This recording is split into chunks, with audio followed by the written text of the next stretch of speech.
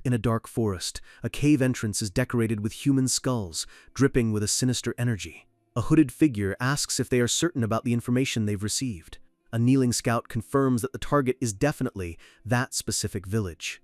The leader tells his group to get moving, giving them permission to slaughter anyone who stands in their way. He looks up, his red eyes glowing from under his hood as he orders his cult to begin their march. The scene shifts to the lush green forest near the target village, but the peace is about to be shattered. Rayon stops in his tracks, his red eyes narrowing as he spots another group in the distance. It's Kane Sieghart, the top trainee from the 6th training hall, looking just as surprised to see them.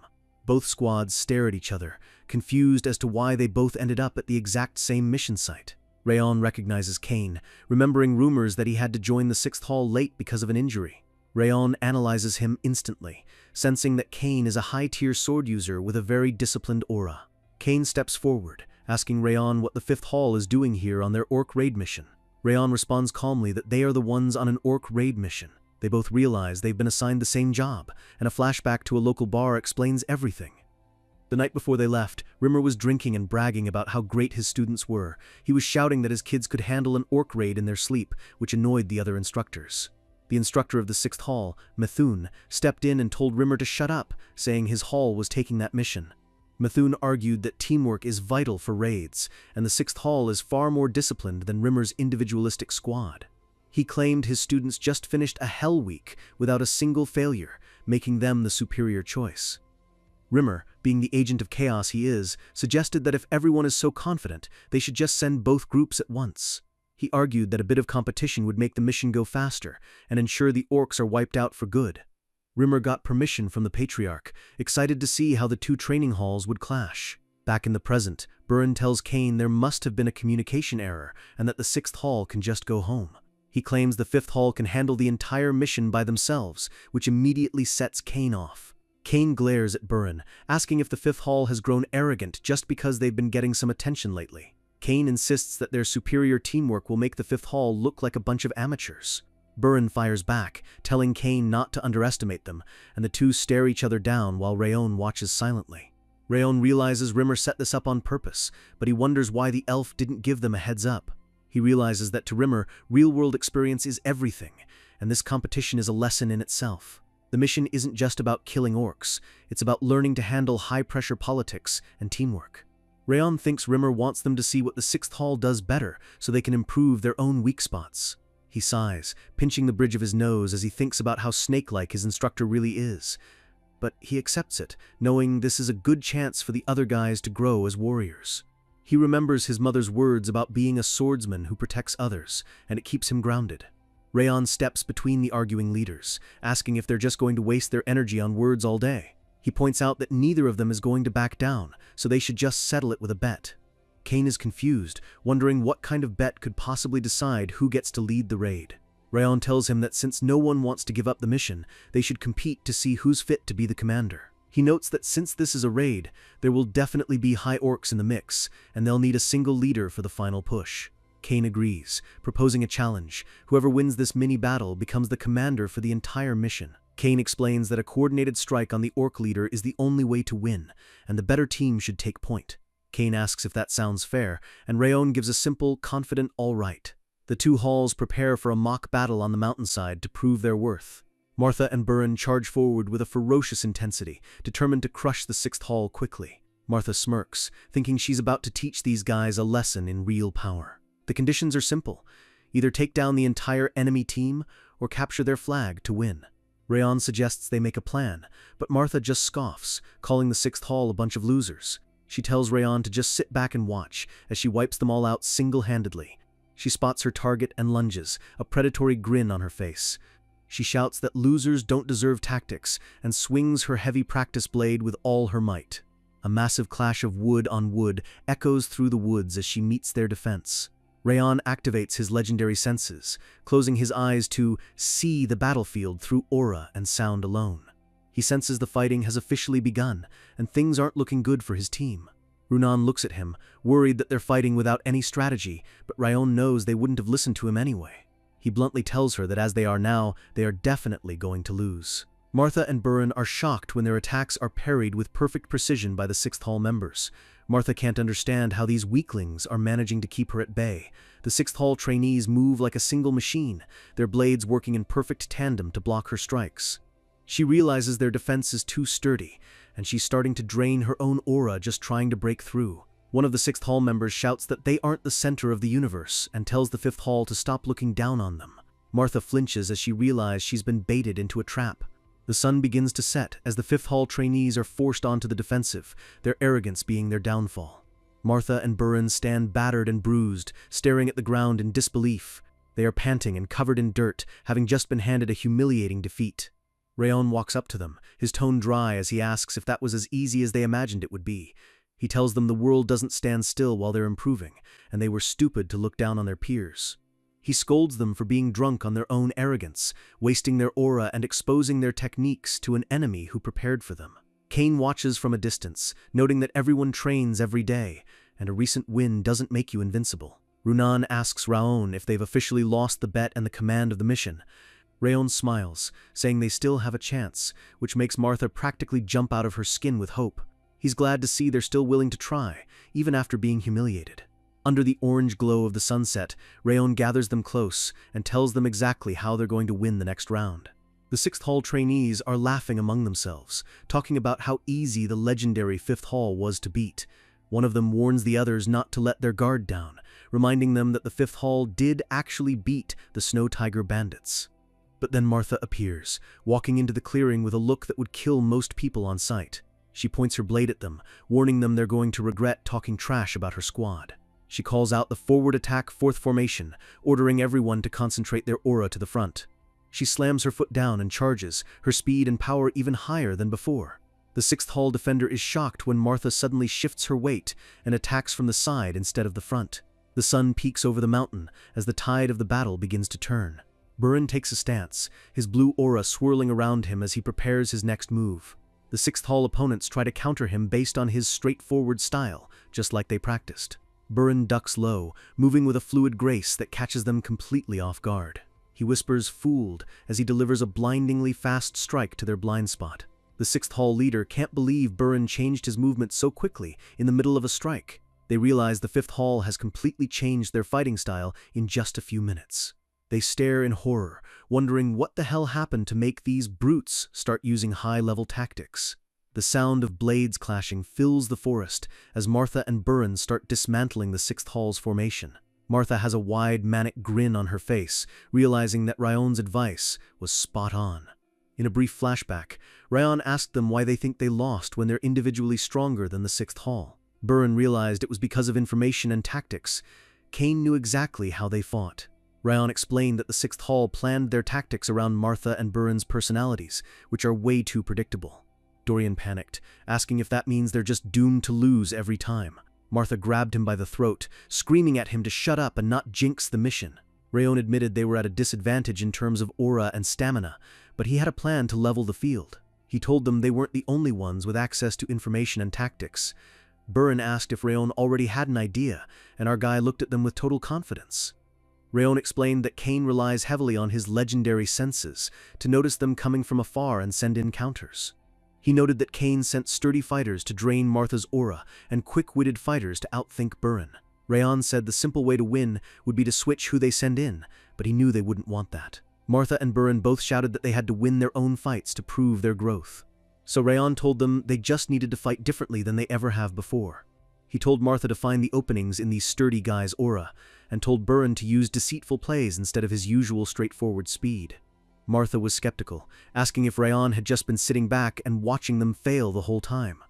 Rayon admitted that Kane's senses are better than a normal trainee's, which is why he was so effective. But then Rayon smirked, declaring that his senses are even better. Back in the present, Rayon notes that Martha and Burin are doing great, and that Runan is also holding her own. He stands up from his rock, the sound of footsteps approaching from behind. He turns around and asks Kane Zeehart if he's ready to begin their own duel. Rayon knows Kane had no choice but to come looking for him, since the flag is right here. Kane admits he was wondering why his team was suddenly losing, and realizes Rayon was the brain behind the change. Kane tells him that this fight ends right here, standing tall as the sun sets behind them. Kane grips his hilt, mentioning he heard Rayon's aura is a fire type. Kane unleashes his own aura, a massive, swirling vortex of bright red flames that heats up the entire clearing. Rayon looks on, realizing that Kane is also a fire aura user, which makes this an elemental mirror match. Kane boasts that he has the highest tier of fire aura, and more of it than most official swordsmen. Rayon sighs, wondering why everyone in this family feels the need to give a long speech before they actually start fighting. The two stand amidst a ring of fire, the heat distorting the air between them. Rayon declares he's going to show Kane that his own fire can easily overpower anything Kane throws at him. Rayon moves with a speed that shocks Kane, leaving a trail of golden embers in his wake. Kane remembers hearing that Rayon beat Martha and the prince, but he's still confident his own aura is more powerful. Kane lunges, his red flames roaring as he tries to end the fight in a single strike. He screams that he's still stronger as their blades collide in a massive explosion of sparks, but Kane's eyes go wide when a massive wave of golden flames erupts from Rayon's blade. Kane is pushed back, gasping as he asks how this is even possible. He realizes in shock that his own fire, which he thought was the highest tier, is actually weaker than Rayon's. He screams that it can't be true and tries one last desperate strike with everything he has. A massive fireball explodes in the forest, lighting up the sky like a second sun. When the smoke clears, Kane is lying face down in the dirt, his aura completely extinguished. Ron stands over him, looking down with a bored expression and asking, "Your fire is stronger?" He stares into the distance, mockingly adding, "Yeah, sure," as the chapter ends with his absolute victory. Our boy Rayon isn't just playing for the win, he's playing 3 steps ahead of everyone else, and the real war hasn't even started. Kane is standing there looking completely lost, wondering why the hell a trainee from the 5th Hall is calling the shots. Rayon keeps his cool, explaining that if you're losing a fight, the smartest move is to just take out the leader and end it quickly. But he's not just talking about the duel they just had, he's looking at the bigger picture. Burin jumps in, admitting that Rayon's tactical orders were the only reason they didn't get absolutely crushed by the 6th Hall earlier. Martha crosses her arms, looking annoyed that she has to agree, but she admits that Rayon's advice was the key to their victory. Burin and Runan officially step up, acknowledging that Rayon is the top dog of the 5th Hall, and they're ready to follow him without a single complaint. Seeing his teammates actually grow up a bit and trust each other brings a rare, small smile to Rayon's face. This is the squad he's been trying to build, a group that actually functions like a team instead of a bunch of arrogant brats. Rayon addresses the whole group, telling them they did a good job but reminding them that this fight was a massive wake-up call. He warns them that being blinded by their own pride is a death sentence, and if this were a real battlefield, their lack of planning would have gotten them killed. His voice is stern as he tells them to burn the lessons they learned today into their memories. As the sun starts to set, Rayon orders everyone to set up camp in the forest and organize a watch rotation. Watching from the side, Kane realized that Rayon is on a completely different level, both in mental strength and raw combat skill. He used to think the 5th Hall was just full of egomaniacs, but now he realizes he was the one being arrogant. He walks up to Rayon, showing some genuine respect for the first time.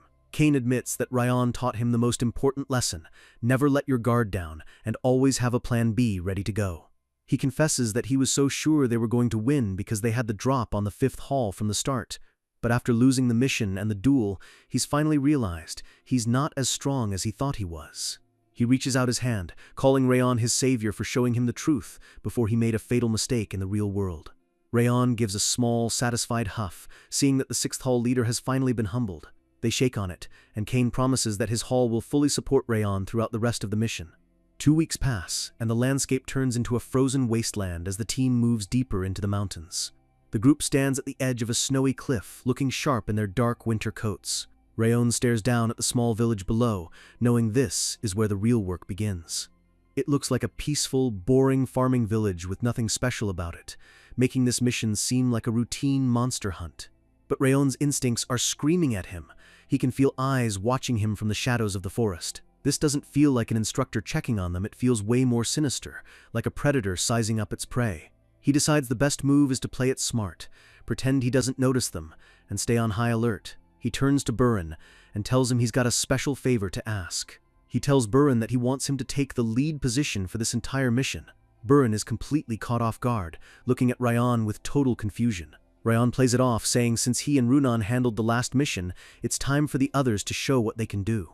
He challenges Burin to prove that he's actually changed and improved since they first started training.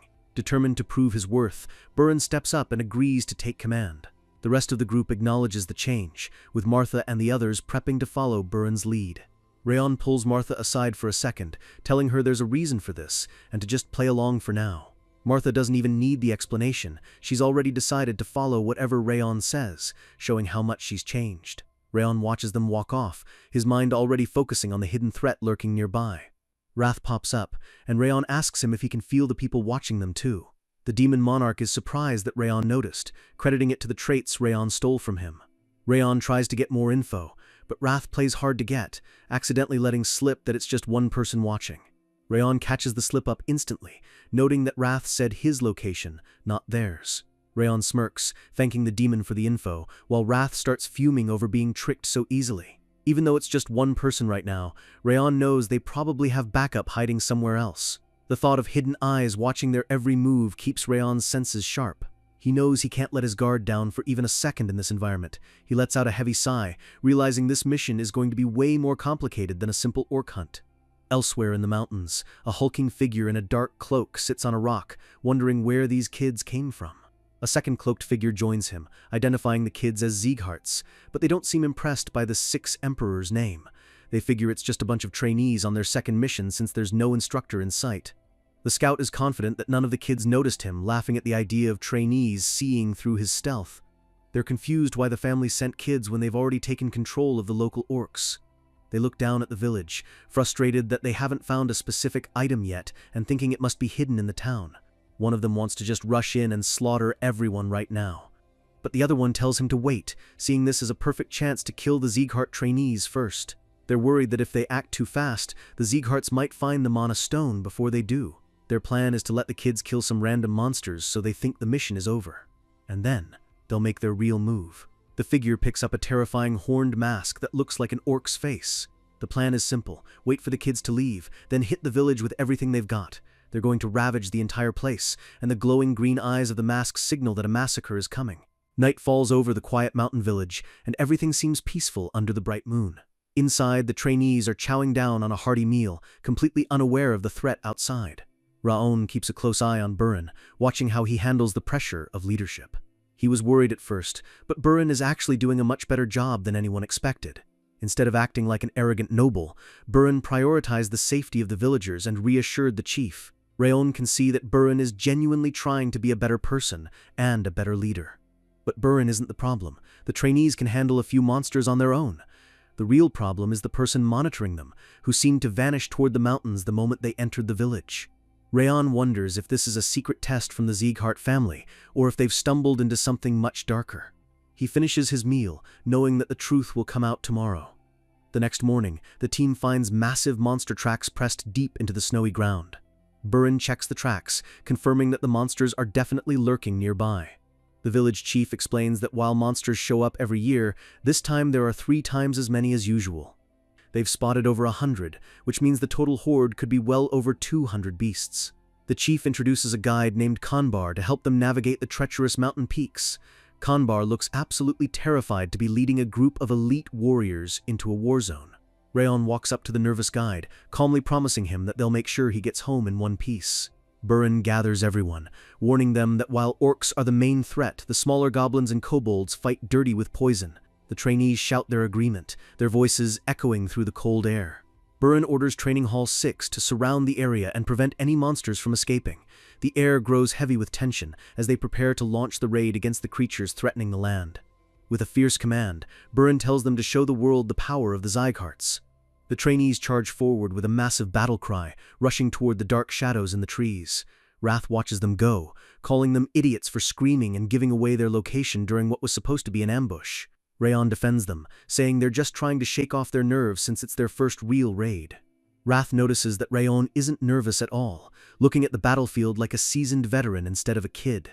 He stares at Rayon, realizing the boy has the aura of someone who has survived 1,000 wars. Suddenly, a group of massive orcs bursts out, let out blood-curdling roars as the battle begins.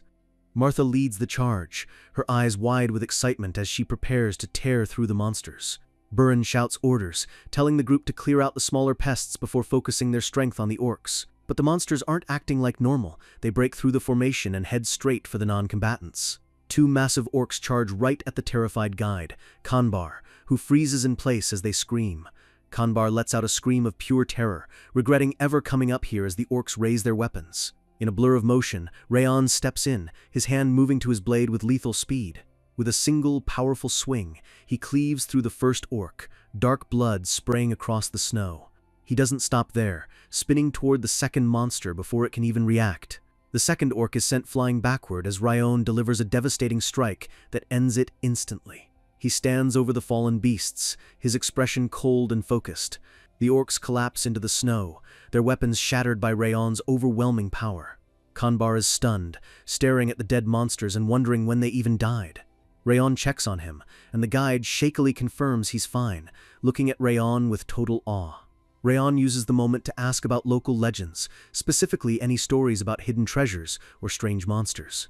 Kanbar remembers an old legend about a fierce battle between an ancient king of goblins and a group of knights hundreds of years ago. He says the Goblin King's legendary ring is supposedly still buried somewhere in these mountains. Rayon's eyes narrow. He finally understands why he's being watched and who the enemy is. The enemy is Eden, one of the most dangerous organizations in the world. They are known as the Five Demons, a group of fanatics infamous for their absolute insanity. Eden's goal is restoration, taking the world back to a time when monsters ruled everything. They want to worship monsters as gods and see humanity brought to its knees. They have the terrifying ability to tame monsters and even use monster skills themselves, making them as dangerous as any top-tier warrior family. Their powers are a secret to almost everyone on the continent. But Rayon knows their secret because of his past life. It was all because of his former master, Darius Robert, the man who eventually betrayed him. In his past life, Rayon was sent on a mission by Darius that led him right into Eden's path. His entire squad was slaughtered in a horrific massacre, leaving Rayon as the only survivor of that hell. He can still see the bodies of his comrades lying in the dark, a memory that fuels his hatred. He realizes now that Darius knew about Eden's use of mana stones all along, but he kept it a secret from the rest of the world for his own gain. Wrath interrupts his thoughts, asking Rayon what's going through his head right now. The demon can feel a deep, dark rage boiling inside Rayon, a fury so intense it's making the boy physically shake. Rayon forces himself to calm down, knowing that Eden is here for the Goblin King's mana stone. The stone has been buried for centuries, but its power is still immense. Eden's plan is to let the trainees think they've won so they leave, giving the cult a clear path to the treasure. Nearby, Burin spots the orc leader and prepares his ultimate attack to end the fight. A massive explosion of energy clears the field as the trainees finish off the remaining monsters. Burin stands victorious, looking satisfied with his leadership. But Martha jumps in at the last second, claiming the kill with a wide, predatory grin on her face. Burin just tss, calling her undignified, but the tension between them has cooled into actual teamwork. The trainees cheer as the leader falls, thinking they've officially completed their mission. Ralm turns back to the guide, asking if anyone has ever actually found any jewels in these mountains since the legend started. Kanbar remembers a story from when he was a kid. The village chief once went to the summit and came back with a glowing red jewel. Rayon's heart sinks as he learns the jewel is buried right underneath the chief's house in the middle of the village. He realizes the situation is a nightmare. If Eden doesn't find the stone in the mountains, they're going to burn the entire village to the ground to get it. The trainees celebrate their victory, shouting that the raid is finally over as they look at the clear field. Back at the village, the chief shakes Burin's hand, thanking the Ziegharts for saving them from the horde. He praises their skill, and Burin politely tells him that they were glad to be of help. Rayon stands in the background, his face shadowed as he watches the peaceful scene, knowing what's coming. Martha walks up to him, asking if things went the way he wanted them to. She's perched on a tree branch, eating an apple, and looking at him with genuine curiosity. She knows Rayon was planning something deeper, even if she can't figure out exactly what it was. Rayon tells her he's not sure yet, but he'll explain everything when the time is right. Martha hops down, telling him it doesn't matter because she's following his orders until this mission is officially over. Runan walks up next, noticing the dark look on Rayon's face. She asks if he's okay, but Rayon just brushes it off and tells her to get ready for the village banquet. He knows Eden won't step in until they see the trainees actually leaving the area. The next morning, the team gathers on the outskirts of the village under a clear blue sky. Burin has a proud smile on his face, thinking they executed the mission perfectly. They cleared the mountain with barely any injuries, and the Sixth Hall leader is feeling pretty good about himself. He figures that's why Rayon isn't trying to take over the leadership role again. Burin honestly thinks his leadership was flawless and is starting to feel equal to Rayon. He hopes Rayon realizes that their skills are on the same level now. He cheerily tells the group it's time to head out and get back to the family.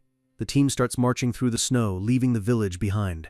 Rayon stops in his tracks, his eyes fixed on the horizon behind them. He suddenly orders everyone to stop, confusing the trainees who are ready to go home. His voice is cold as he tells them that their real mission is actually just starting. The group is stunned, wondering what the hell Rayon is talking about after they already killed all the orcs. Buran demands to know what the problem is since they protected the village and cleared the mountain. Rayon drops the bomb. There was someone watching them until just a few minutes ago. He explains that he felt an intense hostility that was way too dark to be a training instructor. He sensed those eyes before they even reached the village, and they only disappeared once the group had moved far enough away. The trainees are horrified as they realize someone has been stalking them this entire time. Martha finally connects the dots, realizing Rayon gave Buran the leadership role just so he could hide his own presence and sense the enemy better. Buran is shaken, realizing that even with his legendary senses, he didn't feel a single thing. Rayon confirms it, saying he trusted Buran to handle the trainees so he could focus on the shadow in the forest. He compliments Buran, telling him he did such a good job as a distraction that the enemy thought he was the top trainee and ignored Rayon entirely. Rayon pats him on the shoulder, telling him he's a true Sieghart, and he'll recommend him for a promotion once they return. Buran is absolutely devastated inside, realizing that while he was feeling proud and equal to Rayon, Rayon was actually operating on a completely different level of reality. Rayon points out that orcs and goblins never cooperate, which proves someone is using magic to control them. He stares back at the village, knowing that a massive threat is looming over the people they just saved. He orders the team to head back to Cebu village, but they're going to be stealthy, so the enemy doesn't see them coming. He laments that they don't have the right stealth equipment for a sneak attack. Dorian suddenly steps forward, laying out a massive spread of high-quality stealth gear and dark cloaks. The group stares at him in shock, wondering when the hell he got all of this. Dorian just gives a thumbs up, saying he likes to be prepared, and Rayon can only give him a stunned good job. Rayon picks the fastest trainee, Crane, and tells him to sprint to the nearest Sieghart branch to call for backup. He turns to the rest of the squad, his voice hard as steel, telling them to obey his orders no matter what from this point on. He makes it clear that he will not tolerate a single moment of disobedience as they prepare for the real fight. 5 hours later, at the enemy's hidden camp, a scout reports that the Sieghtarts have finally left the area. The leader of the cult gives the order to begin the plan, calling out the word restoration.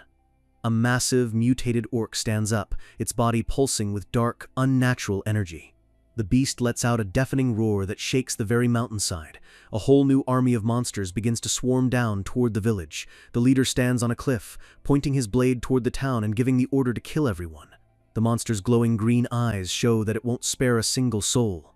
Back near the village, the trainees watch in horror as dozens of orcs reappear, charging toward the defenseless houses. Buran wants to rush in immediately, shouting that they need to put an end to them for real this time. But Rayon stops him, telling him it's not time to move yet. Buran argues that the villagers can't stop that many orcs on their own, and they're all going to die. Rayon tells him the timing isn't right, and reminds him that if they rush in blindly and lose, everyone dies anyway. The trainees gasp in terror as Rayon mentions that their enemies are from Eden. The mere name of the 5 demons sends a chill through the group, knowing how strong the cult is. Buran's voice shakes as he admits he knows how strong Eden is, and that Rayon is right to be careful, but he can't stand the idea of hiding while half the village is slaughtered in front of them. He's practically begging Rayon to let them fight, thinking this cowardice isn't what a Sieghart should do. Buran shouts that they need to act now, because that's what it means to be a swordsman of their family, unaware that Rayon is waiting for the perfect moment to strike. Emotional hook, Buran is ready to die for his pride, but pride doesn't stop poison from stopping your heart. He shouts that a true Sieghart swordsman doesn't run when people are in danger, his face twisted with a mix of fear and determination. Buran bolts forward, telling the rest of the squad that he doesn't care if they follow him or not, he's going to save that village. Runan watches him go with her usual blank stare, but she immediately tells Raon that she's heading in too. She leaps off the snowy cliff without a second thought, her silver hair fluttering in the wind. The rest of the trainees start feeling the heat, realize that as members of the 6 emperors, they can't let a bunch of cultists scare them off. They all start sprinting down the mountain, shouting that they have to hurry and protect the villagers. Cain takes charge of the 6th hall, leading his group to back up the 5th hall against the ghosts of Eden. Rayon stands at the top of the ridge, watching his team go. Everything is playing out exactly how he predicted it would. He knew their personalities wouldn't let them sit back and watch an injustice happen, and they'd rush in to stop the massacre. He even sent an aura message to Runan earlier to make sure she followed them, knowing that with Buran, Runan, and Cain together, even Eden will struggle. He notices Martha is still standing there behind a tree and asks why she didn't just run off with the others. Martha keeps her arms crossed, reminding him that she said she was following his orders down to the very last detail. Rayon gives a small smirk and tells her it's time to move, but they need to stay completely hidden. He can feel a massive, suffocating killing intent coming from the mountains, not the village itself. The trainees can handle the regular cultists, but if they face the big guy head-on, it's going to be a bloodbath. Rayon narrows his eyes. A head-on fight is one thing, but an assassination? That's his specialty. Down in the village, Buran is shouting orders, telling everyone to use footwork and counterattacks rather than tanking the orcs directly. He slashes through an orc, green blood splattering the ground as he leads the defense. He tells them to form teams if they can't win alone, reminding them that the entire village is toast if they fail here. Buran is sweating, realized these orcs are way more aggressive and ferocious than the ones they fought yesterday. He grits his teeth, realized Rayon was right about everything. Eden is not a joke. Suddenly, he senses something coming from above and warns everyone to watch the trees. It's the Green Phantom Corps, Eden's specialized ambush unit, dropping out of the sky like shadows. Buran looks up in shock as cloaked figures with goblin masks surround them. He expected a fight, but he didn't think there would be 40 of these elite cultists waiting in the wings. He knows they're in deep trouble and they have to play their cards perfectly to survive this many enemies. He tells Cain to hold back the orcs while he orders Runan to use her ice to freeze everyone's feet. Runan nods, her purple eyes glowing as she gathers her mana. She unleashes a massive breath of winter, shooting ice pillars across the ground to lock the enemies in place. The orcs let out confused grunts as the frost starts creeping up their legs, slowing them down. Buran doesn't waste a second, jumping into his continuous flow sword technique. He moves like the wind, his blade a blur as he strikes down orcs left and right. But then he spots a phantom in the trees aiming right at him. Clang! He barely blocks a strike, the force of the impact vibrating through his entire arm. The phantoms start raining down poison needles, and Buran yells at everyone to dodge or block with their aura. Suddenly, a bag of poison gas hits the ground, exploding into a thick, purple cloud. Buran realizes this poison is way stronger than anything the monsters use and tells everyone to cover their mouths. It's too late, the trainees start collapsing, their bodies going limp as they lose the strength to even hold their swords. Even Buran is trembling, his vision blurring as the toxin starts taking over his system. He looks over and sees Runan's face turning pale, while the Eden cultists and orcs seem totally immune to the gas. Just as he thinks they're about to be executed, a massive shockwave of energy rips through the clearing. Buran stares in awe at the sheer destructive power of the aura that just arrived. It's Martha! She crashes into the battlefield like a meteor. She calls them all idealistic fools and tells her group to clean up the Eden trash and not let a single one escape. The fallen trainees cheer, realizing their reinforcements have finally arrived just in the nick of time. Buran thinks that even without Rayon, Martha and her squad are enough to turn the tide and win this. The Eden cultists start panicking, realize these recruits are way stronger than they should be, and they start to retreat. A deep, booming voice stops them in their tracks, asking if they're really trying to desert the battlefield. Martha, Runan, and Buran all freeze as a massive, suffocating pressure fills the air. A giant orc-like monster with a champion's headgear and a massive blade steps out, and it's speaking human language. It's the Green Battle Phantom, an officer of Eden, and even Martha is stunned that someone this high-ranked is here. The three trainees take a defensive stance, realize they're facing a monster that could wipe them all out. The Phantom laughs, saying he heard they were leaving, but asks if they came back just because they smelled his ambush. He looks at Martha, calling her black-haired broad and mocking her for having some talent. He tells them the only reason they're going to die today is because they didn't know their place and came back to a fight they can't win. With a single massive swing of his giant blade, he unleashes a blast of energy that levels the trees. Buran is sent flying, coughing up blood and gasping on the ground. The other trainees are in total despair, wondering where Cain is and, more importantly, where Rayon is. The Phantom walks toward the downed Martha, surprised she's even able to try and stand back up. He admits she's the best of the garbage here, since she could at least sense his presence. He leans in, his glowing eyes filled with malice, calling them bugs with no discipline who have run out of luck. He raises his massive sword high, declaring that everyone is going to die, right here, right now. No. A voice cuts through the chaos, and suddenly the air is filled with a vortex of golden fire. Rayon appears in a blur of flames, shouting that the only one dying today is the monster. He unleashes the Thousand Flames technique, First Flame, his sword becoming a pillar of golden light. Shloosh! In a single blinding stroke, he cuts clean through the giant's arm. The phantom is stunned, laughing at the successful ambush, but Rayon calls him a crazy bastard for sacrificing his arm just to avoid a neck shot. Rayon stares him down, his eyes glowing with the fire of an assassin who just missed his mark but is ready to finish the job. He tells them their last stand was totally meaningless and they should have known their place. The phantom looks at his severed arm, admitting that Rayon is a promising Z-Heart for even managing to land a hit, but he points out that Rayon looks completely gassed, having used up almost all his stamina on that one sneak attack. Rayon's hands are shaking on his hilt. The monster is right. He overexerted himself trying to end it in one shot, and now his body won't move. Rayon asks if he's the one in charge, and the monster laughs, saying his superiors wouldn't waste their time on a tiny village. The phantom's eye glows green behind his mask, impressed by Rayon's sharp tongue even while he's dying. He leaps into the air, bringing his massive blade down with enough force to shatter the earth. Rayon barely has time to react, his body still screaming in pain from the previous move. Bam! He blocks the strike, but the impact craters the ground beneath his feet. The phantom is shocked that Rayon is still standing after taking a direct hit like that. Rayon grits his teeth, saying if he couldn't even handle that much, he might as well quit being a swordsman right now. The monster lets out a furious roar that echoes through the trees.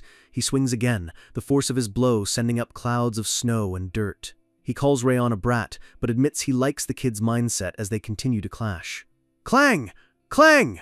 The sounds of their blades hitting each other ring out like thunder. Burin is watching from the ground, his eyes wide with disbelief at what he's seeing. He can't believe Rayon is fighting that monster on equal footing when the phantom just one-shotted everyone else. Burin realizes he wasn't even close to catching up to Rayon. The guy is on a totally different level. Martha walks up to him, her face grim. She says that what Rayon showed them before was just the tip of the iceberg. But she knows it's not enough.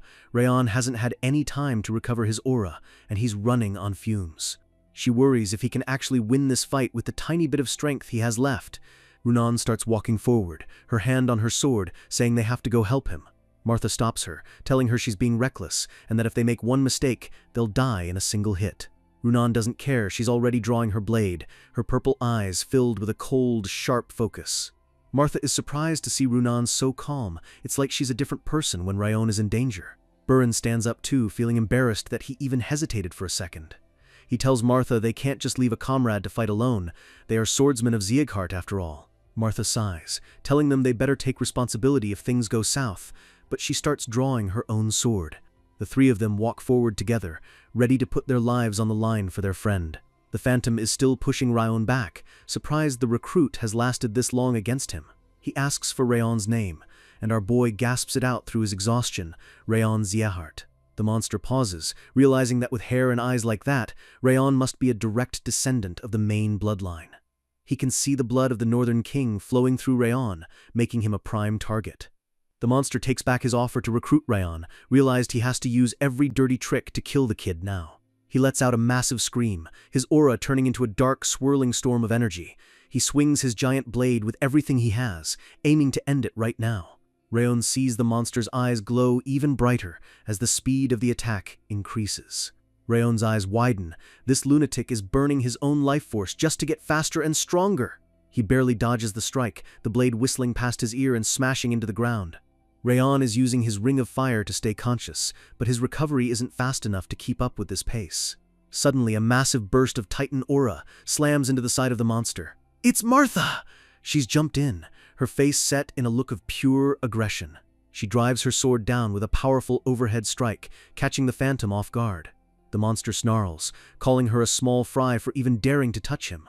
But then he feels a sudden chill as frost starts creeping over his armor. Runan slides underneath his guard, her blade moving like a silver needle. She unleashes her frost aura, breath of winter, freezing the joints of the monster's armor. Now! She shouts, creating the perfect opening for the others. Burin leaps in from the other side with a fierce battle cry. He uses his starlight-entwined radiance, his blade glowing with a bright, piercing light. But the phantom is too fast. He catches Burin mid-air, his massive hand crushing the trainee's chest. He lifts Burin up like a doll, mocking them for thinking petty tricks could bring him down. He tells them they're not even on the blonde brat's level and they'll never land a real blow. Burin smirks through the blood in his mouth, saying they don't need to win, they just needed to buy time. Martha roars, unleashing her meteor form with her Titan aura at maximum power. She challenges the Eden officer to take her strongest hit head-on. Crash! She slams her sword into him, but the monster just swats her away like a fly. Martha is sent tumbling through the snow, her body battered and broken. The Phantom is screaming in rage now, calling them all brats as he prepares to finish them off. He doesn't notice the golden aura swirling behind him, hotter than any fire he's ever felt. He punches the ground, sending a shockwave that knocks back Burin and Martha again. They collapse, gasping for air as the monster looms over them with his giant blade. It's not meaningless. Raon stands up, a massive pillar of golden fire erupting from his sword. The monster spins around in shock as Raon thanks his friends for giving him enough time to recover. Martha and Burin look up with small smiles, relieved that they actually made a difference. The Phantom is sweating now, wondering how the kid still has this much strength left in him. Raon tells the monster to feel honored, because this is the first time he's using this new technique against an enemy. He unleashes the Thousand Flames technique, Winds of Blazing Dominion, and the entire forest starts to glow. Raon's eyes are glowing with a fierce red light, his golden hair standing up from the sheer heat. The monster's instincts are screaming at him. These flames are way more dangerous than the ones from earlier. He roars, throwing everything he has into one final, desperate strike. Raon moves like a bolt of golden lightning, his blade cutting through the air with a high-pitched whistle. The golden fire and the dark energy of the monster collide in a massive explosion that blinds everyone on the battlefield. The thought that they've been looking out for him brings a strange warmth to his chest. The golden flames swallow the dark energy whole, incinerating everything in their path. Raon stands there, his face calm and cold, as the monster's giant blade is melted into nothing. The Phantom's mask shatters, and his head hits the ground with a dull thud. The giant body of the Eden officer collapses into the snow, smoke rising from his scorched remains. Raon stands over the fallen demon, his chest heaving as he finally lets out a breath. Runan, Martha, and Burin stare in total shock. He actually did it. He defeated a high-ranking officer of Eden. Raon raises his sword high, shouting to the rest of the group that it's not over and they need to wipe out the remaining cultists for the peace of the village. The trainees find their second wind, shouting, "At your command!" as they charge the remaining enemies. The forest is filled with the sounds of battle and the sight of Zeoghart blades cutting through the darkness. One by one, the green phantoms are hunted down and defeated by the inspired trainees. After the battle, Burin walks up to Raon, his head bowed in respect. He admits Raon was right, and that without him and the second group, they would have been annihilated. He apologizes for going against orders, but says he'd do it again because ignoring injustice just because you're weak isn't his way. Raon simply tells him, "You did well," which catches Burin completely off guard. He tells the group that it was their fight and their distractions that allowed him to land the finishing blow. He says if even one of them hadn't been there, the battle would have ended in a disaster. Raon tells them all that he is genuinely thankful for their help, and he means it from the bottom of his heart. Burin is flustered, promising to get stronger so he won't need help next time, while Raon just laughs it off. Raon turns to Martha, telling her she did great too, especially with that final distraction.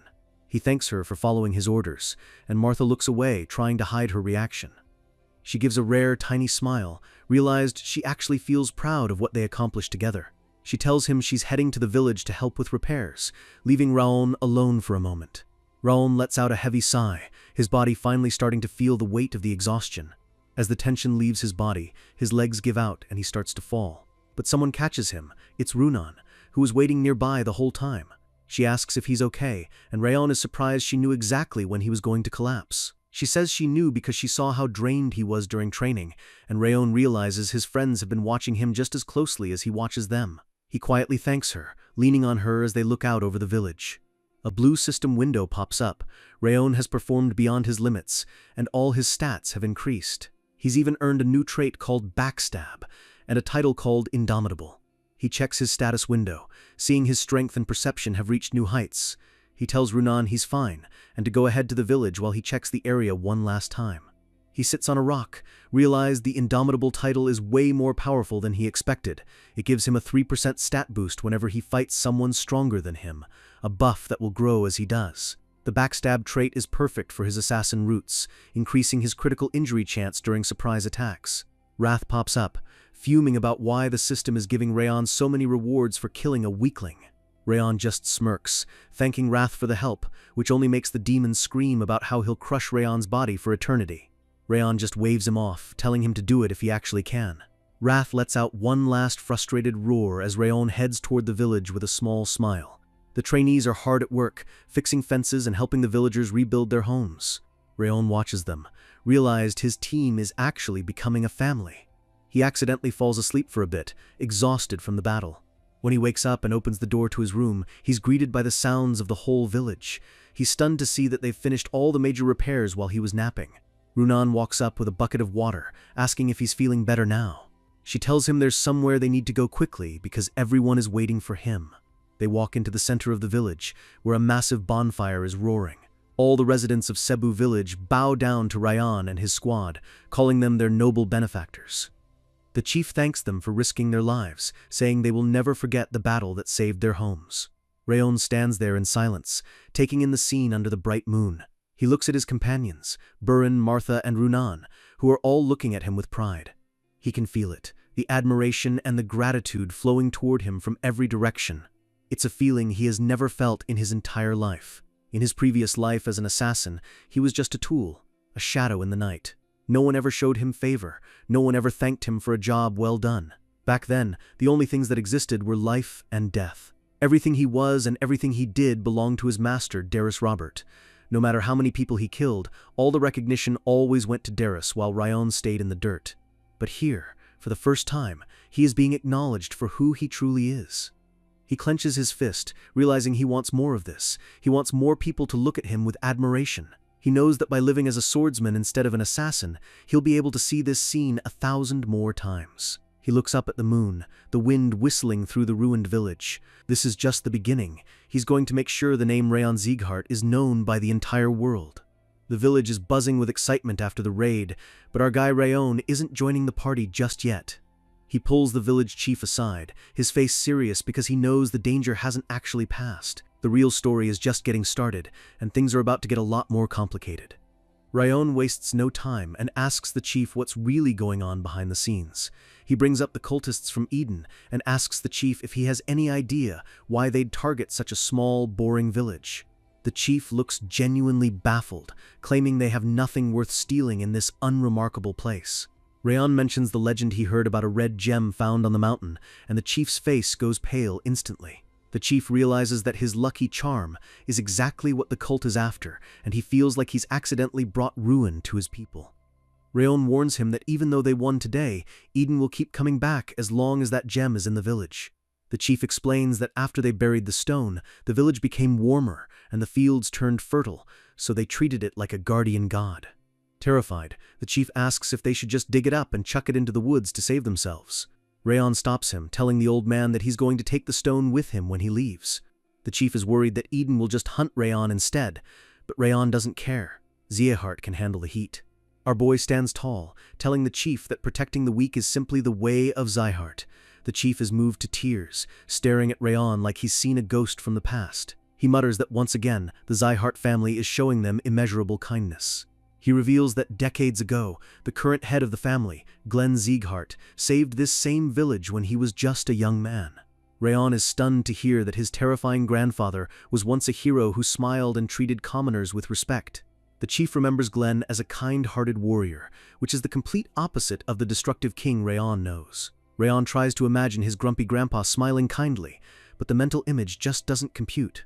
The chief cuts the story short and leads Rayon to the spot where the gem is hidden. He starts digging under his house, explaining how they wrapped the stone to hide its cursed glow. As the dirt is cleared, a massive red light erupts. This is the Goblin King's mana stone.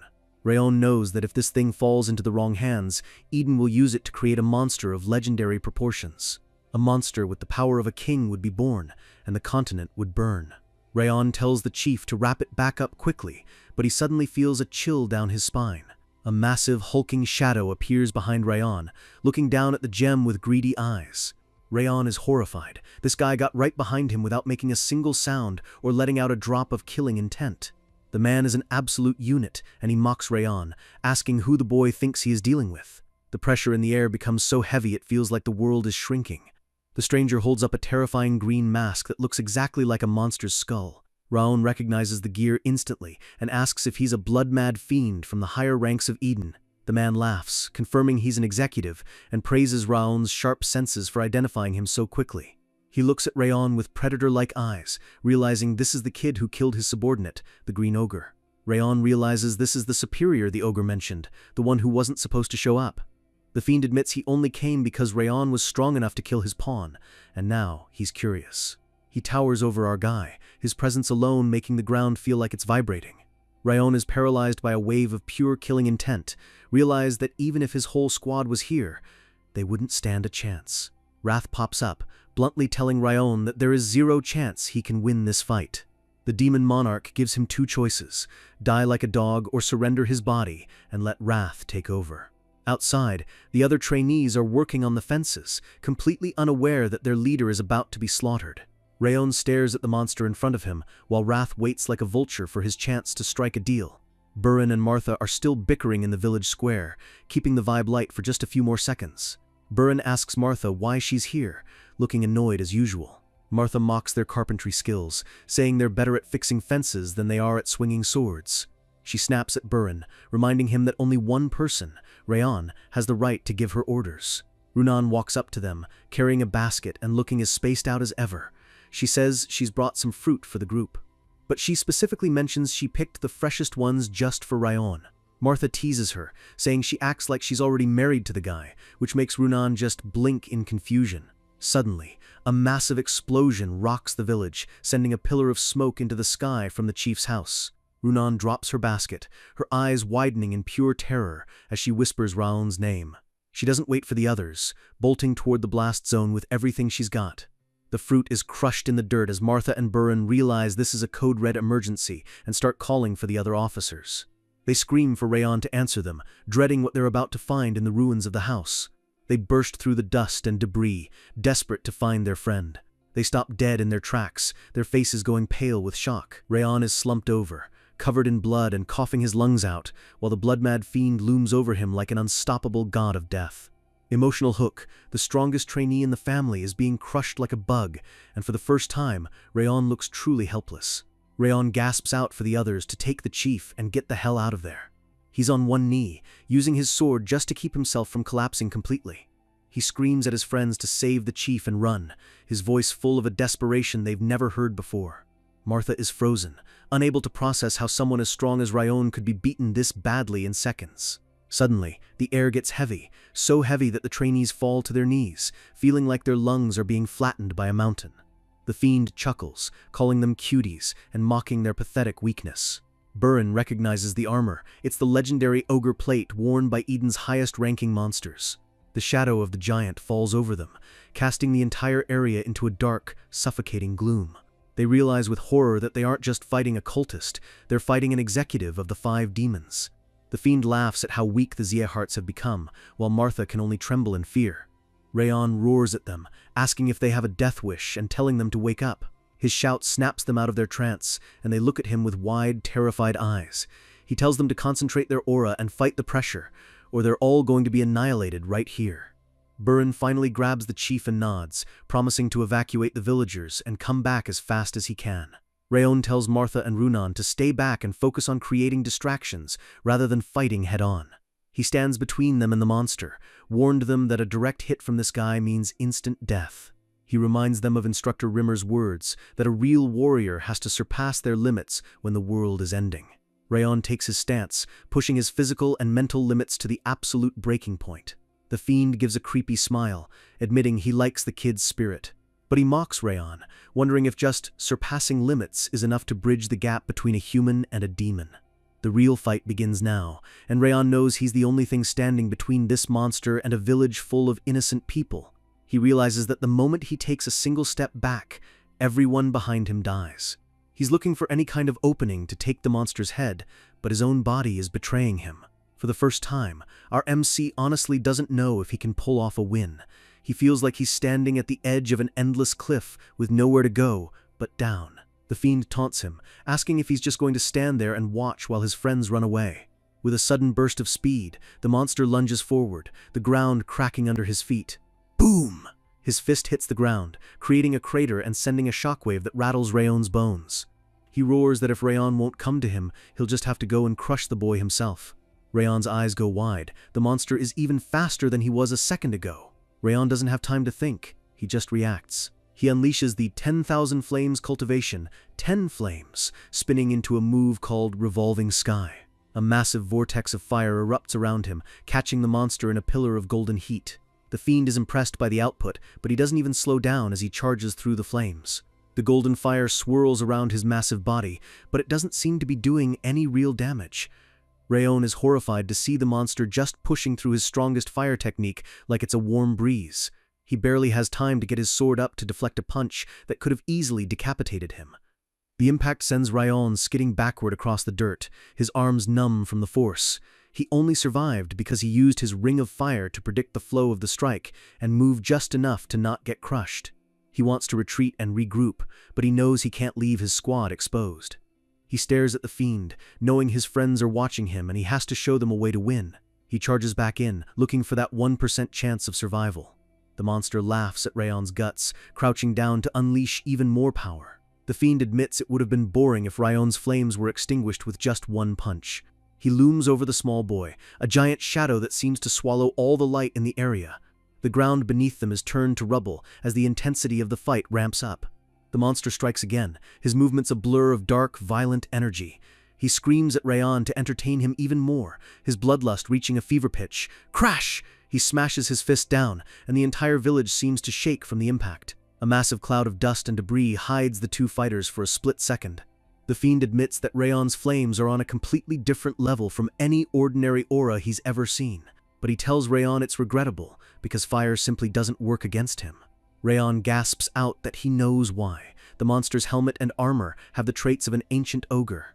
Ogres are the kings of the forest, creatures that can walk through a raging forest fire without taking a single scratch. The blood-mad fiend has harnessed that trait, making him functionally immune to fire-based attacks. He tells Rayon it's a shame, because no matter how much aura the boy unleashes, it will all be meaningless. Rayon stares at him, his expression suddenly turning cold and calm. He tells the monster that if fire is meaningless, he'll just have to use something else. Suddenly, the golden flames around Rayon vanish, replaced by a freezing blue mist that turns the air to ice. The fiend is stunned as the temperature drops, realized Rayon is now using a high-tier water-ice attribute aura. He can't believe a kid this young has mastered two completely different advanced attributes. He stares at Rayon, genuinely asking, "Who the hell are you?" for the first time.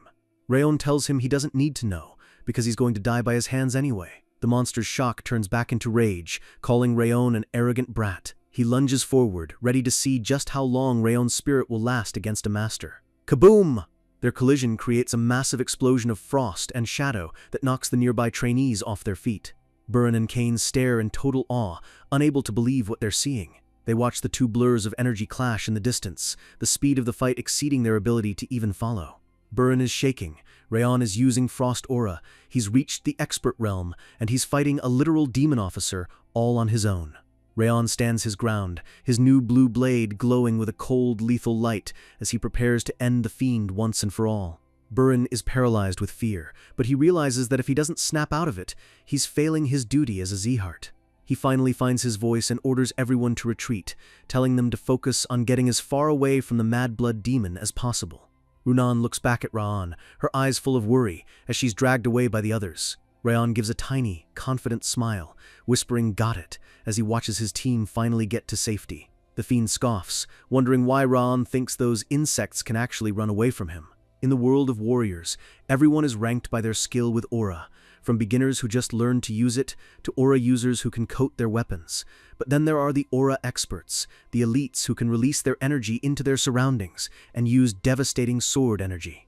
This confirms that Rayon has officially reached the level of an expert, a feat that should be impossible for a 15-year-old. He's mid-air, clashing with a monster that should be way out of his league. Kane is watching from a distance, terrified because he knows the blood-mad fiend isn't just an expert, he's a veteran killer. Rayon is fighting back with everything he has, but he still hasn't been able to deal a single point of significant damage to the giant. He manages to ignore the massive power gap for a second, catching Burin's eye from across the battlefield. They've spent so much time training together that they can communicate with just a single glance. Burin realizes that Rayon is going to create an opening, and he needs the team to synchronize their final attack. Martha and Runan get the message too, their expressions hardening as they prepare for one last desperate play. They tighten their grip on their swords, reminding themselves that they are Zeaharts, and they don't back down. They have to protect this village, and they have to protect Rayon. Rayon's ice aura flares up to maximum power as he thinks, "If we're with Rayon, we can actually do this!" He slams his blade against the monsters, a massive burst of cold energy freezing the ground between them. The fiend just grunts, seemingly unimpressed by the flurry of ice. "Now!" Rayon screams, giving the signal for the coordinated strike. Martha, Runan, and Burin all charge in at once, their combined aura creating a wall of light. They're convinced they can win if they just hit him all together with everything they've got. But the monster's eyes glow with a sinister, dark yellow light as he watches them come. He mocks them, saying he was actually waiting for all the insects to gather in one place so he could finish them all off. With a massive roar, he unleashes his fighting spirit, a shockwave of raw pressure that hits them like a physical wall. Burin is knocked flat, his lungs burning. He realizes the monster can spread his killing intent like an actual explosion. He realizes with horror that this guy isn't just an expert, he's pushing the power level of a master. The fiend laughs, telling Rayon that watching hopeful expressions turn into total despair is his favorite hobby. He raises his massive, armored fist, declaring that every single one of them is going to die right here. He towers over our guy, calling him a brat who didn't know his place. Rayon smirks through the blood on his face, telling the monster he wasn't the only one waiting for this exact chance. He taps into all the murderous intent he built up during his past life as a legendary assassin. He lets his cold energy seep into his fire technique, focusing every drop of his mana into a single needle-thin point. He unleashes the Thousand Flames technique, Zenith, a move that combines his dual attributes into one lethal strike. Sage Slash! The attack hits home, a massive explosion of energy engulfing the monster's torso. For a second, it looks like a direct hit that should have ended the fight. But as the smoke clears, the monster is still standing, his eyes filled with a new, terrifying intensity. He drops to one knee, the ground beneath him scorched and frozen at the same time. Rayon is gasping for air, his vision swimming as he realizes he's completely empty of aura. "Damn it!" he mutters, seeing that even his ultimate move wasn't enough to kill the beast. The fiend calls it incredible, realized that Rayon took advantage of the split second his defense was down to strike. He stands back up, towering over Rayon again, his presence even more suffocating than before. Crack! He hits Rayon with a backhand that sends him flying across the battlefield like a ragdoll. The monster tells him that if he wants to bridge the gap in their skill, that move was still far too weak. Rayon realizes with despair that he couldn't even pierce the monster's skin, because the fiend strengthened his muscles with aura at the last millisecond. He stares up at the giant, finally understanding the true, terrifying gap between an expert and a master. He hangs his head, thinking that all his plans and all his hard work are finally over. But then he snaps, standing back up and commanding the other trainees to run away immediately. He tells them they can't win this fight, and they have to evacuate the villagers while he stays behind. He shouts at Burin, asking if the guy really thinks it's honorable for a Zeahart to die a dog's death here. The fiend just watches, mockingly asking Rayon if he really thinks he can hold out while the others run. Rayon ignores him and whispers to the blue fireball floating beside him, "Wrath, I suggest a wager." Wrath gets a wicked, toothy grin, excited that his turn to take over has finally come. The demon monarch tells Rayon he's about to die anyway, but asks what the boy is willing to bet. Rayon's eyes glow with a new dark light as he makes his offer. "Restore my body and my aura, and I will take your rage in exchange." Wrath realizes that if he doesn't help, he won't get a body to possess at all, so he agrees to the restoration. Suddenly, Rayon's entire body starts to glow with a violent purple energy as he takes in the demon's rage directly. The monster stops in his tracks, staring in shock as Rayon's wounds literally knit themselves back together in seconds. He can't understand how a human can recover like that without drinking monster blood. It exceeds all reason. Rayon stands tall, his aura now 10 times more intense and terrifying than it was before. He points his sword at the demon, his voice cold as ice as he tells him, "Come, I'll keep you company until dawn." When you've lived as a tool your whole life, dying for someone else is a choice you never thought you'd have to make. Burin screams for everyone to move according to his orders. The evacuation has started, and there's no time to waste. The trainees are shaking, wondering if they're even going to make it out of this alive. Everything's falling apart the moment they arrive. Martha stares back toward the battlefield, her fists clenched. She can't believe they're leaving him. She reminds them that Ryan is back there facing a literal monster alone just to save their skins. Even with broken ribs and a shattered arm, he hasn't stopped fighting. Martha loses it, screaming at the others for their pathetic attitudes. She's disgusted that they're just standing there while Ryan bleeds for them. Burin looks her dead in the eye, his expression heavy. He's not being a coward, he's trying to be a leader.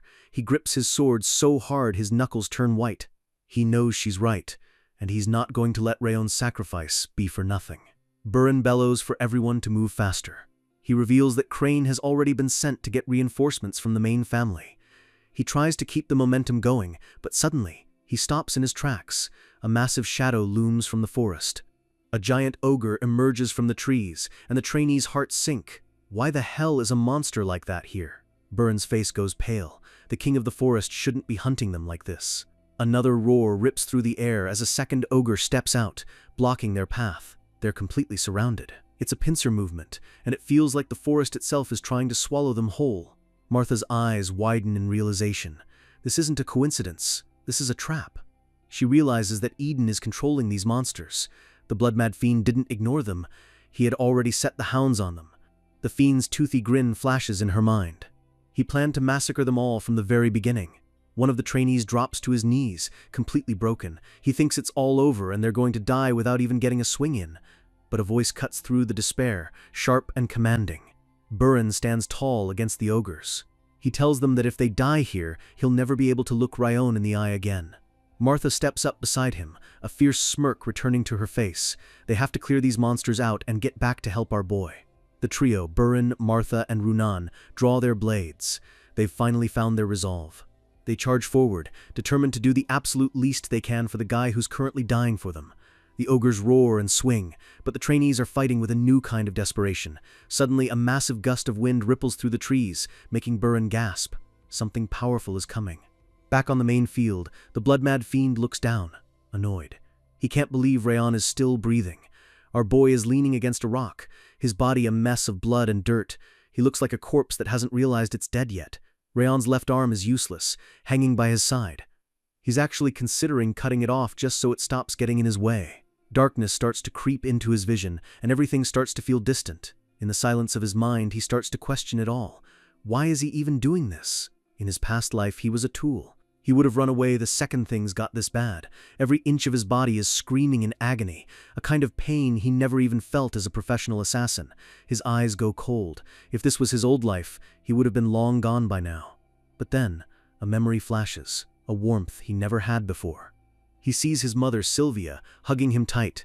She tells him she wants him to become a proud warrior, a true Zygarde. Her words hit him harder than any punch from the fiend. It's not just her. The faces of his squad, the people he called tools, start appearing in his mind. He thinks of Runan, the girl who looks bored but cares more than anyone. He thinks of Burin, the rival who actually stepped up to become a leader he could trust. And Martha, the rough powerhouse who finally gave him her respect. They've grown on him. He realizes he doesn't want to see them as tools. He wants to see them grow into legends. Wrath, the blue demon cat, is floating nearby, realizing Ryan was just stalling for time this whole time. Wrath is furious. He tells Ryan there's a limit to how much he can look down on a monarch of the devildom. Suddenly, a massive surge of dark energy explodes from Ryan's chest.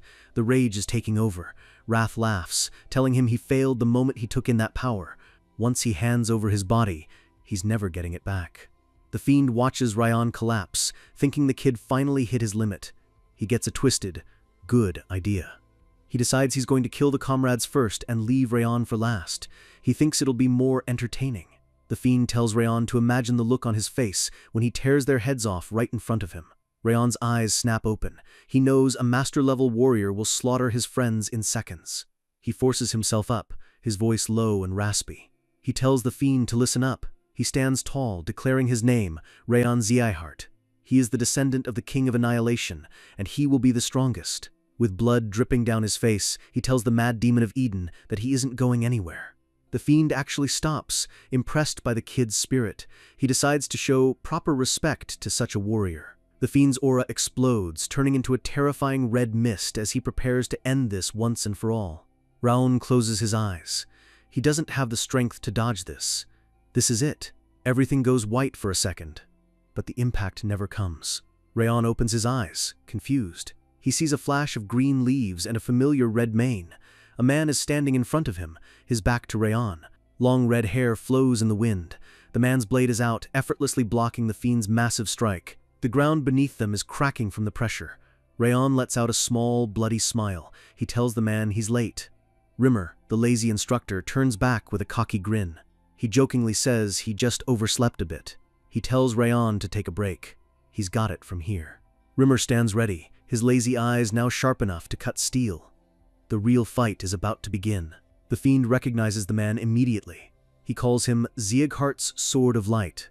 Rimmer just calls him a baldy. The fiend is shocked. He can't believe Rimmer actually found them out here. Rimmer's blade starts to glow with a blinding light. He tells the fiend he won't let trash like him trample on his new sprouts. They clash, and the shockwave rips through the forest like a bomb went off. Rimmer moves like a ghost, mocking the fiend's sloppy punches. He brings up the rumor that Rimmer was supposed to be a cripple. Rimmer just laughs it off. He tells him those rumors are ancient history and that they're way behind on the news. The fiend gets frustrated. He says Rimmer's sword used to be filled with bloodlust, but now it feels like a breeze. He laughs, thinking a weak blade like that could never cut him down. The fiend lunges forward, his dark aura swiping at Rimmer like massive claws. Rimmer sidesteps the attack with zero effort, moving with a grace that makes the fiend look like a toddler. He mutters about how barbaric the fiend is, his face calm and composed. Raon watches from the ground, mesmerized. Rimmer is switching between offense and defense as easily as a leaf in a storm. The surprise attacks Rimmer throws in are terrifyingly perfect. Raon realizes that if Rimmer were using astral energy, the fight would have ended in 1 second. He wonders why he's dragging it out. Then, it hits him. Raon looks at Rimmer's precise movements and realizes what's happening. Rimmer is actually teaching him. He's using a master-level battle as a private lesson for Raon. Our boy thinks he's absolutely out of his mind. Rimmer taunts the fiend, asking if he's really going to lose his helmet to a weakened elf. The fiend screams for him to shut up and slams his fist down, creating a massive explosion of dirt and dark energy. He demands Rimmer stop playing around and fight him seriously. Rimmer sighs. He tells Raon to watch closely because the teaching material is starting to lose control. He tells Raon that this is the Zieghart way of battle, the realm he needs to reach one day. Rimmer raises his sword. He whispers the words, "Sword Field Creation." The air begins to hum. The leaves around them start to swirl in a perfect circle. He calls it the Eye of the Storm. A massive, glowing tornado of aura erupts around Rimmer. The fiend feels the pressure. The aura is filling every inch of the area, crushing everything and making escape impossible. The fiend realizes he can't run. He decides his only choice is to charge head-on with everything he has left. He screams, "Get crushed!" as he brings his massive fist down toward the center of the storm. Rimmer just takes a single step forward, his foot planting firmly into the cracked earth. The fiend's massive shadow is swallowed by the blinding green and gold light. The ground shatters into a million pieces. Rimmer stands in the center of the destruction, his back to the viewer. He looks like a god of the wind. The fiend's attack is completely nullified, redirected by the sheer force of Rimmer's field. A final, massive explosion of light clears the battlefield. The fiend is still standing, but he looks stunned. He's never seen anything like this. He realizes that Rimmer's field cut his physical ability and aura output in half. He incorporated the very wind into his blade. The fiend asks how he can create a sword field when he isn't of the direct Zieghart lineage. Rimmer just smirks, saying elves are close to nature. The fiend admits that even though Rimmer is old and sick, a tiger is still a tiger. The fiend looks over at Raon, regretting that he couldn't kill the kid. He knows Raon is going to be a problem. Rimmer warns him that he won't let anyone touch their young king. The fiend scoffs. He tells them not to be full of themselves, as Eden has talents just as monstrous as Raon. In a flash, the fiend vanishes into the shadows of the forest. Rimmer lets him go. Rimmer stands there for a moment, the wind finally settling around him. He walks over to Raon and asks if he saw that. He tells our boy that the sword field is the ultimate technique he'll need to master as a Zieghart. He explains that unlike a magician's mana, a sword field is built from the karma of your soul and spirit. Since Raon is a direct descendant, he has the potential to activate it one day. He tells him to gather experience until then. Suddenly, Rimmer's serious face disappears, and he starts laughing with sparkles everywhere. He's back to his goofy self. But then, voices shout from the distance. Martha, Runan, and Burin come running out of the trees. They see Rayon on his knees and scream his name.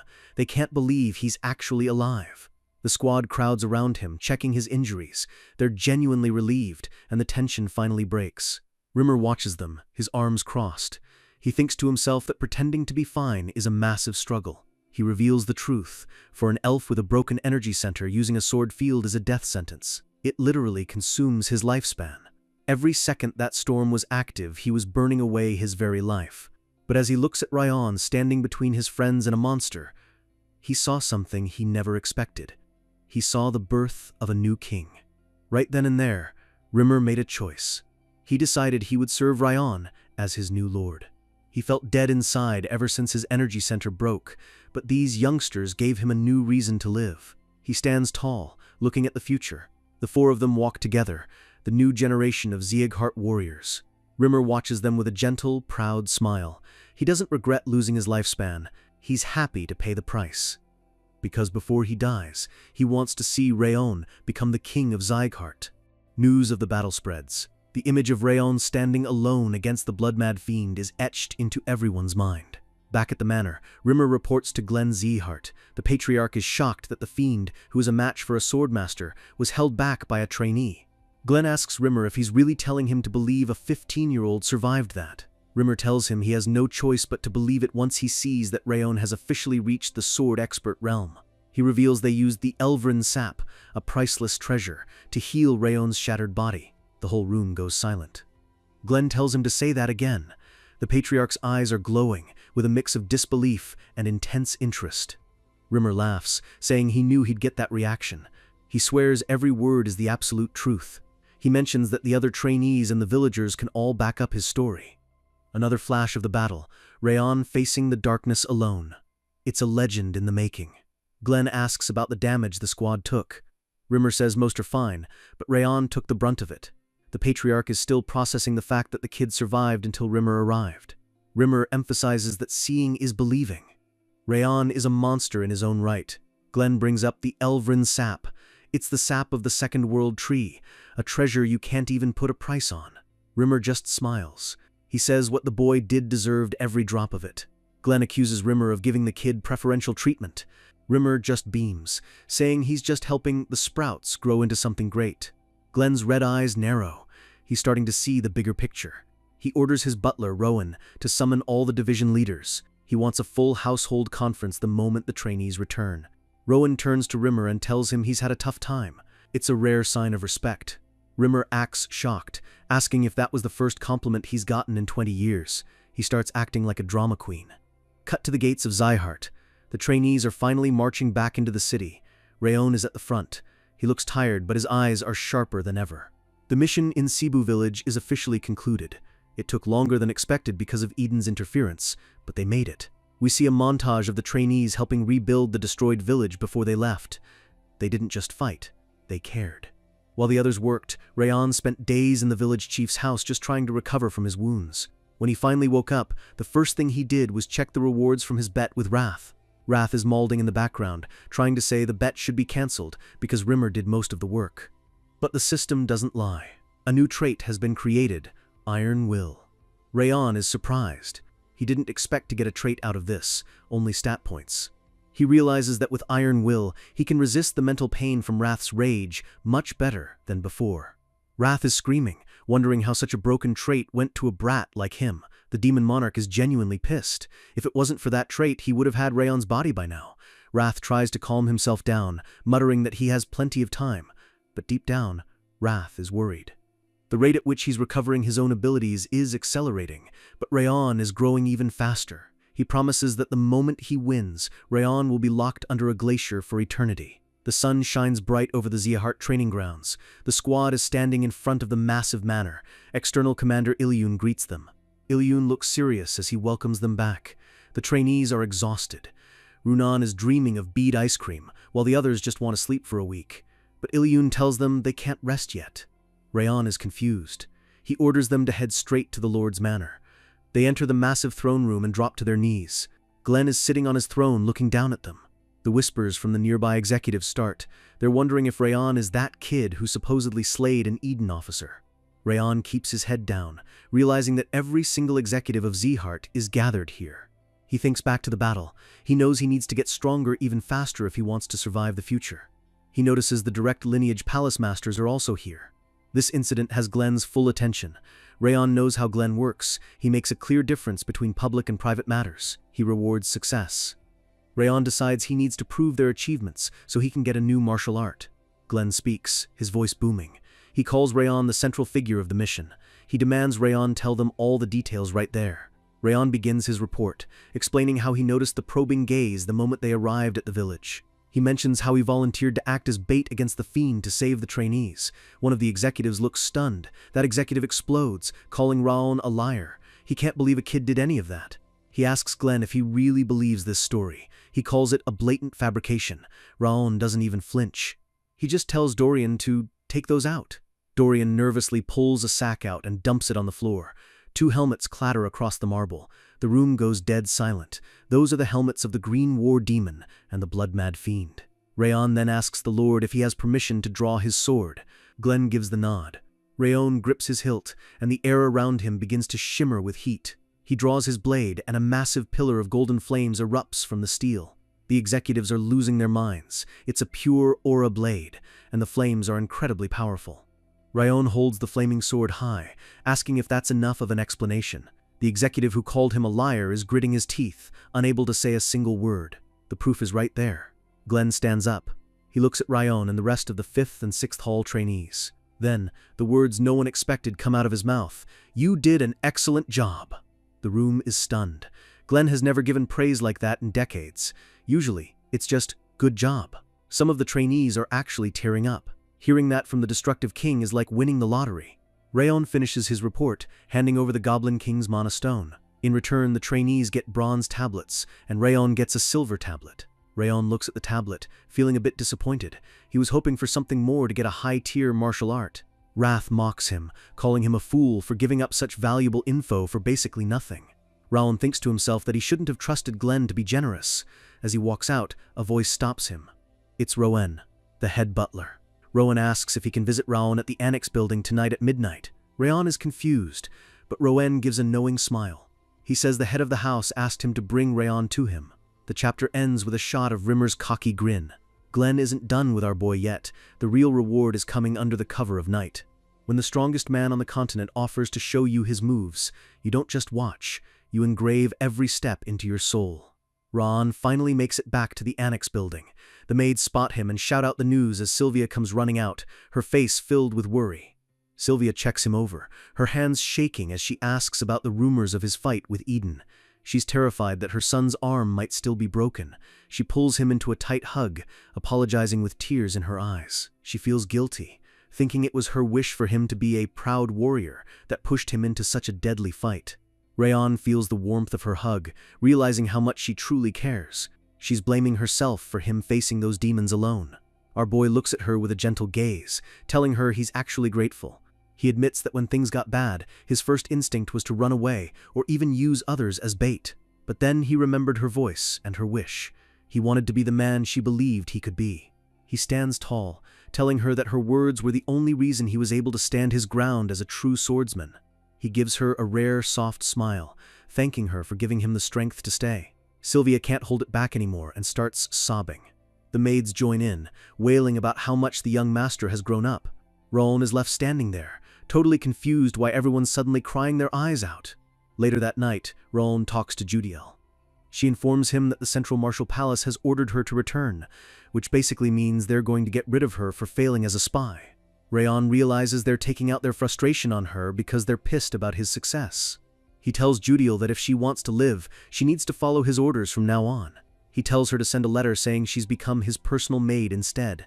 He knows the enemies will think she's just in a better position to steal info. He tells her to leak a bit of truth, that he's recovered significantly, to keep them on the hook.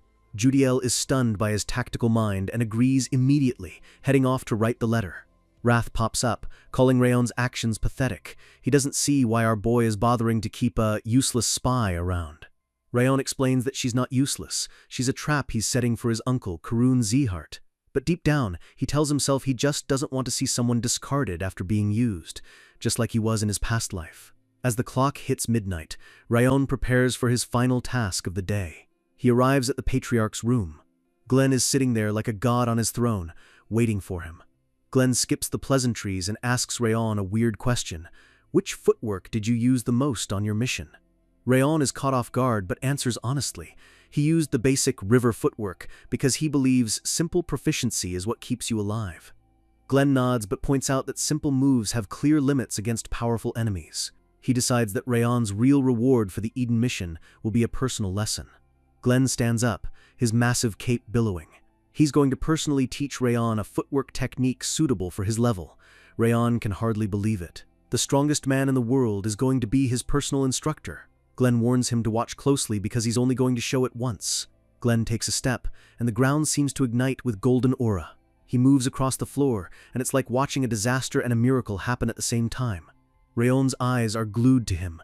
He knows this is a once-in-a-lifetime opportunity. The footwork Glenn is showing is unlike anything Rayon has ever seen in his 2 lives. It's slow but impossibly fast, hard yet incredibly soft. It looks like Glenn could be anywhere on the continent in a single stride. It's absolutely perfect. Glenn calls it the Supreme Harmony Steps. Even with Rayon's Ring of Fire, he can barely grasp the complexity of it. Suddenly, a system notification pops up. The Ring of Fire has observed the perfect state, and Rayon's learning speed for the first step, Heavenly Advance, is getting a massive boost. Glenn stops and asks if he followed that. Rayon honestly admits it was too high level for him to catch it all. He confesses he only managed to witness the first step. Glenn lets out a small "I see," but there's a hint of satisfaction in his eyes. He tells Rayon our business is done. Whether he can actually learn it or not is up to him now. Rayon bows and takes his leave, his mind already racing with the mechanics of that first step. After Rayon leaves, Rowan admits he was worried about the boy learning such a difficult art. The Supreme Harmony Steps were created by Glenn himself, and they are notoriously impossible to master. But Glenn reveals that Rayon actually did follow the first step. That step alone is half of the entire technique. He realized that Rayon instinctively understood the foundation of the movement. Glenn smirks. The kid doesn't even realize how much of a genius he's being right now. He's confident that one day, Rayon will be the only one besides him to use those steps. A few days pass, and Rayon is back at the annex, training like a madman. Wrath is in his ear, calling him a weakling and saying he'll never learn it.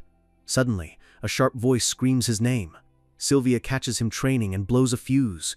She told him he had to rest until his injuries were fully healed. She's fuming, and Rayon realizes he messed up. He tries to calm her down, but she's not having it. He retreats to a swing in the garden, thinking to himself that his mom is way scarier than any demon monarch. His training is officially paused by her nagging. Even the maids are keeping an eye on him now. Helen and the others are basically acting as his wardens. They look like they're having way too much fun making sure the young master doesn't pick up a sword. Ron sighs and settles into the swing. He admits it's actually kind of nice to just rest for once. But the piece is shattered when a maid runs up, looking absolutely terrified. She gasps out the name. Raiden Zieghardt is here. A man with a sharp, arrogant face walks through the garden, his hands in his pockets like he owns the place. Rayon recognizes him as the son of Balder. There's no good reason for a direct-line prick like him to be here. The maid cries out that he started being violent towards Sylvia and the other maids the second he stepped on the property. Rayon's eyes go cold. The lazy rest is over. Someone just crossed a line they shouldn't have. Respect in the Zieghardt family is earned with a sword, and today, Rayon is going to teach his cousin a lesson in manners. The news of Raiden Ziehardt's arrival hits the annex like a lightning strike. Raiden stands in the garden, looking bored and irritated. His butler stands right behind him, just as smug as his master. The maids are huddled together, terrified of the man who represents the core of the family's power. He's already causing chaos. His presence alone felt like a weight pressing down on everyone. Rowan arrives on the scene, his expression unreadable, but his eyes are fixed on the intruder. Raiden is currently berating Sylvia, shouting about how the garden is messy and demanding to know if she's lying about not receiving a letter. He's trying to humiliate her, accusing her and her maids of making a mistake or being lazy. Sylvia tries to stay calm, saying they'll clean it up quickly. She starts to reach for the dirt herself, and Raiden looks down on her with pure disgust. Raiden's internal thoughts reveal his real motive. He's pissed because he recently achieved a victory against the white blood religion, but no one is talking about him. Instead, the entire house is obsessed with that boy Rayon. He can't stand that a paltry collateral like Rayon is outshining him. He screams at them, demanding to know how long they're going to keep a member of the direct line waiting. Sylvia flinches as she picks up a piece of a broken vase, cutting her hand in the process. Helen, the head maid, finally snaps and tells Raiden he's going too far, even for a member of the direct line. Raiden doesn't even hesitate. He slaps Helen across the face so hard she flies into the dirt. He towers over her, sneering that he's her master and that even if he killed her, he'd only get a slap on the wrist punishment. He raises his hand again, and Sylvia screams for him to stop. Judiel jumps in, trying to shield her lady. Everything seems to slow down for a second. Then, a heavy footstep sounds. Ron walks into the center of the garden, his voice flat. He says it's perfect timing. Raiden sees the sword in Ron's hand and laughs. He asks if Ron is really planning to swing that scary thing at someone from the direct line. He mockingly tells Ron to sheathe his blade before he makes things worse for himself. Raiden starts bragging about being the son of Baldur's Eyeheart, but Rayon cuts him off with a cold, "So what?" Raiden's butler tries to intervene, drawing his sword, but Rayon's blade flashes with blinding speed. Rayon doesn't just block, he slams the hilt of his sword into the butler's face, calling him a crazy bastard.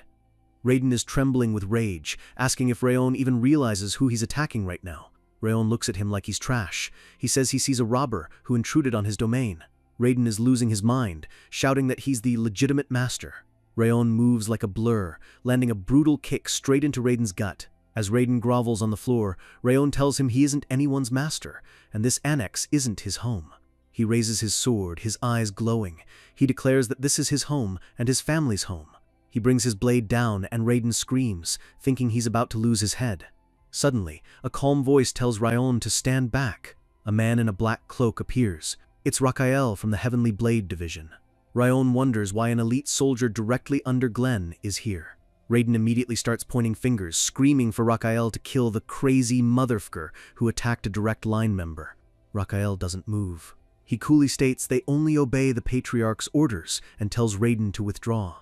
Raiden's butler whispers that they should leave. Antagonizing the Heavenly Blade Division is a fight they can't win. Raiden grinds his teeth so hard they might break. He turns to leave, swearing he'll never forget this. He promises Rayon that the sin of pointing a sword at him will be paid in pain worse than death. Rayon just watches him go, his face a mask of cold fury. Helen is shaking, apologizing to Sylvia for acting on impulse. Sylvia tells her she was incredibly brave for stepping up. Sylvia tells Rayon not to worry and that she'll resolve the issue with the family council. But Rayon shakes his head. He tells her he is the one who took the bait, so he'll be the one to finish it. He tells her to just believe in him. The scene shifts to the throne room.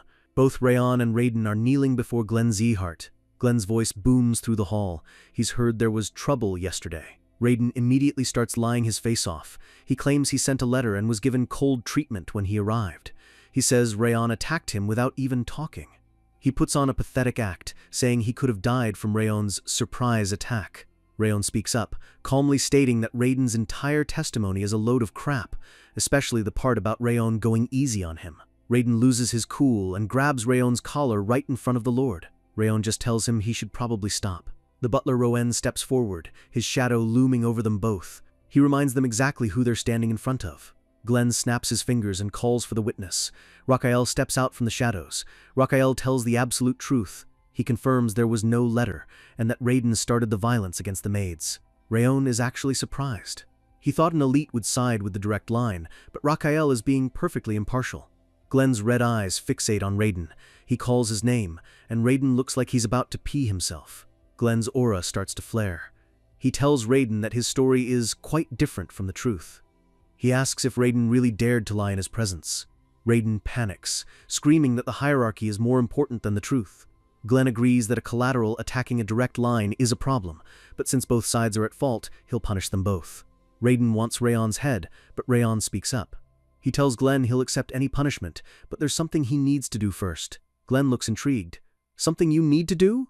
Rayon brings up how Raiden humiliated his mother and beat his maids. He states firmly that Raiden hasn't paid the price for that yet. Glenn's expression goes cold. He tells them both they've been far too loud. His massive aura explodes, asking if they don't know their place. Raiden feels like his lungs are being crushed just by the pressure in the room. Rayon is struggling to breathe, his hand clutching his chest, but he doesn't back down. He reminds Glenn that he once said this house is the land of swordsmen.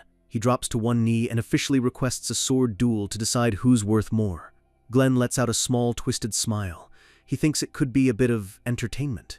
He allows the duel. He declares that the duel will take place in the Great Training Ground in exactly 1 week. The two cousins stare each other down. The stakes couldn't be higher. When you spit on the family that raised me, you're not just starting a fight, you're signing your own death warrant. News reaches Baldur Ziakhart about the duel. He's sitting in his office, looking unimpressed.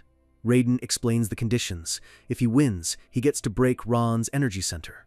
If he loses, he and his butler have to apologize and leave the annex alone forever. Baldur scoffs. He calls Raon the son of a collateral and tells Raiden to show him why the direct line is superior. Raiden is overconfident. He claims he was only taken by surprise before, and that as an intermediate expert, Raon is no match for him. Baldur laughs, telling his son not to get too excited and accidentally kill the kid. It would look bad for the family. Instead, he gives a brutal order. Just cut the tendons in Raon's wrists. He wants Raon crippled for life to completely destroy his hope. Raiden smirks, agreeing with his father's plan. Raon is back at the annex, training intensely for the next week. Sylvia and the maids watch from the balcony, their hearts in their throats. The maids are terrified, wondering if they should have tried harder to stop him. They know Raiden is an intermediate expert while our boy is supposedly just a novice. Sylvia is gripped by fear, thinking Raon only agreed to this because he panicked or felt he had no choice. She knows Raiden's father, Baldur, uses a flexible sword style that is notoriously hard to read. But then she remembers the look in Raon's eyes when he protected her in the garden. She tells the maids to have faith in him. She admits she's nervous too, but she knows Raon wouldn't have asked them to believe in him if he didn't have a plan. She settles on one thought: let's just believe in Raon. Judiel approaches Raon during his lunch break, bringing him some sandwiches. She tells him to eat slowly so he doesn't upset his stomach after all that training. Raon notices something hidden under the plate. It's a small book. He opens it and is stunned. It contains every single bit of information on Raiden's flexible sword techniques, laid out perfectly. He realizes Judiel compiled all of this in a single day just to help him. He looks at her and gives a sincere thank you. Judiel just nods, her eyes loyal and determined. The week flies by as both sides prepare in their own ways. The day of the duel arrives, and the entire house has gathered to watch. The tension in the air is thick enough to choke on. Raiden is standing across from Raon, looking incredibly cocky. He tells Raon he's been looking forward to cutting him down. He whispers that he's going to crush Raon's body so he can never hold a sword again. Our boy just stares back with a terrifying calm. The referee tells them to come forth. Raiden mocks him one last time, but Raon just asks if he'll even be awake to see his own face after this. The drums roll, and the duel officially begins. Raiden lunges forward, screaming that Raon's bluffs aren't going to work anymore. He swings his sword, and it bends like a whip, a wave of dark aura trailing behind it. Suddenly, Raiden's eyes widen. Raon has completely disappeared from his sight. Raon is standing right behind him, his expression cold as ice. Raiden is panicking, wondering how the hell the kid got behind him so fast. Raon just tells him this is the first time. He tells Raiden he's going to die 8 times today. Before Raiden can react, a massive punch connects with his jaw. Bam! Raiden is sent flying across the arena, blood spraying from his mouth as he hits the ground hard. He's coughing up blood, his mind reeling. He couldn't see Raon's movements at all. Raon towers over him, asking what he's waiting for and telling him to stand up. He repeats his promise. 8 deaths. He says the first one was for lying about the letter. Raiden is furious, calling him an arrogant bastard. He swears he'll make him regret not finishing him off. He unleashes a flurry of strikes, his flexible blade dancing through the air. But Raon just weaves through it all like a ghost. Raiden is gasping, thinking he cut him for sure, but our boy just keeps reappearing. Raon whispers, "I'm on your left," and delivers a brutal strike to Raiden's head. Crack! Raon tells him that one was for spitting on the flowers his mother raised. The beatdown continues. Another strike to the face! He tells Raiden that one was for hitting Helen. Raiden is losing it. He realizes Raon is only using the basic star-connecting sword and river footwork. He can't understand why a novice expert is absolutely destroying him. His face is a mask of terror and disbelief as another fist flies toward him. The maids and Sylvia watch in total shock. They can't believe what they're seeing. They realize Raon could have finished this with the very first hit, but he's deliberately dragging it out. Helen clenches her fists as tears start to flow. She realizes Raon isn't just fighting for a win, he's taking revenge for every bit of violence they suffered. Even though they're worthless maids in this house, Raon is destroying a direct line member just for them. Sylvia whispers his name, her heart swelling with pride and a little bit of fear at his power. She thinks about how cold this house has always felt, where only power mattered. She always felt out of place, even being from the direct line herself. She remembers running away and looking away from reality. But looking at her son, she realizes she should have relied on her own strength to overcome the cruelty of this land. Rayon is showing them all what it means to have a real will. He's proving that no matter how weak you are, you have to fight until the very last moment. He is teaching them to advance instead of running away. Raiden is finally incapacitated, lying face down in the dirt. The referee shouts that the duel is over. The winner is officially Rayon Zieghart. The crowd is silent as our boy stands there, his golden hair catching the light. He's no longer just a sickly kid. He's a legend in the making. The hierarchy of Zieghart just got flipped upside down, and our boy is the one holding the spatula. The referee shouts it for the whole world to hear. Rayon Zieghart is the winner. Raiden lies in the dirt, completely broken and humiliated.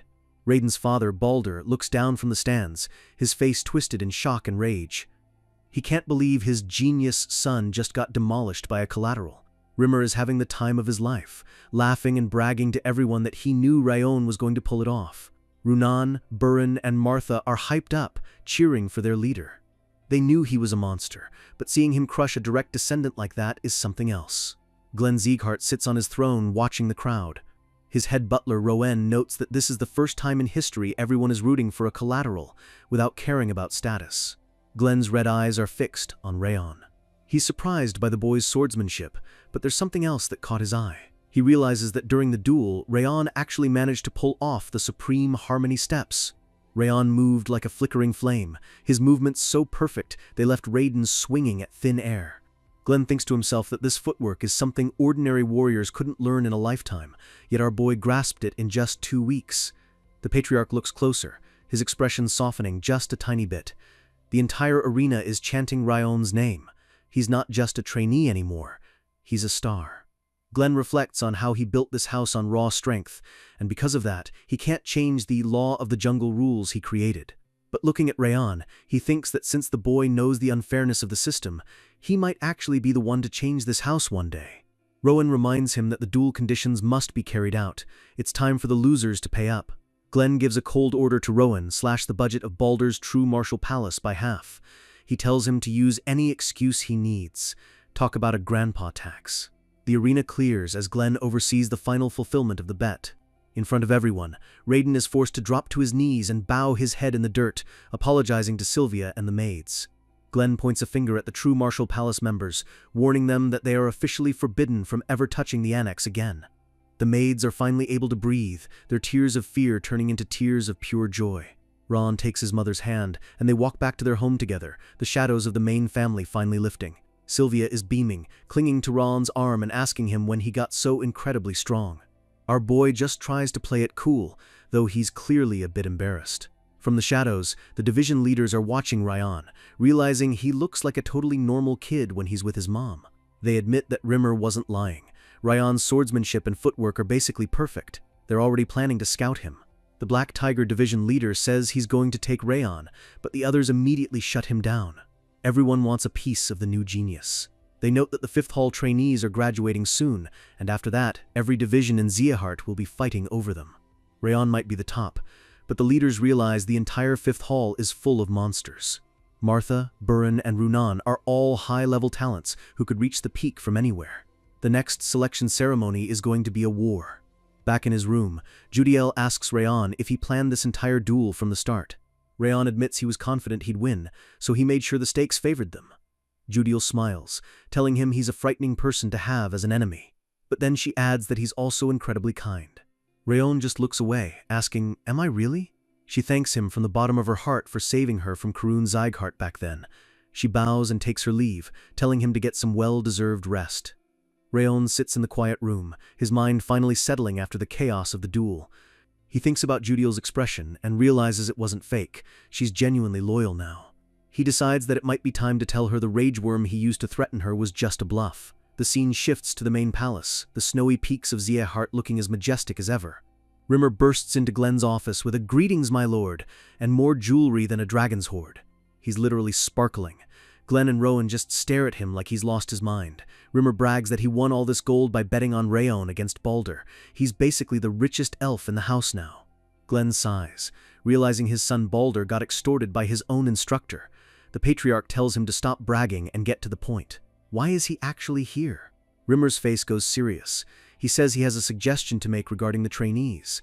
Glenn is curious, thinking Rimmer has already done enough with their training. Rimmer asks for permission to completely alter the trainees' graduation exam. Glenn leans in, telling him to explain himself. Rimmer notes that the usual exam is just sparring, or getting instructor approval, which is way too easy for this group. He points out that these kids have already fought Owen Kingdom Knights and survived life-or-death battles. They've even survived an attack by the cult Eden. Normal tests won't help them grow anymore. He clasps his hands, his eyes glowing with a new purpose. Rimmer declares that the theme of this graduation exam should be one word: survival. We see a vision of trainees standing alone in the wild. Rimmer wants them to leave the family name behind and survive on their own. He believes that if they can thrive without the Zyakart shadow, they'll reach realms no one else can. He asks Glenn what he thinks of his pretty good suggestion. Glenn stares at him in silence for a long moment. Finally, he tells Rimmer that he's changed. Glenn remembers how Rimmer's face was always shadowed and lethargic after his energy center was ruined years ago.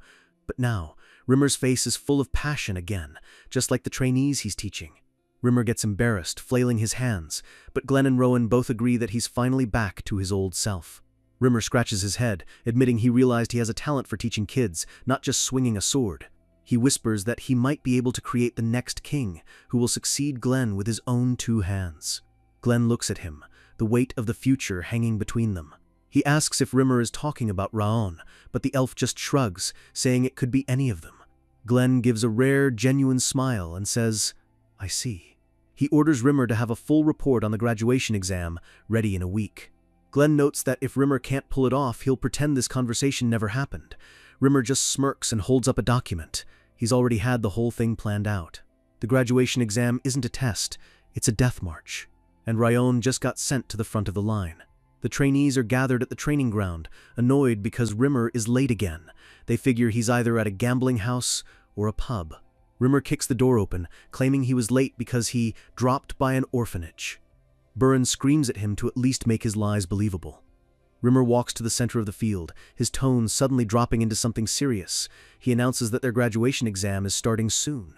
He explains that while the normal test is a spar, theirs is going to be different. He reminds them of their experiences, Owen, the South-North Union, and even Eden. They've already done more than most veteran soldiers.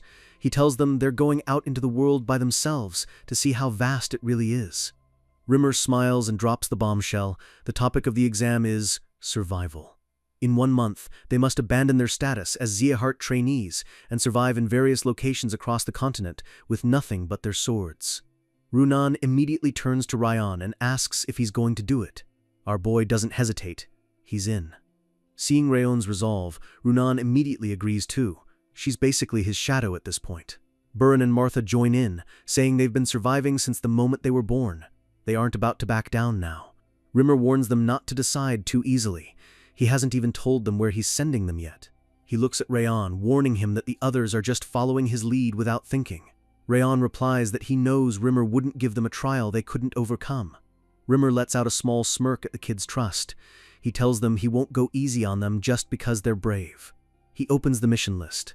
The tension rises as he prepares to read their destinations. Buren is sent to the Levine Desert, Martha to Cyan Canyon, and Runan to the Katam Jungle. All of them are death traps. Finally, he looks at Rayon. His destination is Habun Castle in the northeast. Rimmer explains that Habun is a hellish battlefield. Monsters from the northern sea and Stalin Mountain attack every single day. He tells Rayon that while the others have it hard, he's going to have a truly miserable time. The squad is dismissed to prepare. We see Rayon back at the annex, training even harder than before. The maids and Sylvia watch from the distance. They're worried because he's even started cutting back on his sleep to train. The head maid wants him to refuse the test, knowing how dangerous Habun Castle is. Sylvia looks at her son with a mix of sadness and pride. She knows this is an opportunity for Rayon to grow into the legend he's meant to be. She tells the maids they should just support him from behind so he can stay focused. Rayon is sweating, his muscles screaming. Even though he's increased his training, he still feels like it's not enough. He thinks about the monsters at Habun. They have tough skins and massive bodies that are hard to cut even with aura. Zekart's swordsmanship is balanced between attack and defense, but against those monsters, he'll be at a disadvantage. He realizes he can't just rely on the Ring of Fire and 10,000 Flames forever. Those techniques consume too much aura for an extended war. With 3 weeks left, he decides he needs a new technique, something purely offensive to complement his current style. He needs an offensive swordsmanship. His blade flashes in the sunlight, but he's already thinking about his next move. To get what he needs, he knows he has to make a big investment. He looks at the silver tablet he earned from the Eden mission. It's a pass to the family's highest library. Rayon stands before Glenn, asking to trade his silver tablet for a specific sword technique. Glenn notes that Rayon originally wanted to use those tablets to restore his mother's status to the direct line. Rayon admits that was the plan, but he realized something after the Cebu village mission. He tells Glenn he's listening. Rayon explains that a silver tablet won't make a difference for his mother's status, only a golden tablet can do that. He decides it's better to use the silver tablet to get stronger now, so he can earn golden tablets later. It's a long-term play. Glenn stares at him, then suddenly pulls a dark book from his side and tosses it to Raon. He tells our boy that this technique is appropriate if he's heading to the hell of Habun Castle. Raon catches it. The title reads, Fangs of Insanity. Raon is stunned. Since Glenn picked it himself, its effectiveness is guaranteed. He bows deeply, thanking the Lord.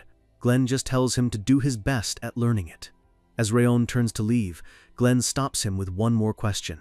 He asks Rayon why he didn't refuse the Habun Castle assignment if he knew how dangerous it was. Rayon stops and thinks for a second. He tells Glenn that his fight with Eden proved that a single life-or-death battle is worth a year of normal training. He says he's sure it will be painful, but he wants to reach the point where he's grateful for the experience. Glenn stares at his grandson, his eyes unreadable. He tells Rayon one last thing before he leaves the room. There are more than one way of using a sword technique. Broaden the range of your thoughts. Rayon thanks him for the advice and finally leaves. After the door closes, Rimmer steps out from behind a pillar, saying this is why he can't stop cherishing the kid. Rimmer notes that Raon already understands Glenn's intentions. As an instructor, nothing is more gratifying. He jokes that Raon is way better than that nag Burin, or foul-mouthed Martha. Glenn calls him a terrible teacher for insulting his students. Rimmer points out that Fangs of Insanity is actually worth a golden tablet.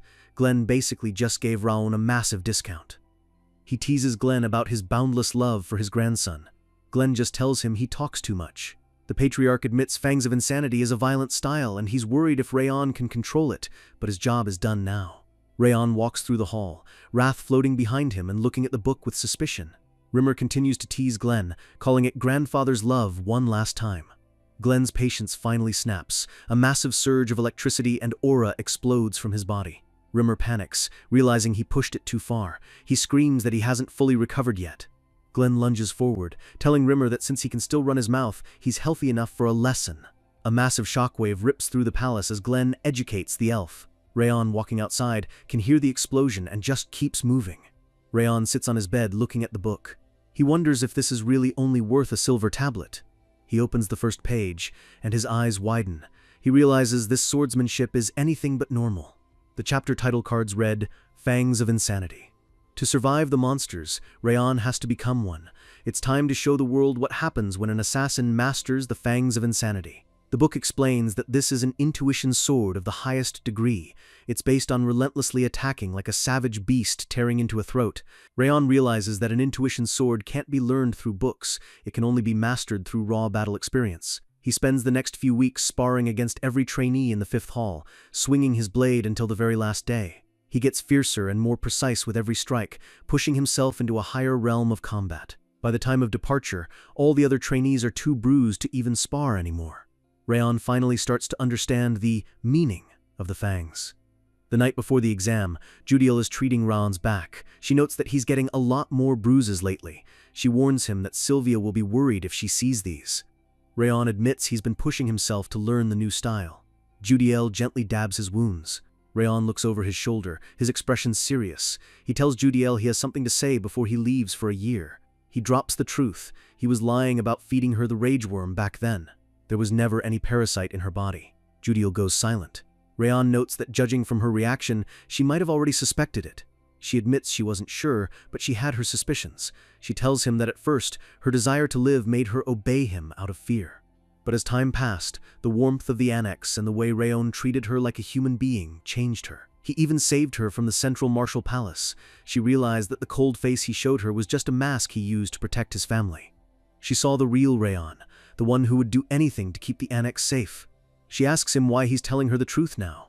Rayon looks at her and says it's because she's changed. He tells her he's been watching her just as much as she's been watching him, and her true feelings have finally started to show. He brings up the day Raiden attacked, and how Judiel was willing to throw herself in the line of fire to protect his mother and Helen. He also notes the information about Habun Castle she left on his bed. It was extremely helpful. He gives her a sincere thank you, Judiel. Judiel is overcome with emotion. She reveals that she has a younger brother. They were separated when they were sold as kids, and she has no idea where he is or if he's even alive. We see a flashback of her crying as her brother is taken away. She explains that she obeyed the Central Martial Palace only because they promised she could see him one day. She starts to cry, apologizing to her young master for her past actions. Rayon looks her in the eye and makes a vow, "I'll save him." He tells her that since Karun Ziakhart is already coming after him, they'll clash eventually. Once he settles that, he'll find her brother by any means necessary. Judiel is stunned. She asks him if he's not afraid that she'll go and deliver this info to Karun right now. Rayon just smirks, saying he figured she wouldn't do that. Judiel lets out a small laugh at his ridiculous but confident response. She drops to her knees, declaring that she will follow him forever. "Please tell me anything you need, Master." Ron tells her to take care of the annex while he's away. She bows deeply, promising to protect their home. The night passes, and the morning sun rises over the Ziakhart training ground. Departure day is finally here. The trainees are lined up with their gear, Rimmer standing before them. He tells them that all they have to do is survive on their own for a year and return. This trial will make them rise even higher. Rimmer asks Ra'an, as the top trainee, to say a few words to the group. Ra'an steps forward. He tells them there's a saying that warriors who survive their first battle don't die easily. He reminds them that they all managed to survive a situation where they should have died. He tells them to get stronger and return to be worthy of the 5th training ground's name. The squad erupts into a massive cheer. "Win and survive! Let's go!" Rimmer watches Rayon with a proud smile. He thinks to himself that he knew from the start Rayon wasn't an ordinary person. He lists Rayon's traits: a calm mind, a broad heart that influences others, and a mindset that works harder than any genius. Rimmer recalls their last spar. The vision of a savage wolf appears behind Rayon. He has mastered the fangs of insanity. Rayon moved with such beastly intuition that he managed to do the impossible. He actually surprised Rimmer one last time. Rimmer jokes that he only sparred because Rayon beat up all the other trainees, but instead of being grateful, the kid actually injured him. We see a bruise on Rimmer's wrist. For a trainee to touch the sword of light is a miracle. The other trainees crowd around Raon, telling him to come back alive. Raon smiles. He promises he'll be back because he wants to witness the birth of the new king. The trainees give a final unified salute to their head instructor. "Thank you for everything so far!" Rimmer waves them off, telling them he'll be waiting right there for their return. Burin tells Rayon he's going to get much stronger over the year, so Rayon better not disappoint him. Martha adds that she's indebted to him, so if he dies, she'll find him and beat him up herself. Classic Martha.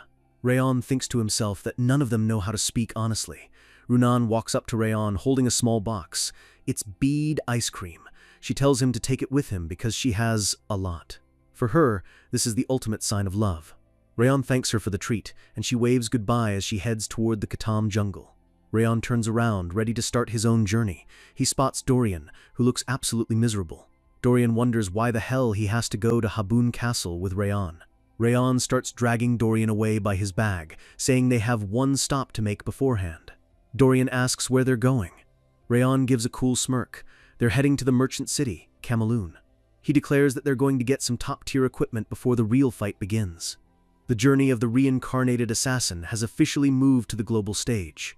The bustling merchant city of Kamaloon is a total sensory overload, with high-end shops and crowded streets everywhere you look. Rayon scans the stalls, but he knows the real high-tier loot isn't sitting out in the open. For what he needs, they have to go deeper. Dorian notices the MC hasn't stopped walking for a second, and realizes he's probably looking for the hidden side of the city. When Rayon mentions the black market, Dorian is genuinely shocked that it's our boy's first time here, yet he knows exactly where to find the shady stuff. Dorian puffs his chest out with pride, reminding Rayon that he might look like a coward, but he was raised in a commercial company and knows these streets like the back of his hand. A quick flashback reminds Ryan of how Dorian's merchant background has already saved them a ton of trouble with supplies in the past. He had a feeling, but seeing Dorian in his element confirms it. The guy is a professional when it comes to trade. Since Dorian brought it up himself, Ryan doesn't have to play games anymore and decides it's time to head to the black market immediately. Dorian leads the way to a secret passageway, but he's still curious about how a noble like Ryan even knew this place existed. Ryan casually blames his knowledge on Instructor Rimmer, knowing the elf's gambling addiction makes him a perfect excuse for knowing about the city's underbelly. The two of them slip on dark cloaks, blending into the shadows as they descend into the hidden depths of the city. They move with purpose, the atmosphere getting heavier and more secretive the further they go. Even the usually composed Dorian is blown away by the scale of the underground market. It's a massive hidden world beneath the cobblestones. It's surprisingly clean and organized, unlike the chaotic surface, and Dorian wonders if they'll actually find the MC's target here. Ryan pulls out an auction catalog, flipping through the pages with a sharp gaze to see if his information holds up. The two take a seat on a bench as Ryan studies the list of rare items up for grabs tonight. There it is, the black butterfly, a rare creature starting at 10 gold coins that Ryan knows is the key to his next power-up. Dorian breaks out in a cold sweat seeing the price, warning Ryan that bidding on this could drain their entire travel fund and leave them broke. Ryan isn't worried and tells Dorian to follow him to a pawn shop. He's got some stuff to sell to make sure they have more than enough cash. An hour later, Ryan is browsing the stalls again, making Dorian wonder why they aren't heading straight to the auction house. Ryan explains they have some time to kill and some extra pocket change, so he's keeping an eye out for any undervalued treasures the shopkeepers missed. He almost gives up, thinking there's nothing but junk, until something catches his eye at a small, unassuming stall. His heart skips a beat as he recognizes a simple gold band. It's the legendary ring of the first head of the Zygarde family. He saw this exact ring in a memory. When he learned his flame cultivation, he can't believe a holy relic of his family is sitting in a pile of trash. The shopkeeper tries to act smooth, claiming the ring increases strength and clears the mind, trying to bait Ryan into a high price. The man asks for 5 gold coins, but Dorian steps in like a man possessed, accusing the guy of trying to rip them off. Dorian slams his hand down on the table, completely taking control of the negotiation and scaring the life out of the shopkeeper. He goes on a legendary rant, tearing the ring's quality to shreds and pointing out every tiny crack and blemish to tank its value. With a look of pure authority, Dorian demands the price be dropped to just 1 gold coin. He points his finger right in the guy's face, not giving him an inch to breathe or argue. The shopkeeper is so broken by the verbal assault that he just gives in, leaving Ryan impressed and a little scared of Dorian's merchant instincts. Even Wrath is impressed by the negotiation, but Ryan realizes that while Dorian is a master at haggling, he still hasn't realized he just bought a priceless family heirloom. As they celebrate the win, a cold, feminine voice interrupts them, asking if they've already paid for that worthless ring. A woman in an elegant dress and a cat mask stares them down, her presence screaming that she's someone important. She offers 10 times whatever they paid, and Dorian's eyes turn into gold coins, thinking they just hit the jackpot on a cheap trinket. Dorian begs Ryan to take the deal, but the MC narrows his eyes. This woman isn't an amateur. She knows exactly what that ring is. Ryan realizes that her high offer implies the ring is worth at least 100 gold coins to the right person, and he isn't about to let it go. The bidding war happens right there in the street, with the woman jumping from 20 to 50 gold coins, but Ryan shuts her down every single time. He bluntly tells her he doesn't like selling his things, leaving the masked woman visibly fuming at the rejection. Her bodyguard steps forward with a veiled threat, telling Ryan he's making a huge mistake by defying his lady. Ryan doesn't even flinch, telling them to stop bothering him and get out of his face, which sends the woman into a silent rage. She demands he hand it over while she's still acting nice, but her eyes show she's anything but cordial. Ryan calls her out on her privileged attitude, asking if she's done throwing a tantrum so he can finally leave. She gives him one last chilling warning, telling him that people who don't know how to bow usually end up dead in a gutter. Unmoved, Ryan simply walks away, leaving the threat hanging in the air. As he walks past, the woman's aura turns dark. She isn't used to being told no, and she isn't planning on letting this slide. Her guard, Sitar, suggests they head to the auction house, figuring out that Ryan is likely going there to buy something specific. With a malicious glint in her eyes, she vows to buy whatever it is he wants, just to spite him. The auction kicks off with high energy, with necklaces and artifacts going for massive amounts of gold. Rare mana stones and rings of fire are sold off one by one, the tension in the room rising with every bid. Rayon sits in the shadows, bored out of his mind because none of the items so far are what he came for. Finally, the auctioneer introduces the main event, a rare black butterfly that feeds on the highest purity mana. He reveals a beautiful cage containing the glowing insect, calling it the ultimate ornamental piece for any noble. While it's expensive to keep alive, its beauty is unmatched, and the crowd starts buzzing with excitement. The bidding starts, and the room erupts as people scramble to own the rare creature. The price jumps from 2 to 7 gold coins in seconds as the wealthy collectors throw their weight around.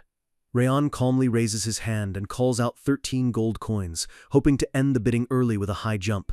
He figures no one will pay more than that for a bug that's basically a high-maintenance pet. Suddenly, a voice booms through the hall. 50 gold coins! The entire room goes silent as the masked woman from earlier looks down at Raon with a triumphant smirk. She wins the bid easily, looking absolutely delighted that she just snatched away exactly what Raon wanted. She tells her guard they're leaving, satisfied that she humiliated the arrogant adventurer by outspending him. She's certain the butterfly was his only goal, and now she owns it just to see him suffer. Dorian is panicked, realizing they might have to wait months for another butterfly to appear on the market. Rayon tells him to relax and go buy some gear for traveling at night, his voice eerie and calm. He looks at the departing princess and decides that if she won't play fair, he's just going to take what he needs by force. Dorian's jaw drops as Rayon confirms it. He's going to rob a princess in the middle of the night. No narration needed. No narration needed.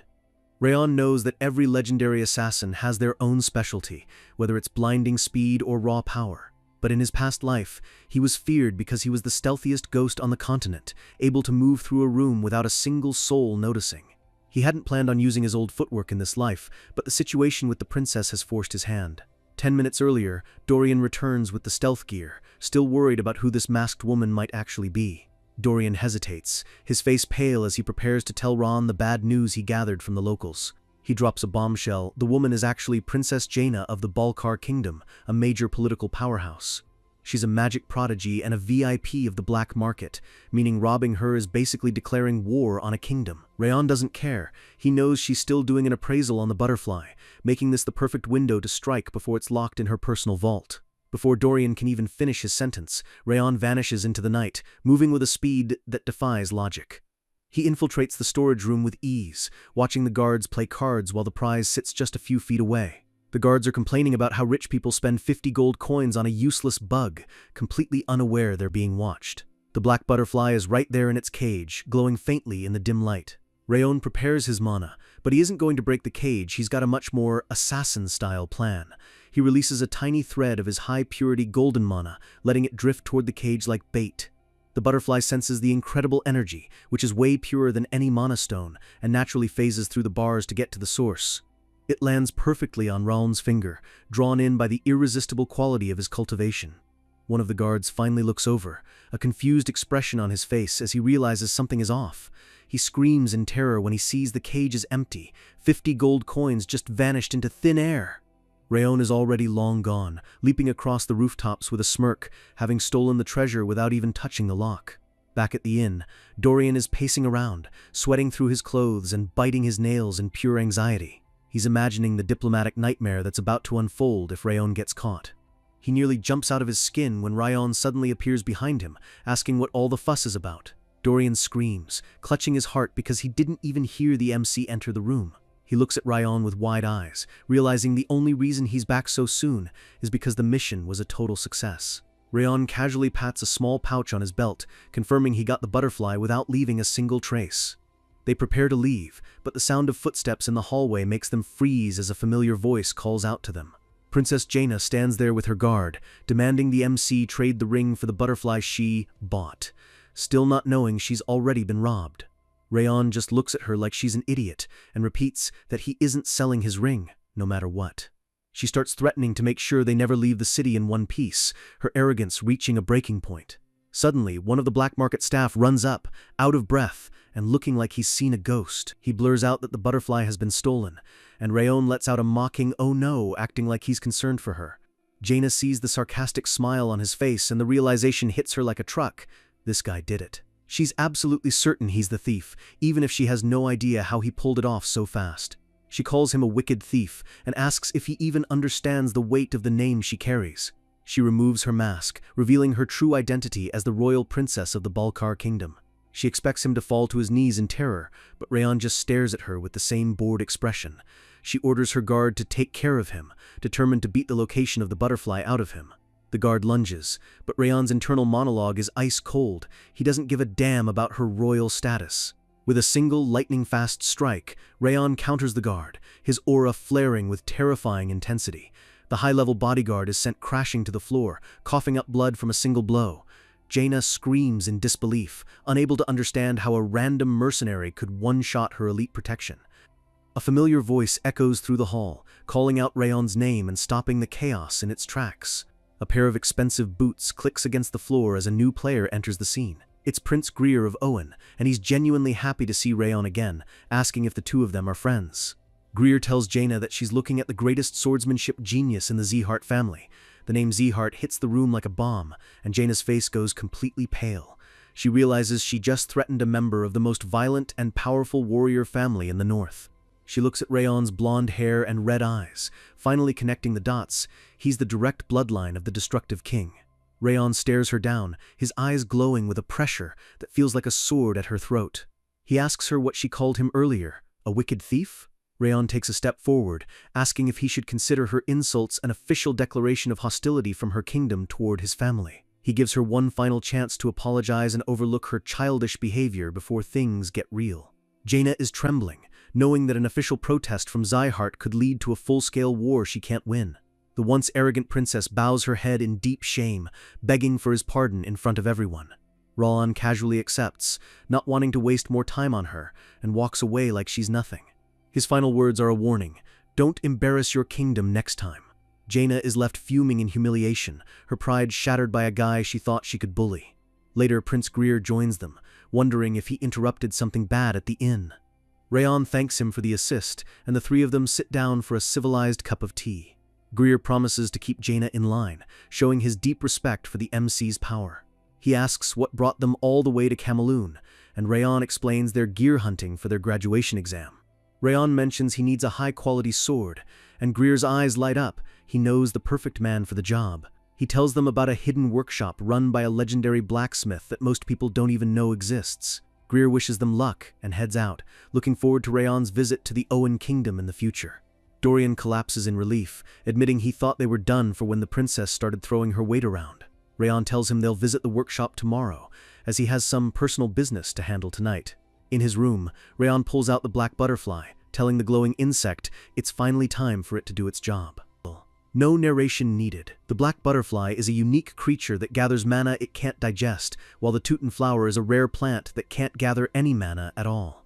When you bring them together, they release each other's curses, creating a highest-grade elixir that harnesses both fire and water energies. Rayon knows this secret is incredibly rare, and he only has it because of his past life's memories and his flame cultivation. He consumes the combined essence of the flower and the butterfly, feeling the raw power surge through his veins. A status window pops up, a whole strand of his frost curse has vanished, and his energy, willpower, and base stats have all skyrocketed. His current stats are looking monstrous, with his strength and agility hitting the 70s and his indomitable title proving he's becoming a true beast. Rayon smiles to himself, feeling lighter and more powerful than ever before. He's one step closer to breaking his curse entirely. The next morning, he meets up with Dorian, ready to head to the secret workshop Greer mentioned. Dorian stares at him in disbelief, sensing a completely different aura coming off the MC compared to yesterday. He notices Rayon's spirit and mana have increased significantly overnight, making him wonder what kind of training the guy does in his sleep. Dorian keeps his questions to himself, but he's clearly shaken by the sheer speed of Rayon's growth. In a brief internal moment, Dorian reflects on why he follows Rayon. It's because while everyone else looked down on the MC, Rayon never stopped training. He realized that Rayon embodies the Zeeheart name more than anyone else in their training hall. Even though the squad is currently scattered, they all decided to follow Rayon's lead because of the strength he showed. Dorian looks at Rayon's back, feeling like he's following a king into battle. He hopes that by staying with Rayon, he can eventually solve a major problem plaguing his own family. Rayon snaps him out of his daydream, telling him to get his head in the game. They need to get the sword and leave immediately. Habun Castle is a long way away, and they can't afford to waste time. Dorian smiles, resolving to get stronger while following the young master. He catches up, feeling confident that as long as he's with Rayon, everything will turn out just fine. Ryan drops a reality check, telling Dorian he's going to fix his trash posture during the entire journey to the castle. They arrive at the workshop, a small but expertly maintained forge tucked away in a corner of the district. A massive, muscular man working the forge asks if they were actually sent by the third Prince of Owen. The man's back is turned, but his presence is overwhelming, his muscles rippling as he hammers away at glowing metal. He seems skeptical that someone as important as Greer would recommend his humble shop. He turns around and his eyes widen as he takes a long, hard look at the boy standing in his doorway. He realizes that despite his age, Raon has reached a realm of swordsmanship that even surpasses the prince. He asks if Raon is a Z-heart, sensing the massive and sharp pressure emanating from him like a sturdy blade. Wrath is annoyed that another noisy human has recognized Raon's talent, while Raon is impressed by the blacksmith's keen eyes. Raon formally introduces himself, and Dorian chirps in with his own name, though no one's really looking at him. The man reveals his name is Kuberad, and Raon's heart nearly stops when he hears it. Kuberad Jayton is the father of masterpieces, a legend whose name is known across the entire continent. Raon asks if the legend will forge him a sword, but he admits that someone else has already claimed the right to make his first blade. Kuberad asks if that person is the legendary Vulcan, and Raon confirms it with a nod. Kuberad bursts into laughter, realizing Vulcan came out of retirement specifically to work for this kid. He won't dream of stealing a client from him. He tells Raon he can pick any temporary sword from his shop for free, and he even lets the excited Dorian choose one too. The two enter the main display room, which looks like a holy shrine for weapon collectors. Every single sword in the room is a masterpiece, worthy of a king's armory. Raon is about to pick a solid blade when something strange catches his attention in the corner of his eye. It's a dark, jagged dagger sitting in a bucket, emitting a faint, sinister black smoke. Dorian is struggling to pick between the shiny masterworks, but the blacksmith tells him he can't go wrong with any of them. Kuberad suddenly freezes, a look of pure terror crossing his face as he senses a shift in the room's energy. He spins around, feeling a ghastly power flare up from where Raon is standing. He sees Raon holding the dark dagger, and the air in the workshop turns cold and oppressive. The dagger screams with a bloody, vengeful energy that would drive a normal person insane. Raon stands there perfectly still, his red eyes reflecting the dark aura of the blade as if it's nothing more than a toy. Kuberad yells at him to drop it and pick something else, screaming that the possessed blade will take over his soul. Dorian tries to tell the blacksmith it's probably fine, but the old man is convinced Raon is about to be consumed by the darkness. He stops mid-sentence, his jaw dropping as he looks closer at the scene. Even though the ghastly energy is erupting from the blade, it can't get anywhere near the boy's body. Raon's own aura is literally pushing the curse back. Inside Raon's soul, Wrath is furious, calling the dagger's spirit lowly vermin. Wrath looms behind Raon, growling that nothing has the right to possess a body that already belongs to the King of Essence. The demon monarch threatens to freeze the dagger's spirit into pieces, but Raon tells him to stay out of it. Raon shuts Wrath down, reminding him that he isn't anyone's possession, and he can handle a simple cursed blade on his own. He looks at Kuberad and calmly asks what the deal is with this weird dagger, acting like he didn't just survive a spiritual attack. Kuberad admits the blade is a failure, a possessed weapon that he's been forced to hide away. He tells a tragic story of a peaceful village called Siren that served a sacred tree named Othello. The village was wiped out by the white blood religion, fanatics who murdered half the people and kidnapped the rest. Kuberad took a branch from that sacred tree to forge this dagger, hoping to pray for the souls of the victims. But the blade turned blood red the moment it was finished, absorbing all the resentment and grief of the slaughtered villagers.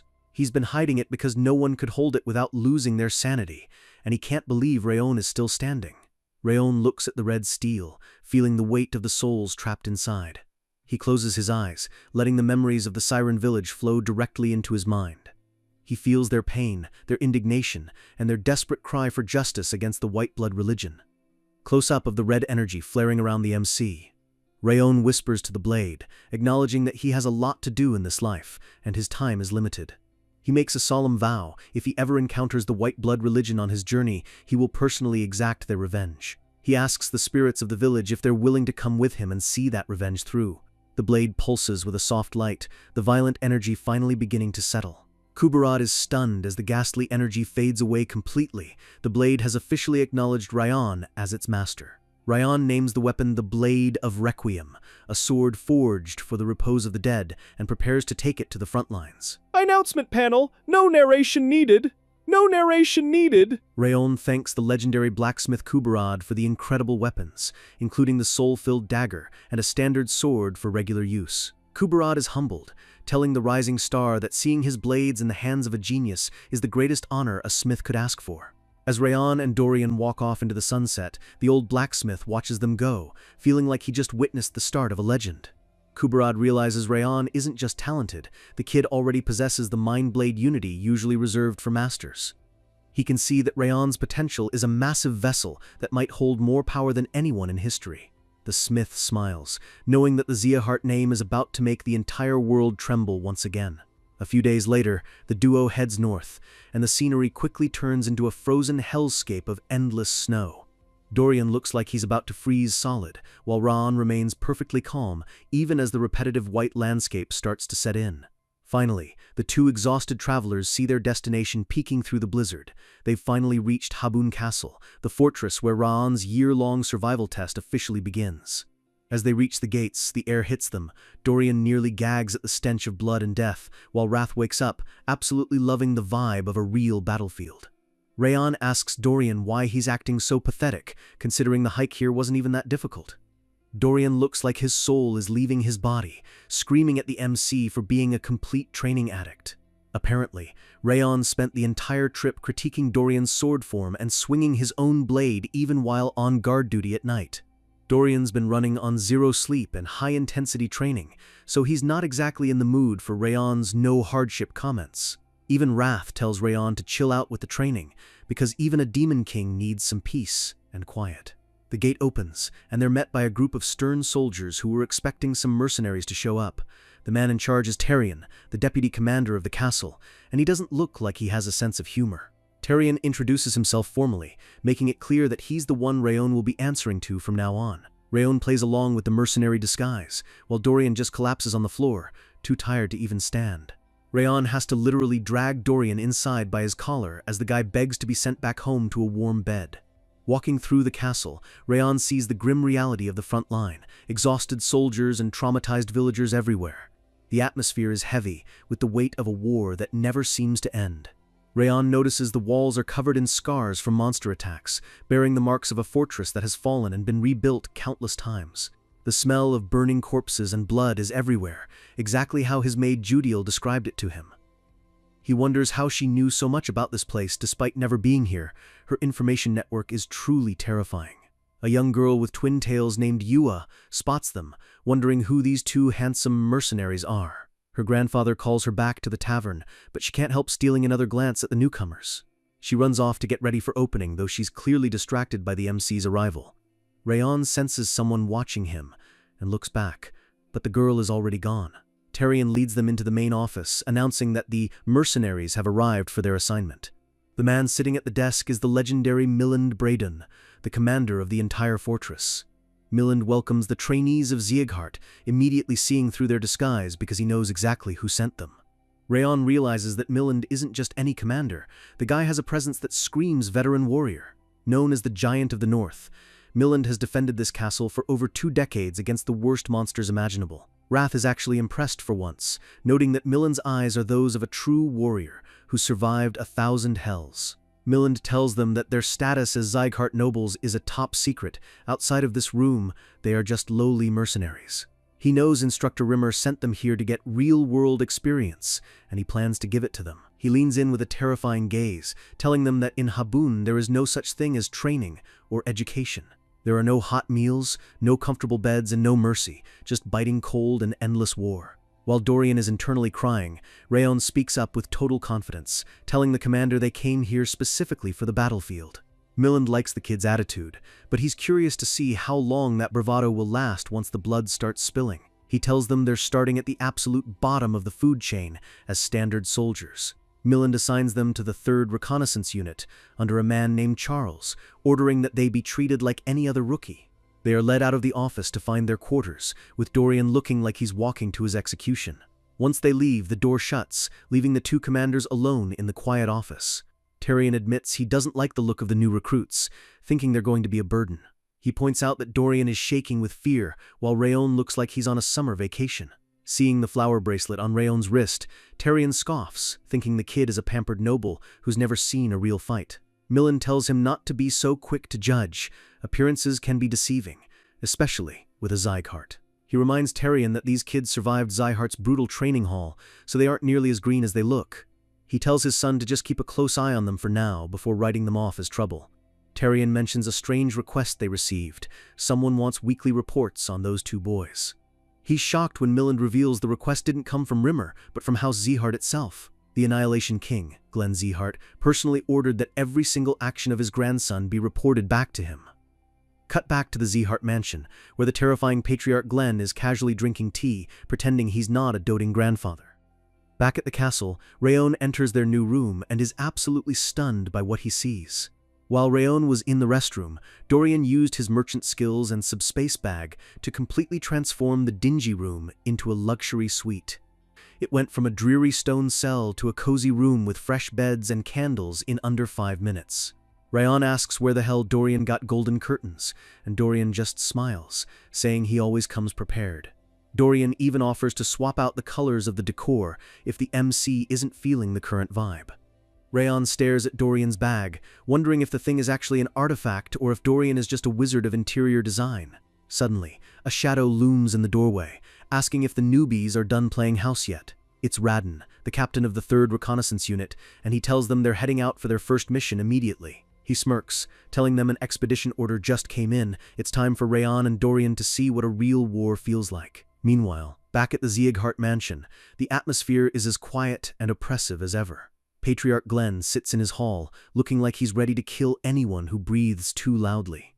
Rimmer the elf crashes the party, teasing Glenn about mobilizing his secret spy network just to stalk his grandson's progress. Glenn is fuming, realizing his aide Lowen must have spilled the beans to this gambling addict instructor. Rimmer goes on about Rayon's latest achievements, stealing butterflies and humiliating princesses, while Glenn tries to act like he's angry about the dishonor. Rimmer laughs it off, saying even his secret spies couldn't figure out how Rayon stole that butterfly, making the MC even more of a mystery. Glenn suddenly drops a bomb. He's already called back the high-level knights he sent to protect Raon. He claims he did it to prevent family interference, but Rimmer is genuinely surprised Glenn is letting Raon go solo on the front line. Rimmer realizes that Glenn is just going to rely on the Habun Castle reports instead, meaning he's still stalking the kid from a distance. Lowen tries to defend himself as Glenn sends a terrifying glare his way, denying everything with his life on the line. Rimmer keeps pushing Glenn's buttons, telling him he should just admit his grandson is the best instead of being such a tsundere old man. He points out that if Rayon succeeds, it'll fix the relationship between Glenn and Sylvia, which is a win for everyone. Glenn's aura turns lethal as he stands up, telling Rimmer his education last time clearly wasn't enough. The patriarch glows with destructive fire, vowing to engrave the lesson into Rimmer's body as the elf scrambles to escape. A massive explosion rocks the mansion as Glenn lets off some steam at Rimmer's expense. Thousands of miles away, Rayon stops for a second, feeling like he just heard a distant scream of agony.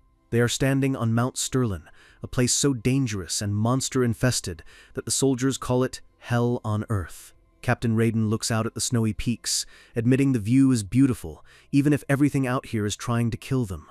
He decides it's time for a test before they start the actual mission, wanting to see if these rookies have any real skills. Raiden points to some tracks in the snow, and Dorian immediately guesses it's a giant ice troll.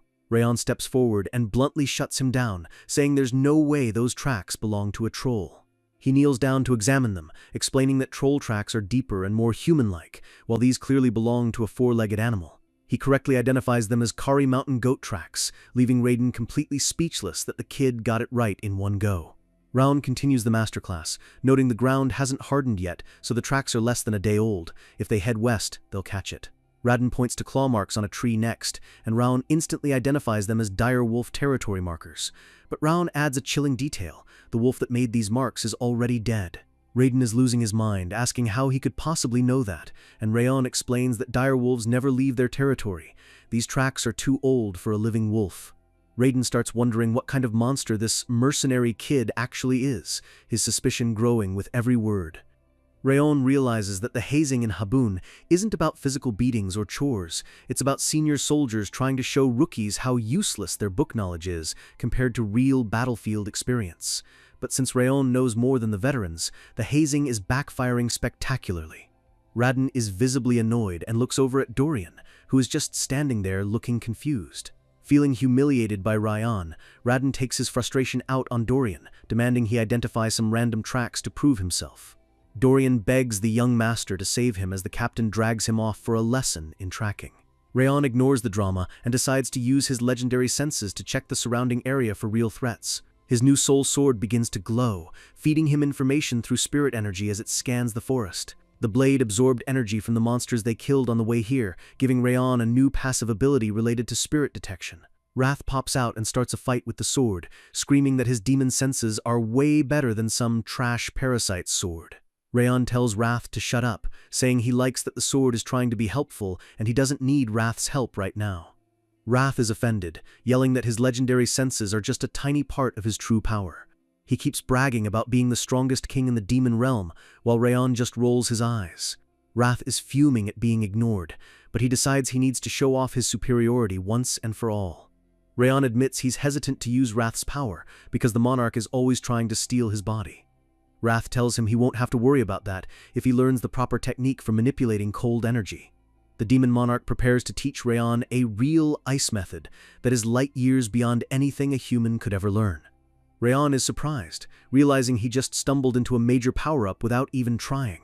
The technique is called glacia, and it's impossible for anyone without high-purity cold energy to master. Wrath tells Ryan to calm his mind and focus, mocking his meager talent while demanding his total attention. Ryan sits in the snow, trying to connect his internal mana to the freezing environment around him. He looks at Wrath's energy and notes that it seems to blend perfectly with the snow and the air.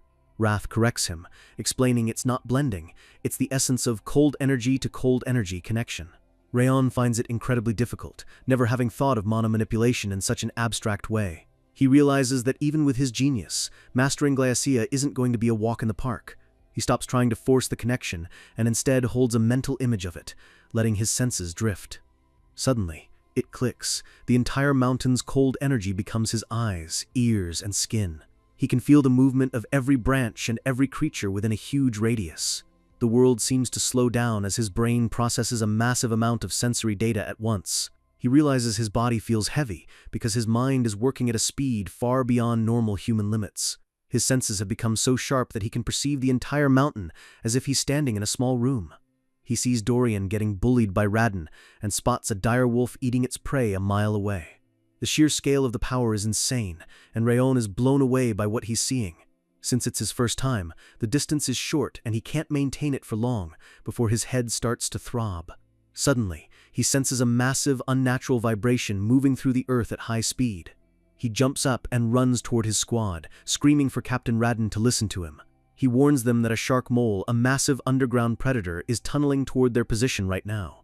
Radin is skeptical, saying this isn't shark mole territory and he doesn't feel any ground vibrations at all. Before the captain can finish his sentence, the ground explodes behind him in a massive geyser of snow and rock. Everyone freezes in shock as the impossible actually happens right in front of them. Two massive shark moles burst from the ground, their red eyes fixed on the squad with hungry intent. The veteran soldiers are paralyzed. Shark moles are aquatic monsters that should never be this far up the mountain. Radin tries to pull himself together, realizing he has to get the rookies out of here so they can alert the rest of the squad. But in his panic, Radin's foot slips on the ice, and he loses his balance at the worst possible moment. The lead shark mole lunges forward, its massive jaws opening to crush the captain's head in one bite. Suddenly, a flash of silver cuts through the air, and Ryan slams into the monster, knocking its head back with a heavy strike. Ryan tells Radin to go call for reinforcements while he holds the monsters off alone.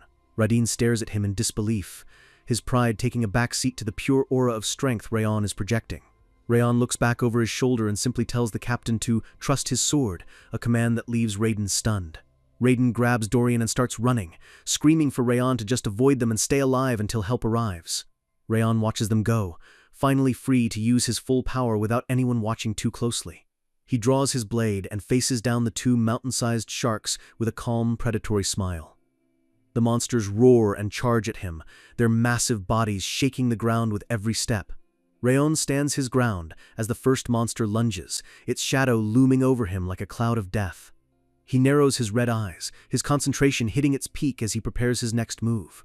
He unleashes the Rabid Fang sword style, moving with beast-like intuition as he shreds through the monster's tough hide in an instant. He's impressed by the weapon's performance. The cursed dagger is even sharper and more responsive than he expected. He realizes that normally he'd need to use his high-tier aura to hurt these things, but this sword is doing most of the work for him. He's managing to hold them both back, using nothing but pure sword technique and the dagger's unique power. One of the shark moles slams its tail down, shattering the rock where Rayon was standing just a millisecond ago. Rayon realizes his Glacia technique is making him almost untouchable, as he can predict their movements before they even think of them. He realizes that the best way to master these demon techniques isn't through meditation, but through real life-or-death experience. He starts weaving Glacia and his Fang style together, becoming a whirlwind of ice and steel that the monsters can't even touch. He's learning faster than ever, proving that Haben Castle was exactly the meat grinder he needed to reach the next level. Radin returns with a squad of reinforcements, screaming for Rayon to fall back before he gets killed. The captain comes to a dead stop, his jaw hitting the snow as he looks at the battlefield. The shark moles, monsters that can wipe out entire squads, are lying dead on the ground, and Rayon is standing there without a single scratch. Radin stares at the boy, finally asking the question on everyone's mind: who the hell is this guy? Rayon just stays quiet, letting the silence do the talking for him. He knows the captain is at a loss for words after realizing he almost got his newest recruit killed by being an arrogant veteran. Radin walks up to him and bows his head low, apologizing for his behavior and for not believing Rayon's warning. The veteran soldier admits they only survived today because of the MC's power, and he's man enough to admit he was wrong. He refuses to make excuses about experience and gives Rayon the respect a true warrior deserves. Rayon is actually surprised. He didn't expect a rough soldier like Radin to apologize so sincerely and so quickly. He tells Radin it's fine, admitting that he wouldn't have believed a rookie's word on the first day either. Radin looks up with sparkling eyes, saying he finally understands what Rayon is. He grabs Rayon's hands, calling him an angel from heaven sent to save their squad, which is way more praise than Rayon was expecting. Radin shouts to the whole squad that drinks are on him at the tavern tonight to celebrate their survival and their new legendary newbie. The group heads back to the Branch of Frost Tavern, their spirits high after a mission that should have been a disaster. Raiden keeps telling the other soldiers about how Rayon slashed through the monsters like a god, but nobody believes him. The other veterans point out that Rayon doesn't even look 17, so there's no way he's that strong, which just makes Raiden more defensive. Rayon is too busy trying a slice of pineapple pizza, which Wrath claims is the ultimate combination of greasy cheese and acidic fruit. Dorian looks at Rayon's unique food choice and notes that the young master's taste buds are as weird as his sword skills. Wrath screams at Dorian, calling him a pig who doesn't understand the complex flavor profile of high-tier human cuisine. Yua, the tavern girl, approaches them, giggling and saying the rumors are true. The new guy is even more handsome than his sword skills are famous. She introduces herself cheerfully, asking if they want to see the rest of the menu now that they're done with the pizza. Rayon scans the list and is surprised by how diverse the food is in such a remote, frozen fortress. Wrath spots mint chocolate chip ice cream and loses his damn mind, demanding Rayon order it immediately. Rayon tries to ignore him, but Yua notices his gaze and starts hyping up their mint chocolate, saying it's the best in the north. Wrath throws a tantrum, calling Rayon a thankless bastard for not buying him a treat after he taught him a secret technique. Rayon gives in just to make the cat stop screaming and orders the ice cream, much to Wrath's delight. A soldier from across the tavern asks Rayon if the rumors are true about him killing 6 moles, noting that the kid's aura doesn't actually feel that strong. He clarifies he's not doubting him, just genuinely curious how a kid got that strong in such a short time. The veterans tell him not to worry about it, knowing that someone with Rayon's skills is going to be their boss in no time anyway. Dorian is beaming with pride for his friend, while Rayon just feels awkward about all the sudden attention. Yua brings out the massive sundae, and Wrath looks like he's about to ascend to a higher plane of existence. The demon monarch starts narrating the taste, describing the refreshing cold and the sudden sweetness of the chocolate as the peak of sensory experience. Rayon waits until Wrath is in a good mood to ask him about the deeper mechanics of the Glacia technique. Wrath looks up from his ice cream, realizing Rayon has already figured out that Glacia isn't just a detection skill. He confirms it, impressed that a mere human could understand the technique's true purpose so quickly. He explains that just like human internal arts, Glacia is a fundamental method of using cold energy with maximum efficiency. It allows the user to sharpen their offensive and defensive power to an insane degree by linking their mana to the cold world around them. Rayon asks if he can use it in active combat, and Wrath tells him it's possible, but it takes an incredible amount of talent and time. Wrath smirks, saying that while it's easy for a king like him, someone with Rayon's low talent might take a whole year to master it. Rayon scoffs at the idea of taking a year, and Wrath reminds him that he's only been able to learn anything because a king has been babysitting him. Rayon gets a competitive glint in his eyes, and challenges Wrath to a bet on his learning speed. He bets that he can master the combat application of Glacia in just 6 months, cutting Wrath's estimate in half. Wrath hesitates, his blue eyes narrowing as he thinks about the terms. Seeing him waver, Rayon ups the stakes and drops the time limit to just 5 months, knowing Wrath can't resist a good wager. Wrath can't help himself. He agrees to the bet, confident that there's no way Rayon can learn a demon art that quickly. Rayon smirks, having tricked the food-obsessed cat once again as he prepares to break another record. The system confirms it. Wrath has accepted the bet, and now Rayon has 5 months to become a master of the frozen arts. Our boy Rayon is finally wrapping up his first day at the tavern, telling Dorian it's time to head back to the dorms and get some rest. Before they can even step out, Yua calls out to them, running over with a bag in her hands. She noticed the MC really liked the pineapple pizza earlier, so she stayed up to bake some pineapple cookies just for him. Ron takes the bag with a small smile, thanking her for the effort, while Yua looks like she's on cloud 9. She tells him to come back whenever he wants more, her face beaming with pure joy as she sees him off. As they walk away, Dorian waves goodbye to the castle's mascot, with Wrath floating along, already thinking about how he's going to steal those cookies. The scene shifts to the pitch-black forests outside the castle, where something dangerous is lurking in the shadows. Suddenly, we see a group of soldiers sprinting through the snow, their faces twisted in pure terror as they flee for their lives. One of the scouts is pushing himself to the limit, knowing that if he doesn't make it back, the entire castle is in trouble. He's grit his teeth, the cold air burning his lungs as he desperately tries to outrun the nightmare behind him. He needs to report to Commander Milland immediately. A massive horde of ice trolls is gathering, and they aren't just roaming, they're organizing. Behind him, the massive gray-skinned trolls roar through the blizzard, their blue eyes glowing with bloodlust as they hunt the scouts down. The title card drops as the stakes for Rayon's graduation exam just hit a whole new level of hell on earth. Back inside the safety of the castle, a heavy snowstorm is blowing against the stone towers, mirroring the tension building inside. Captain Radin finds Rayon and Dorian dropping some heavy news. They've been ordered to eliminate the ice trolls immediately. Dorian is losing it, crying about how their first patrol mission just ended yesterday and they haven't even had a chance to breathe. Radin looks just as stressed, knowing that a mission like this isn't something you can just say no to once the higher-ups decide. Earlier that day, Commander Milland was briefed on the situation near Underground Pit Number 4, where the trolls were first spotted. The report said there were 13 of them, and the commander knows they have to strike first before the trolls can call for reinforcements. Milland doesn't have a good feeling about this, so he orders the Vice Commander Terrian to personally lead the expedition. He tells Terrian to take the main commanding team and the Wolves' mercenaries to clear out the trolls and secure the Northern Sea region. Terrian is surprised when his father insists on taking Patrol Team 3, which is Rayon's unit, along for the ride. Milland explains that the reports about Raon soloing shark moles were too impressive to ignore. He wants to see the kid's skills with his own eyes. Radin remembers Raon's confident words about fighting on any battlefield, and realizes the kid is finally getting the attention he wanted. Radin tells Rayon and Dorian to pack their gear and get as much sleep as possible, because tomorrow is going to be a bloodbath. As the captain leaves, the room falls silent, the weight of the upcoming mission settling on Dorian's shoulders. Dorian starts panicking again, realizing that going from a warm-up mission straight into a troll hunt is basically a death sentence. He asks Rayon if it's true that normal swords can't even scratch an ice troll, his eyes wide with fear. Rayon confirms it.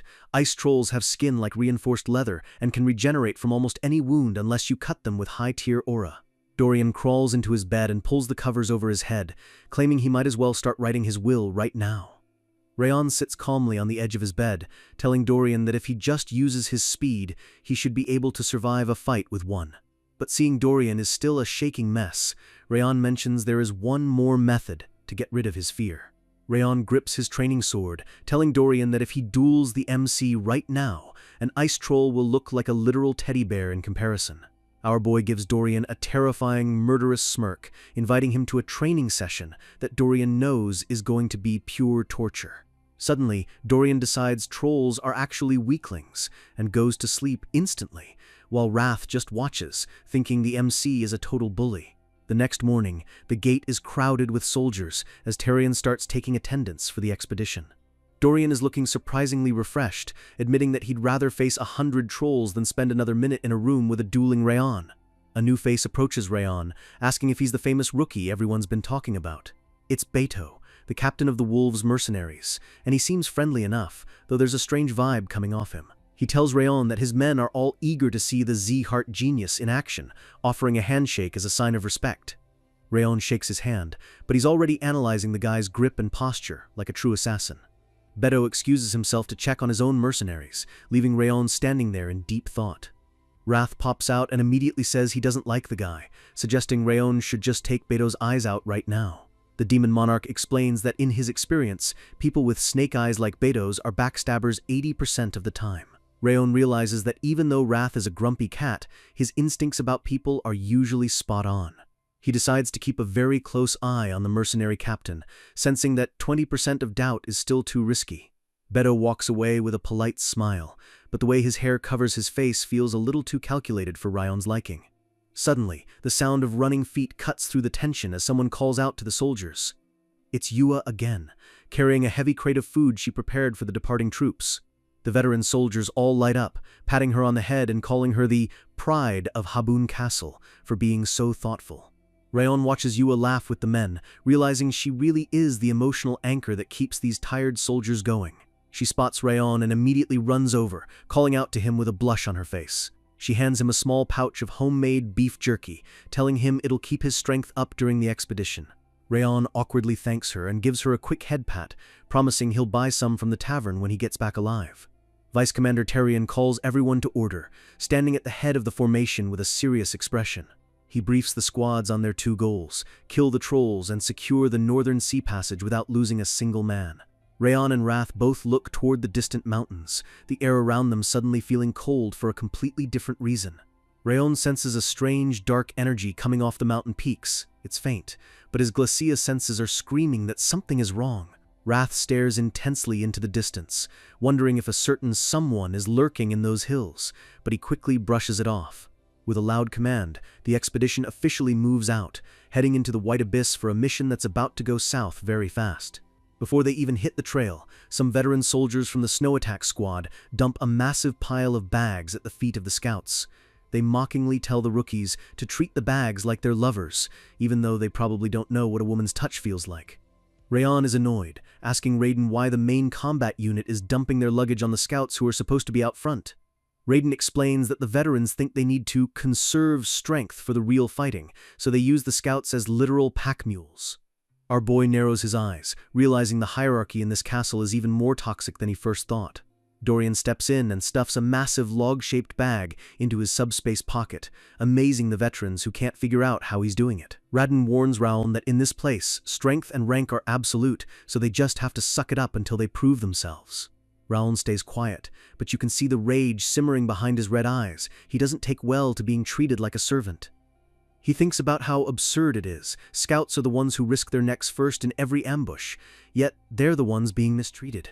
He thought there would be brotherhood on the front lines, but it's clear the Snow Attack Squad is only looking out for themselves. Rayon looks at Captain Ediquil, the leader of the veterans, realizing this whole culture of bullying revolves around that one man. He decides right then and there that the easiest way to fix the unit is to simply crush Ediquil and take his authority. The title drops for Chapter 65 as the group finally reaches the outskirts of the troll territory. The soldiers arrive at the reported location, but there's a problem. The cave is empty, and there isn't a single troll in sight. Tyrion turns to Raiden, asking if he's absolutely sure about what his team saw yesterday. Ediquil scoffs, saying this is exactly why scouts shouldn't be trusted to go out without a real swordsman to baby them. Tyrion orders everyone to spread out and search for tracks, telling them to expand their senses to the absolute limit. Hours pass, and even the most skilled trackers are coming up with absolutely nothing, making the scouts look like liars. Rayon notices that even if trolls were being stealthy, they couldn't leave 0 tracks. Someone has definitely covered their trail using magic. He approaches Tyrion, asking for a chance to try a different method of searching. Ediquil tells him to get lost and help set up camp, warning him not to embarrass himself like the rest of the scout trash. Rayon ignores the insults and kneels in the snow, while Ediquil continues to complain about the rookie brat, wasting everyone's time. Rayon closes his eyes, focusing all his energy into a single point as he activates his secret weapon. He unleashes Glacia, his mana rippling out across the mountain like a silent wave of ice. Ediquil is about to yell at him to get up, but he stops when he sees the look of pure focus on the MC's face. Suddenly, Rayon's eyes snap open, and he calmly states, "I found them." He points northeast, saying a large group is hiding near the frozen valley, just beyond Mount Sterlin. Ediquil explodes in anger, calling Rayon a liar and asking how he could possibly pinpoint their location from this distance. Rayon doesn't blink, asking the veteran if he has a problem with a scout actually doing his job for once. Ediquil is fuming, but Tarion steps in and tells him to calm down, sensing that Rayon isn't the type to joke in a situation like this. Tarion asks Rayon how he found them, and the MC lies, saying he learned a high-level detection method from a backyard expert back home. Ediquil keeps protesting, saying even an elite scout who's lived here their whole life couldn't see that far in a blizzard. Tarion is torn. Relying on the energy detection of a rookie with 1 year of experience is risky, to say the least. But he looks into Rayon's red eyes and sees a level of confidence that makes him want to believe in the impossible. He remembers that Rayon was trained by Instructor Rimmer, a man who knows the northern forests better than anyone. Beto, the mercenary captain, suddenly chimes in, saying he's actually interested to see if the kid is right. Rayon estimates it'll take 30 minutes to reach the valley and another 10 to set up a perfect ambush. Beto is impressed, realizing the rookie has already calculated the terrain and tactical advantage for the entire unit. He points out they still have 2 hours of daylight left, so they might as well go check it out instead of sitting around. Tarion makes the call, ordering everyone to move out and climb the mountain immediately. Ediquil is grit his teeth in frustration, hating that everyone is listening to a brat instead of his veteran experience. As they hike, Rayon catches up to Ediquil, noticing the guy is still grumbling under his breath. Rayon offers him a bet to settle the score once and for all, with no takebacks on the outcome. If the trolls are where Rayon says they are, the Snow Attack Squad has to treat the scouts with respect and handle all their own gear and chores from now on. And if Rayon is wrong? He tells the captain he'll do whatever Ediquil wants, putting his entire reputation on the line. Ediquil accepts with a malicious grin, confident that he's about to put this arrogant kid in his place for good. The unit moves into the frozen valley, unaware that they are being watched by something much more dangerous than trolls. From a high cliff, a group of figures in dark cloaks watches the soldiers approach their hidden position. A man in a hood is confused, wondering why the humans are climbing up here when they should have been lost in the blizzard. He realizes this wasn't part of the original plan, and his voice carries a sinister edge as he watches them close in. He notes that the soldiers are circling around to a perfect ambush point, implying someone in their group knows exactly where the trap is. He's shocked because he personally erased every single troll track to lure them into a different area. He starts to lose his composure, realizing that even an elite tracker shouldn't be able to find them in this visibility. If the soldiers reach the trolls sooner than expected, the cult's entire plan for the castle is going to fall apart. He looks down at the army of powered-up ice trolls he's gathered, knowing he can't let the humans ruin this. His goal was to keep the castle's main forces busy out here while the real attack happens back at Habun. He's running out of time to move the trolls, and he realizes he has to take a more direct approach to delay the humans. He bites his nail in frustration, trying to think of a way to stop the genius who found them. Suddenly, he stops, a dark and twisted idea taking shape in his mind. He lets out a sick laugh, holding up a gray mask with tusks. If the humans want to fight, he's going to give them a massacre. Tarion and Ediquil come to a dead stop as they reach the edge of the frozen valley, their eyes widening in shock. The trolls are actually there, just like Rayon said, and they're gathered in numbers far greater than the original report. Ediquil has grit his teeth so hard they might crack, unable to believe a rookie outscouted the entire squad. Rayon leans in and whispers, asking if the captain remembered their bet about the chores and the gear. He reminds Ediquil that a captain's word should be ironclad, leaving the veteran fuming, but trapped by his own pride. Ediquil is about to lose his cool and attack Rayon, but Tarion cuts him off with a single, sharp word. The vice commander tells them to shut up and focus. They are incredibly lucky to have the upper hand thanks to Rayon's senses. He orders all units to prepare for combat, and the sound of crossbows being cocked fills the air. With a roar of fire at will, the valley erupts into chaos as the ambush officially begins. Tarion leads the charge, his sword glowing with a powerful aura as he leaps into the middle of the troll horde. Crossbow bolts rain down, pinning the trolls to the ground before they can even process that they're under attack. Their movements are hampered by the surprise strike, and Tarion screams for the soldiers not to give them a single second to recover. The humans press the advantage, the elite snow attack squad living up to their name as they shred the front line. Everyone knows that if you leave a troll alive, its regeneration will bring it back in minutes, so the orders are simple: no survivors.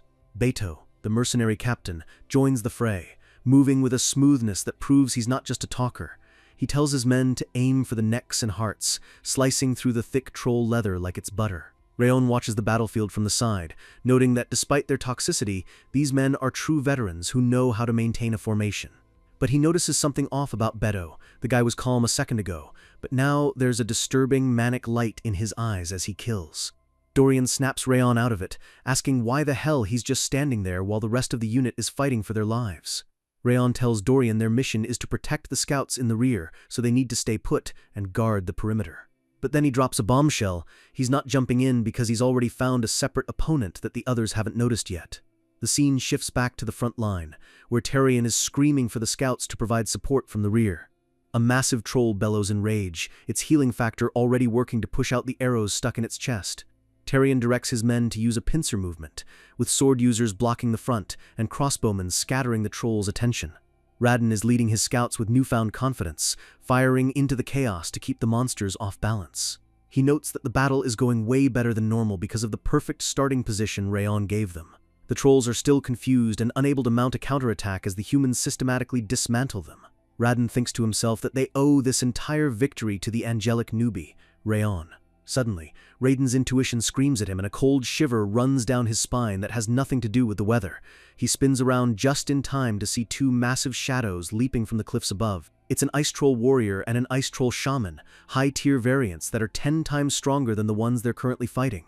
Radin is frozen, unable to understand how these monsters could have hidden their presence until the last second. The troll warrior brings down a massive stone club, and Radin realizes he's too slow to dodge the killing blow.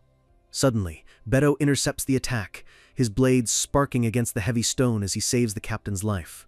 Tarion jumps in to assist, the two veteran captains working together to push the massive brute back. Tarion tells Raiden to pull himself together, while Beto smirks, noting that the real warriors always have to clean up the scouts' mess. A massive wall of ice suddenly erupts from the ground, separating the unit and creating a literal cage of frost. Tarion curses as he realizes the shaman is supporting the warrior with powerful magic from the high ground. If they have to fight the warrior while being bombarded by spells, the casualty rate is going to skyrocket. Tarion roars for all units to keep their guard up, knowing they've just been lured into a second, deeper trap. He orders Ediquil and the snow attack squad to suppress the warrior while the scouts try to disrupt the shaman's spells. Radin shouts for his scouts to reload their crossbows, but before they can aim, a voice booms from the shadows. Ice Bolt!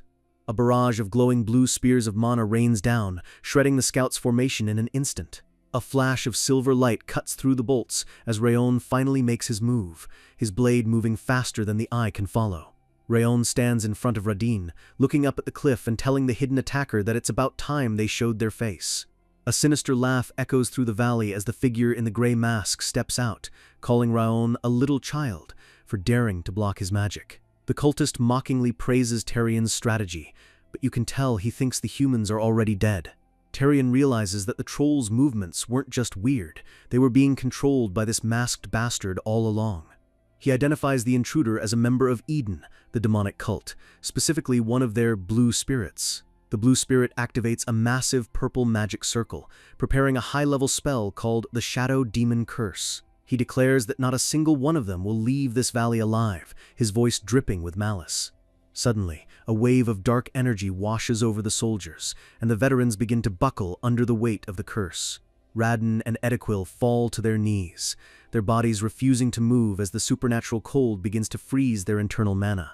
Tarion struggles to stay upright, realizing this curse is part of some restoration plan that could destroy everything. The cultist looms over the paralyzed Tarion, raising his staff to deliver the final blow and take their lives. With a scream of "Die!" he unleashes the full power of the shadow magic, the air itself turning into a blade of darkness. Suddenly, a white-blonde blur slams into the cultist, shattering his spell and sending him flying across the snow. The blue spirit is in shock, unable to understand how a mere rookie could possibly move while under a demon-tier curse. Rayon tells him he wouldn't understand. He's lived his entire life with a curse far stronger and colder than this child's play magic. Rayon unleashes the Rabid Fang sword, Savage Fang dance, becoming a whirlwind of bloody strikes that the cultist can't even see coming. The cultist is shredded in seconds, with Rayon pointing out that relying on magic too much has left the villain's physical skills pathetic and weak. Our boy stands over the dying cultist, looking absolutely ice-cold as the purple energy fades from the air. The veterans are stunned as the curse is lifted, staring at Rayon like he's some kind of supernatural being himself. Tarion is the first to recover, shouting for everyone to suppress the remaining trolls before they can reorganize. The soldiers let out a roar of relief and fury, charging back into the fight with everything they've got. Tarion walks up to the wounded blue spirit, noting that despite the ambush, the cultist didn't manage to kill a single person. He demands to know why Eden attacked them, offering a quick and painless death if the cultist talks. The blue spirit just smiles through the blood, telling Tarion that they should be the ones begging for a quick death. He reveals his true motive. This whole operation was just to lure the castle's elite warriors away from the gates. Tarion looks toward the horizon, and his heart stops. Habun Castle is currently being rocked by a massive, fiery explosion, and they're too far away to help. Emotional hook. The trap has been sprung, and the fortress is in flames. It's a race against time where one wrong move means everyone dies. The Eden Blue Spirit mocks the soldiers, telling them their mercy just cost them their home. Tarion looks on in disbelief as the villain laughs, knowing they were completely played.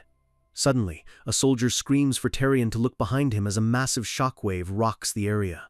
The horizon is choked with black smoke rising from Habun Castle, proving the enemy wasn't bluffing.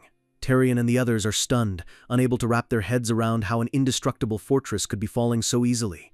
The blue spirit grins through his mask, explaining that while the original plan was to use them as bait, they had a backup plan already in motion. He reveals a massive magic circle, an incantation used to teleport a literal army of trolls directly into the heart of the castle. As the villain cackles about the chaos inside, Tarion loses his cool and delivers a brutal strike to shut him up for good. He grabs the dying cultist, telling him to stop talking trash, because Habun Castle isn't going down that easily. Our boy Rayon agrees, knowing that even if the elite squads are out here, Commander Milland is a beast who won't let the castle fall to mere trolls.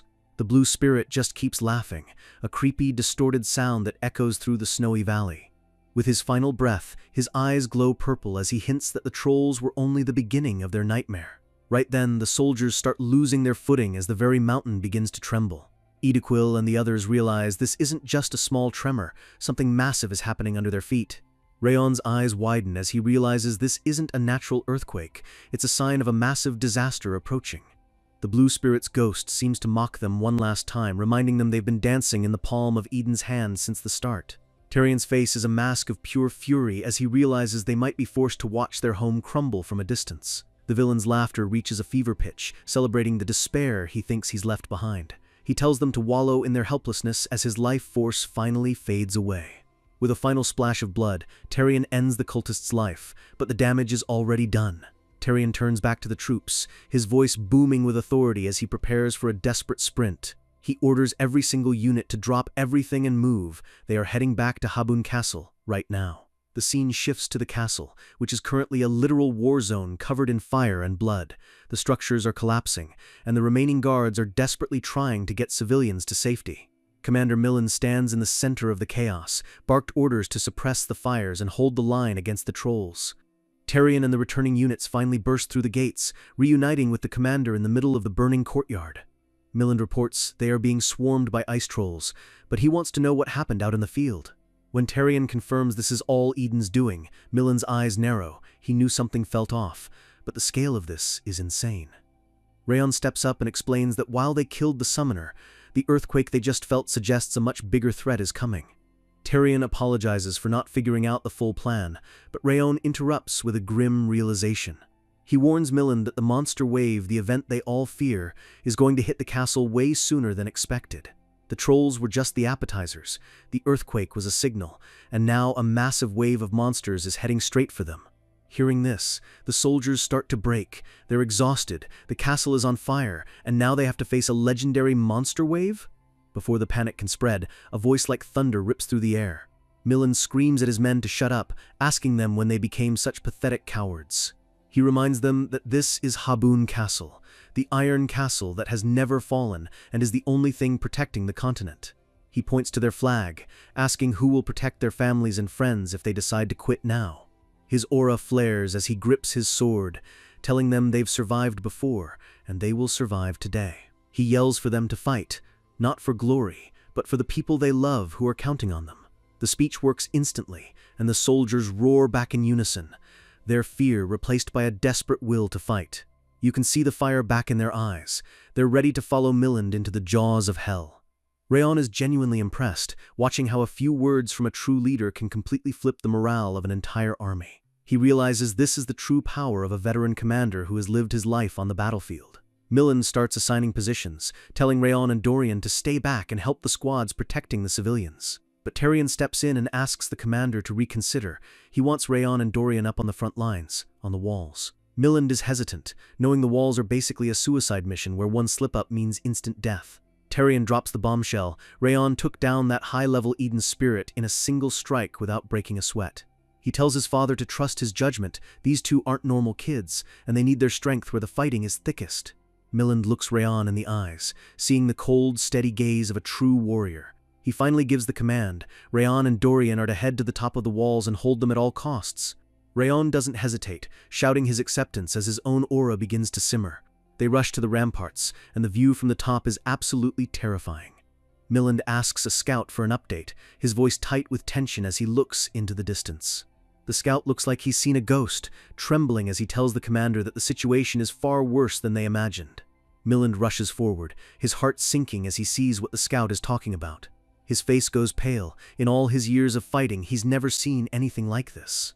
He asks Ediquil if he's ever seen a wave this big, and the veteran captain can only shake his head in pure shock. Rayon stands at the edge, his eyes locked on the horizon as the ground starts to shake with the rhythm of 1,000 marching feet. He remembers what his instructor Rimmer told him, that the north is a hell's battlefield where you never have a chance to put your sword away. And as the massive shadows of the monster horde emerge from the blizzard, Rayon realizes that hell has finally arrived. The scale is mind-blowing. The scouts initially counted 1,000, but as the snow clears, they realize there are tens of thousands of monsters approaching. Even our guy Rayon feels a chill. He can't even sense the end of the enemy line with his enhanced perception. Milland asks Rayon if he knows what a wave really means, reminding him that these events always leave a trail of bodies. He explains that all their missions and scouting are just to delay this moment and save as many lives as possible. He looks at the graves of fallen soldiers, a grim reminder of the cost of defending this frozen wasteland. Milland gives Rayon one final mission. Forget the walls, forget the gate. His only job is to make sure as many soldiers as possible go home alive. A monstrous roar echoes through the valley, ending their conversation as the first wave of enemies reaches the base of the castle. Milland commands everyone to draw their swords, acknowledging their fear but demanding their courage. The monsters are terrifying, massive, hulking beasts with glowing red eyes and heavy armor. Milland raises his sword high, promising a celebration drink for everyone who survives this night. The archers and shield-bearers take their positions, their hands steadying as the enemy enters range. With a single word, fear, Milland unleashes a rain of death upon the approaching horde.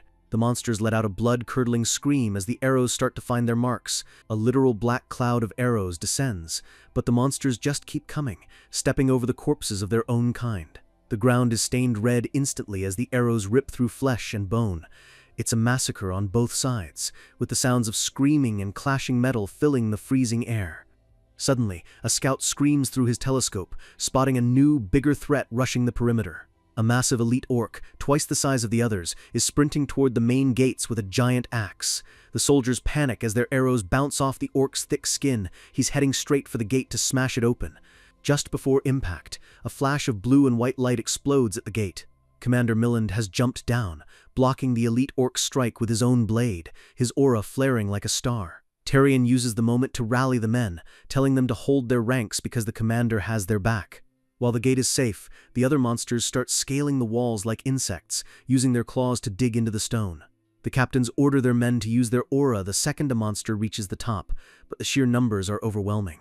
A soldier screams in terror as an orc finally makes it over the rampart, towering over him with a murderous grin. Before the axe can fall, a golden blur streaks across the wall, and the orc's head is separated from its shoulders in a single move. Rayon stands over the trembling soldier, calmly asking if he's hurt as the orc's body collapses behind him. Rayon huffs, his eyes scanning the chaos. He's already killed hundreds, but the enemy horde doesn't look any smaller. The horizon is still filled with monsters and flying beasts, making it look like the entire world is coming to end the castle. Suddenly, Rayon spots something even worse.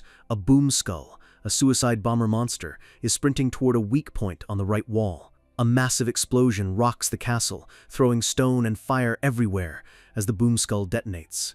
Rayon is thrown back by the blast, coughing through the dust as he frantically checks on the nearby soldiers. He hears a chorus of agonizing screams coming from the hole in the wall. The sight is horrific. Soldiers are lying in the rubble, limbs missing, crying out in the middle of the carnage. Rayon sees a group of injured men about to fall off the edge of the broken wall, right into the jaws of the monsters below. He moves to save them, but a voice rings out in his head, a message sent through aura. It's Milland, telling him to stay on the wall and protect the sections that haven't fallen yet. The commander tells him he has to endure it. If they stop to save every individual, the entire defense will collapse and everyone will die. Rayon looks down at the bleeding soldiers, his heart clenching as he realizes the cold logic of war. He grits his teeth, his past life as an assassin screaming at him to follow orders, but his new life as a swordsman feeling something else.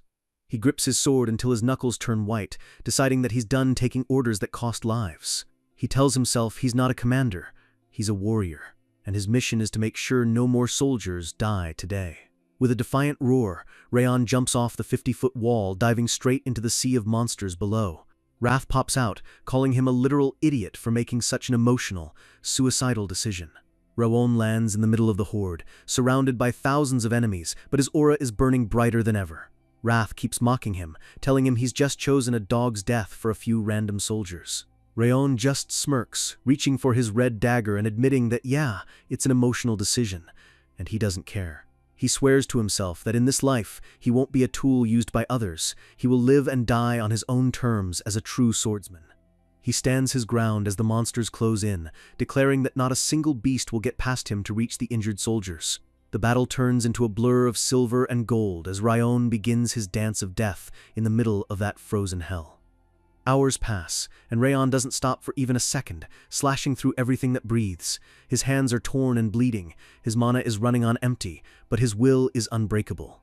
Eventually, he loses all feeling in his body. The only thing he knows is the sensation of his blade cutting through bone.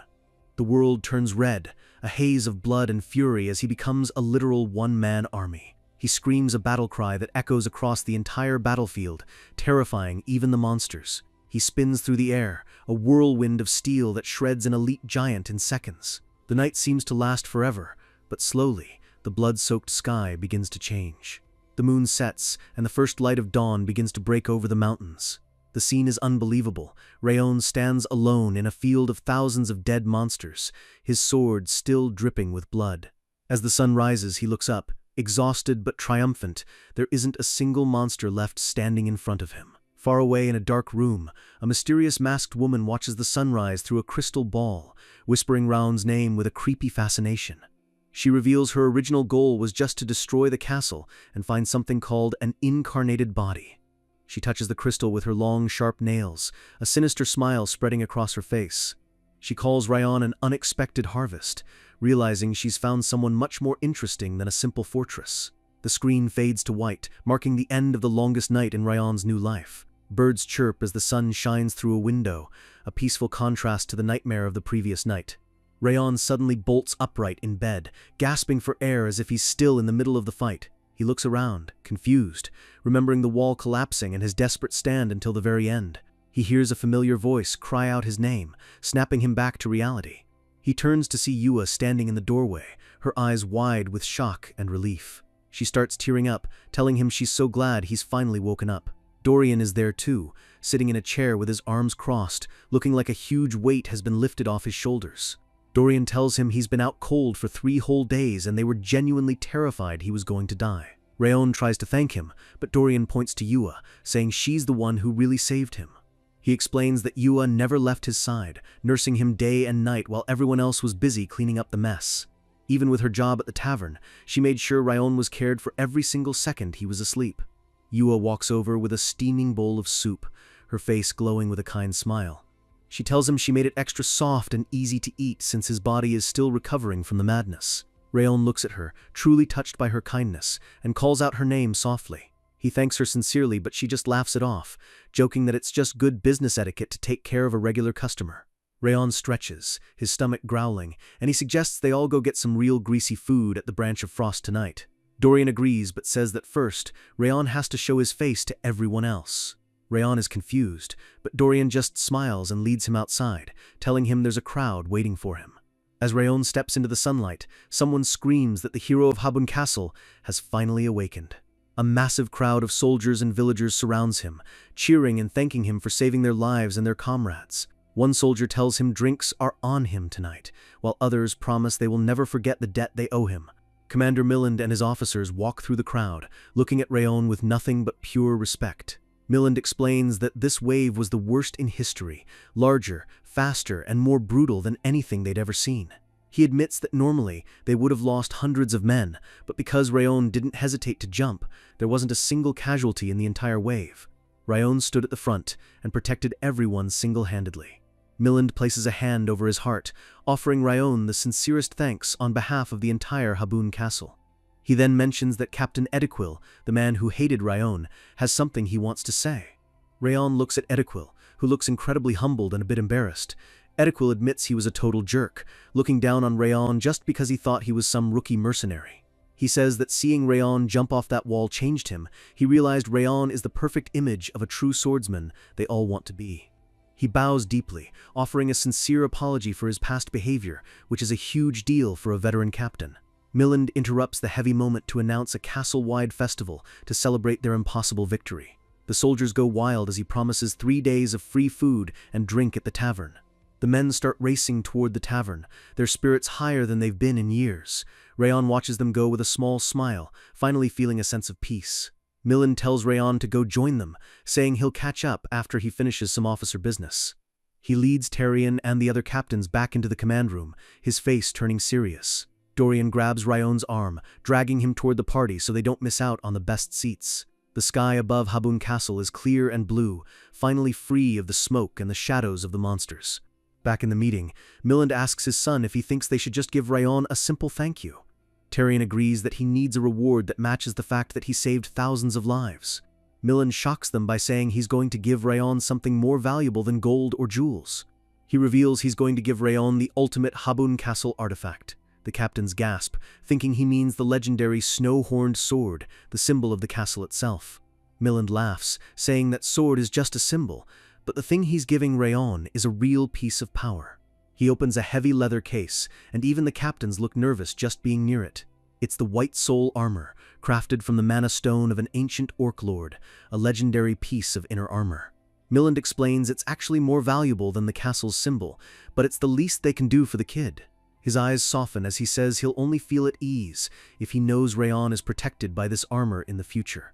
The captains agree instantly, knowing that no price is too high for what Rayon did for them. Ediquil speaks up again, asking the question they've all been thinking since the fight. He asks Milland if Rayon is really just an ordinary mercenary, because his skills are way beyond that. He points out that the martial arts Rayon used were high-level secret techniques that no normal mercenary could ever learn.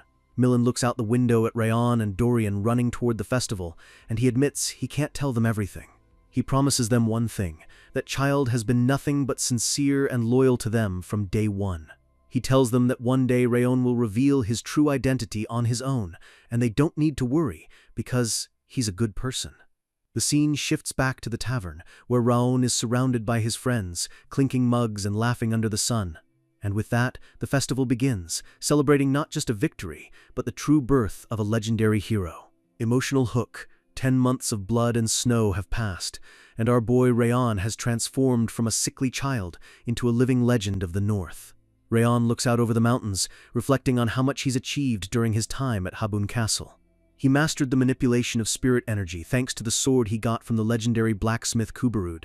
He survived a monster wave that would have turned most men into meat paste, earning his place on this hell's battlefield. Over the last half-year, he's even pushed his glacier ice technique to a level that shouldn't be possible for his age. But more importantly, the rough soldiers of the North, Tarion, Ediquil, and the others, have become his brothers in arms. A small, rare smile touches his face as he remembers the new nicknames the locals have given him. Little does he know, his heroic stories are spreading like wildfire across the entire continent. In the scorching Levine Desert, far to the northwest, travelers are already whispering his name. Burin Ziakart pauses his training, looking stunned as he hears the title Hero of Habun Castle. A traveler describes the blonde swordsman who fought until dawn to protect the wounded, calling him the Sword Demon. Burin grips his sword, a mix of shock and determination on his face, as he realizes Raon is already light years ahead. He can feel the gap widening, and it's clear Raon isn't just getting stronger, he's becoming a monster. Burin's companion asks if this is the guy he's so desperate to surpass. The friend is confused. Shouldn't Burin be pissed or depressed that his rival is this much of a beast? But Burin just smirks, a genuine spark of respect in his eyes. He says he's actually happy, because the higher Raon climbs, the further Burin has to push himself to reach him. His friend laughs, calling them close, but Burin quickly snaps back that they're strictly rivals. Elsewhere in the desert, Martha Zeighart hears the same rumor, and her reaction is a bit more aggressive. Her partner tells her that the blonde swordsman stopped a monster wave all by himself. Martha curses under her breath, frustrated that the damn bastard is leaving her in the dust. Her partner tries to console her, saying rumors are usually exaggerated, and she's probably stronger. The pile of dead monsters behind her is proof of her own insane power, but she isn't satisfied.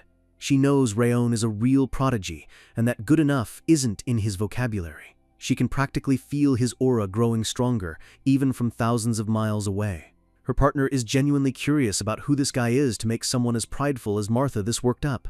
She admits Raon is both the person who saved her life and the rival she absolutely has to crush.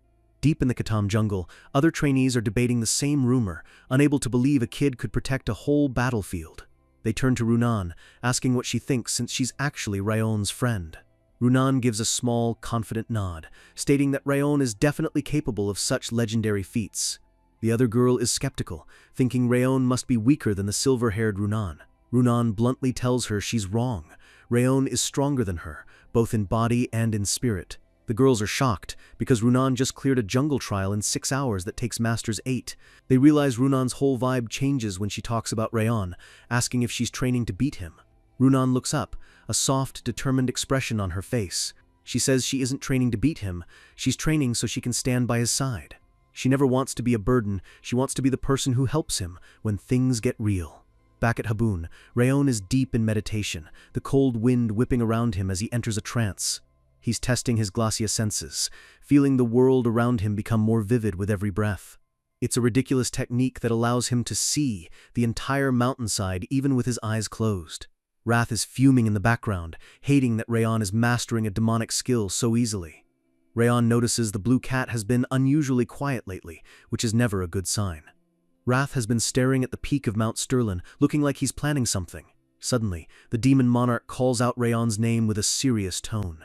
He proposes a bet, claiming it's been too long since they had a proper wager. Raon is suspicious, but listens as Wrath says the bet is simple. The original test from Rimmer was to survive here for a year, and Raon only has 2 months left. Wrath bets that Raon won't survive those final 2 months, a dark, ominous prediction. Raon asks if he's serious, and Wrath claims he never lies, despite lying constantly in the past. Wrath gives him a doubtful look, knowing that something massive is about to happen. Raon thinks it's an easy win. Eden's forces were wiped out, and reinforcements have arrived from Zeehart. He figures he just needs to train for 60 more days, and then head home to see his mom. Thinking he's got this in the bag, Raon accepts the bet, while Wrath just gives a wicked knowing grin. 1 month later, the sun sets over a peaceful Habun castle as Raon's graduation draws closer. Despite Wrath's warning, the castle has been eerily quiet and peaceful.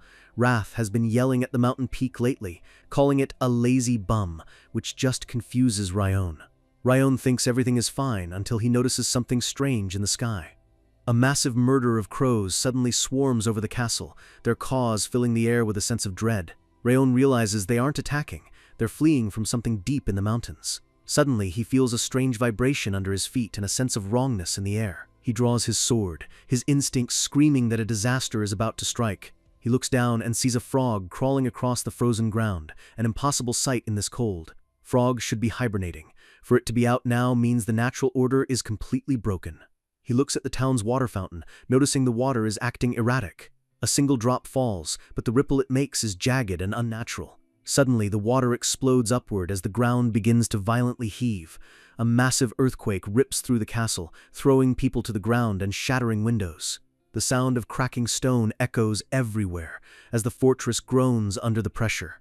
Villagers scream in terror, running blindly as the earth continues to shake. The warning bells start to toll, the signal for an immediate monster invasion.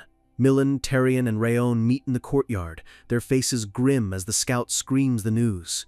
A wave has appeared, but the timing makes no sense. It's not wave season, and the scale is off the charts. Tarion tells Rayon to gear up. They're heading to the walls immediately to meet the threat head-on. Rayon sprints through the streets, noticing more animals fleeing past him toward the south. The dead frogs on the pavement are a chilling omen of the death approaching from the peaks. Reports flood in from all sides. The monsters are already at the gates, and they're desperate. The fighting is brutal and immediate. Trolls and orcs are throwing themselves at the guards with zero regard for their lives.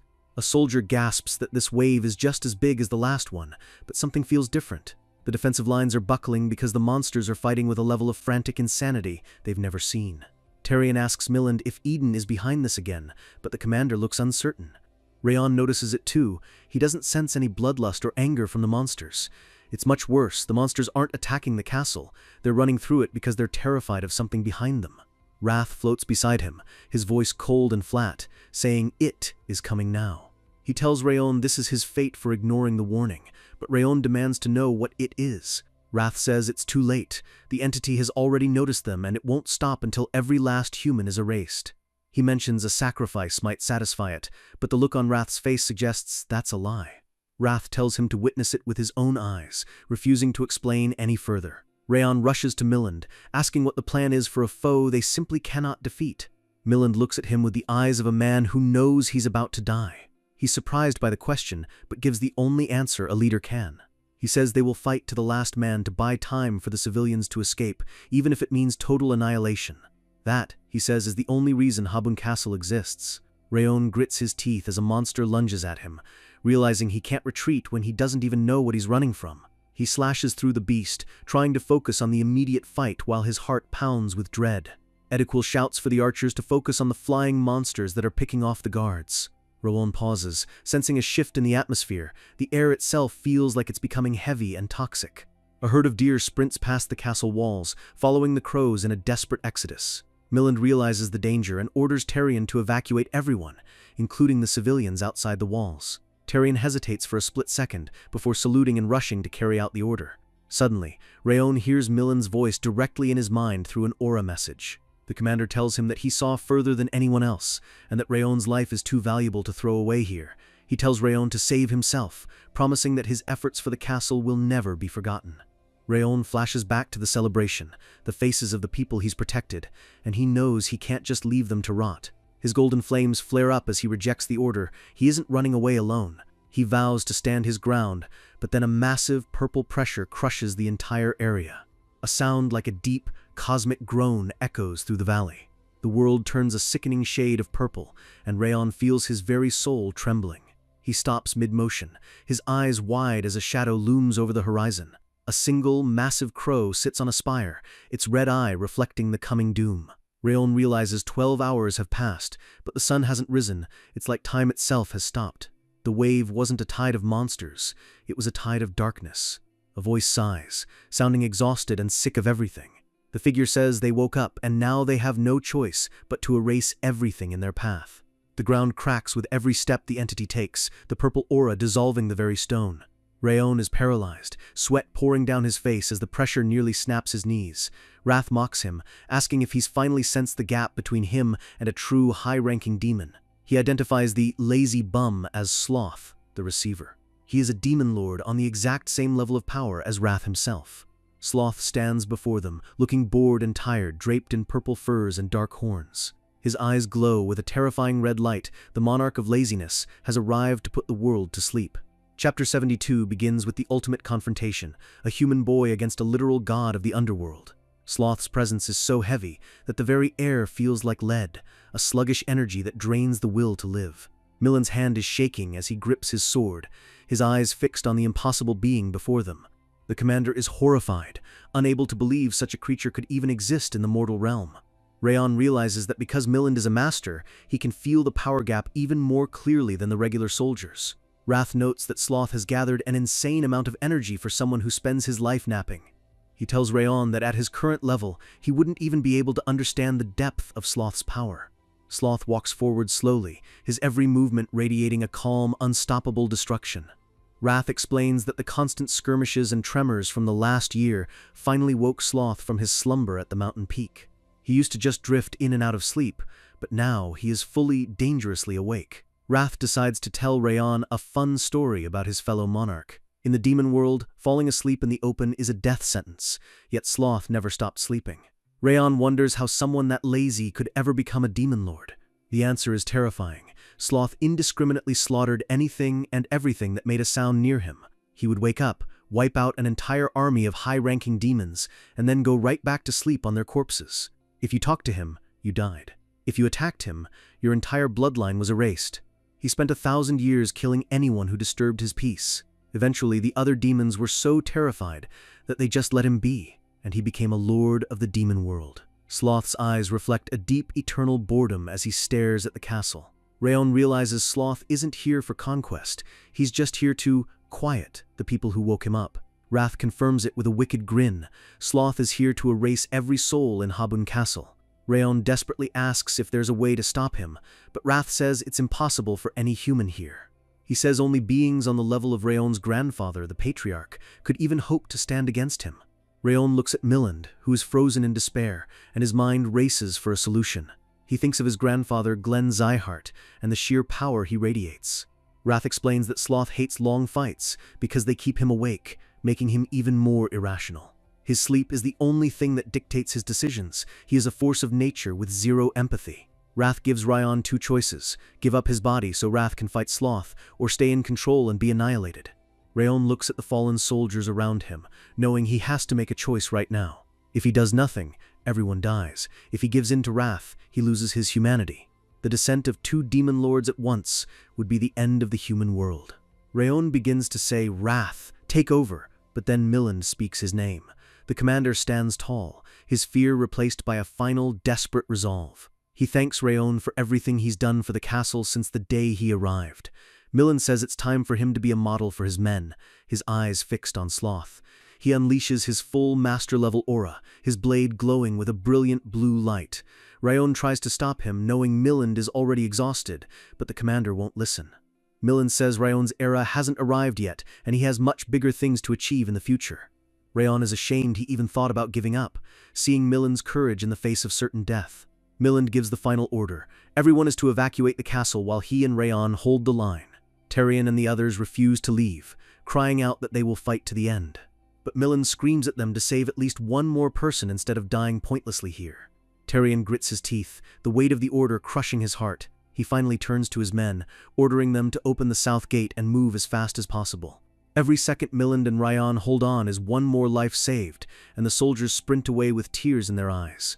Wrath mocks the meaningless struggle of the humans, saying it's already over. Sloth finally enters the gate, his purple energy swallowing everything in its path. He mutters that he's cold and tired, and it's all their fault for making so much noise. He says he had to come here, his voice rising with a sudden sharp edge. His red eyes fix on Rayon, a gaze that feels like a physical blow. A massive shockwave of purple mana explodes from Sloth, leveling the nearby buildings. Rayon stands his ground, his golden flames roaring as he tries to shield Milland. He's staggered by the pressure, realizing Sloth hasn't even used a fraction of his real power yet. The waves of energy are crushing his lungs, and he realizes he can't win a direct clash. He wonders if he should just give in, but then his assassin's mind finds a tiny, desperate opening. Wrath keeps pushing for the body, telling Rayon he's out of time. Rayon refuses, thinking through every piece of information he has on Sloth. He analyzes Sloth's traits: cold, sleepy, hates annoyance, and simple-minded. A plan forms in his mind, a gamble that's insane even for him. He calls out to Wrath, proposing a different kind of deal. Wrath is confused, asking what kind of deal a dying brat could possibly offer. Rayon offers to take in all of Wrath's anger, all of it, if Wrath gives him the power to face Sloth right now. Wrath calls it useless, but Rayon threatens to kill himself before the monarch can take over if he refuses. Rayon says he doesn't make empty bluffs, and if they die together. Wrath is stunned, actually feeling a bit of fear as he realizes Rayon is crazy enough to do it. Rayon demands an answer as Milland collapses beside him, his aura flickering out. He screams for Wrath to answer yes or no as the purple darkness closes in. Wrath finally snaps, screaming that Rayon will pay for this, but he unleashes a massive torrent of blue rage. Sloth stops, looking confused as a new familiar energy erupts from the ant in front of him. A pillar of dark blue and gold fire surges into the sky, pushing back Sloth's purple domain. Sloth turns his full attention to Rayon, his eyes narrowing. Rayon looks up, his voice echoing with the power of a demon lord as he calls Sloth trash. He declares that this castle is now the territory of the Lord of Wrath. Rayon claims he is the vessel of Wrath, a bold-faced lie meant to trick the simple-minded Sloth. Wrath is absolutely losing it in the background, screaming at Rayon for making up such a ridiculous title. Rayon's eyes glow with a mixture of gold and blue, a smirk on his face as he prepares to fight. He tells Sloth he's going to punish him for messing with his vessel, and Sloth actually looks hesitant. The bluff has worked, Sloth is confused, and the real battle for Habun Castle is finally beginning. The screen fades as a notice appears. The Battle of the Demon Lords is on hold for a week-long break. See you on August 8th. Emotional hook. In a world where gods and demons decide the fate of men, one boy is crazy enough to look a demon lord in the eye and lie to his face. Wrath is absolutely losing it, screaming in Rayon's head about why he's being called a vessel, and why this pathetic castle is being labeled his land. Sloth looks confused, repeating the words Wrath's vessel as Rayon doubles down, claiming Wrath is furious that Sloth dared to step onto his turf. The blue fire cat is fuming, shouting that Rayon is just making up things he never actually said. Rayon ignores the protests, knowing that the only thing Sloth can actually feel right now is the massive wave of rage energy Rayon got from their bet. Sloth stares at him, his red eyes narrowing as he senses the unmistakable aura of wrath radiating from this human's body. Our guy Rayon puts on his best performance, telling the Demon Lord to engrave this warning into his heart right now. He takes a deep breath, mentally preparing for the biggest gamble of his life. He roars at Sloth, telling him that if he doesn't stop right now, he'll make sure Sloth never gets another second of sleep for the rest of his eternal life. Wrath thinks Rayon has officially lost his mind, but Sloth actually pauses, looking genuinely troubled by the threat of losing his precious naps. Rayon realizes his gamble is actually working. The Monarch of Laziness is actually taking the bait. Suddenly, Sloth looks toward the peak, sounding almost submissive as he asks Lord Wrath not to go that far. Rayon keeps the pressure on, waving his hand dismissively and telling Sloth that he shouldn't even think about descending any further. He claims Wrath needs all his power to subjugate the continent, not to waste it on someone like Sloth. The Demon Lord stands silent at the gate, looking up at the tiny human standing on the wall. He stops, sensing something else that catches his attention. Sloth notices the flower bracelet on Rayon's wrist and recognizes it as a mark of Wrath's energy. He starts to believe the lie, thinking Wrath is so protective of his subordinate that he'd follow Sloth forever just to keep him awake. The mere thought of a persistent Wrath bothering him while he's trying to sleep is a total nightmare for the Monarch of Laziness. He concludes that Rayon really is the vessel, because no random human could have Wrath's energy and know exactly what Sloth hates most. Rayon breathes a sigh of relief as he realizes things are going exactly as predicted based on Wrath's information. He reintroduces himself with authority, claiming his body is the one prepared for Wrath's eventual descent into the human world. He acknowledges that Sloth was only woken up because of the tremors from the previous battle. But he points out that Sloth has the wrong target. The real culprits are the cult called Eden, who use the monsters as pawns. Sloth realizes that if Rayon is telling the truth, he has absolutely no reason to stay here and pick a fight with another Demon Lord. He turns around, muttering that he's going back to sleep, his terrifying energy finally starting to fade. Rayon tells Wrath to hold back, knowing the blue cat is itching to actually come out and cause chaos. Wrath is still pissed, but Rayon calms him down, saying he'll convey Sloth's message exactly as it is. Sloth apologizes to Wrath, admitting he didn't know he was here and making excuses for the disturbance. Rayon keeps acting the part, telling Sloth not to argue and that he should know the rule, a life for a life. He blames Sloth for the deaths of Wrath's subordinates during the monster wave caused by Sloth's arrival. He offers Sloth a choice as the noble lord of the demon realm. Rayon asks, will Sloth give up his sleep forever, or will he surrender a portion of his power to Wrath's vessel right now? Wrath is stunned, realizing Rayon's goal was to scam a second demon lord for more power all along. Sloth points a finger at Rayon, weighing the cost of his sleep against a small fraction of his mana. For Sloth, it's the easiest choice in the world. He begins to cast a spell while Wrath screams at him that he's being tricked by a human worse than a demon. Wrath is panicking, telling Sloth he could literally kill Rayon with a wave of his hand if he just opened his eyes. But it's too late. The ritual is already beginning. A surge of dark purple energy slams into Rayon, infusing his soul and body with a portion of Sloth's power. Rayon looks at his hands, feeling the heavy, strange energy of the monarch of laziness settling into his veins. Wrath feels like he's going to die from the sheer stress of Rayon's audacity. Sloth yawns, declaring that he's too sleepy to care anymore and that he's heading back to bed. But our guy Rayon isn't done yet. He calls out to the Demon Lord one more time. Sloth sighs, sounding like a teenager being asked to do chores on a Saturday morning. For a split second, Sloth's eyes flare with a terrifying red light. Rayon feels a wave of incredible killing intent that almost snaps his spirit. He realized he pushed the bluff just a little too far. He quickly pivots, telling Sloth that he actually has a gift to give him as a peace offering. He pulls something out of his pocket and tosses it down to the Demon Lord. It's the magic stone of the Goblin King, and as Sloth catches it, he marvels at how warm and comforting it feels. Rayon tells him to take the stone and never come down again, no matter what kind of noise happens in the future. Sloth agrees, but he asks if this was also a request from Wrath. Rayon admits this was his own deal, and Sloth notes that compared to the stone, the price of his power was actually cheap. Sloth reaches out, and another wave of energy washes over Rayon's arm. He tells Rayon not to worry, it's just a change that will help him out someday. He claims it was tailored specifically to Rayon's master's taste, meaning Wrath. Sloth finally turns away, leaving the castle behind as he heads back into the deep snow. He wants to leave before Rayon's master can bother him again. Rayon stands on the wall, watch the silhouette of the Demon Lord vanish into the night. He tells himself he cannot collapse yet, he has to stay standing until the sun comes up.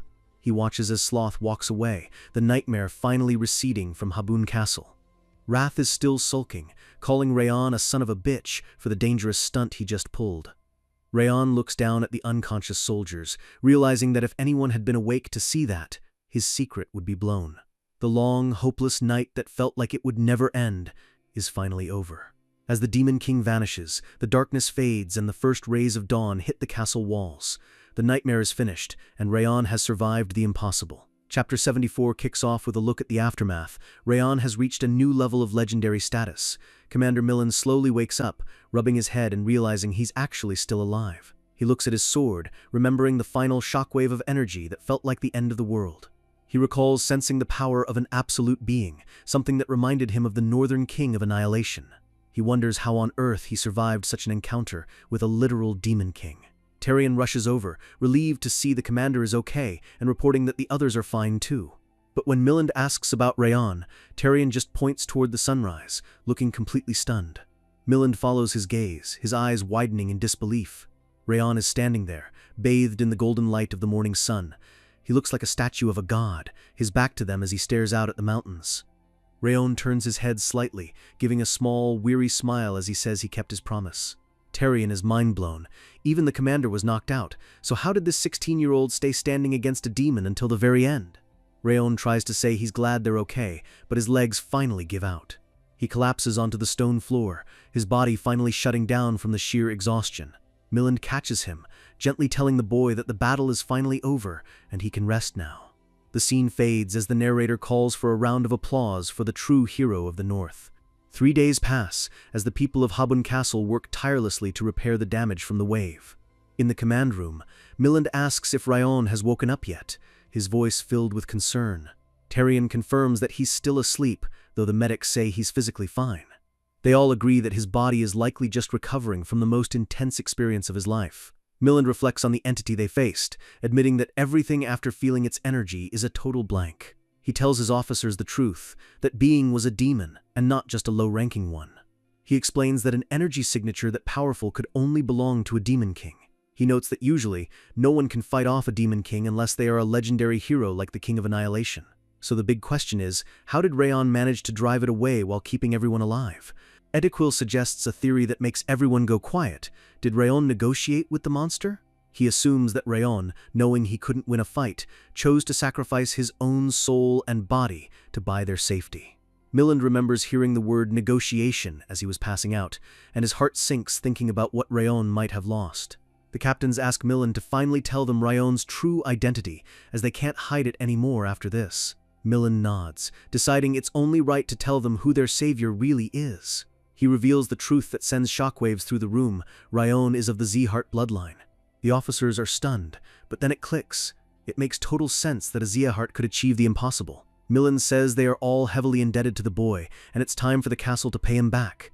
He declares that from this moment on, Habun Castle will support Rayon Z-Heart with everything they have. Back in the medical room, Rayon finally opens his eyes, looking up at the ceiling. He recognizes the familiar setting of the castle's infirmary and realizes he survived the slumber. He sits up and is surprised to see someone sleeping at the foot of his bed. It's Yua, the tavern girl, looking exhausted as she rests her head on her arms. He notices the basin of water and realizes she must have been nursing him the entire 3 days. He's touched by her dedication, knowing she didn't even know if he'd ever wake up.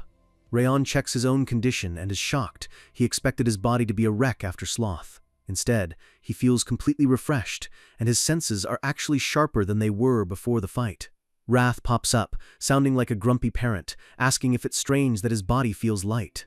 He calls Rayon a dirty little fraud and says it's his brain that's strange for being so calm.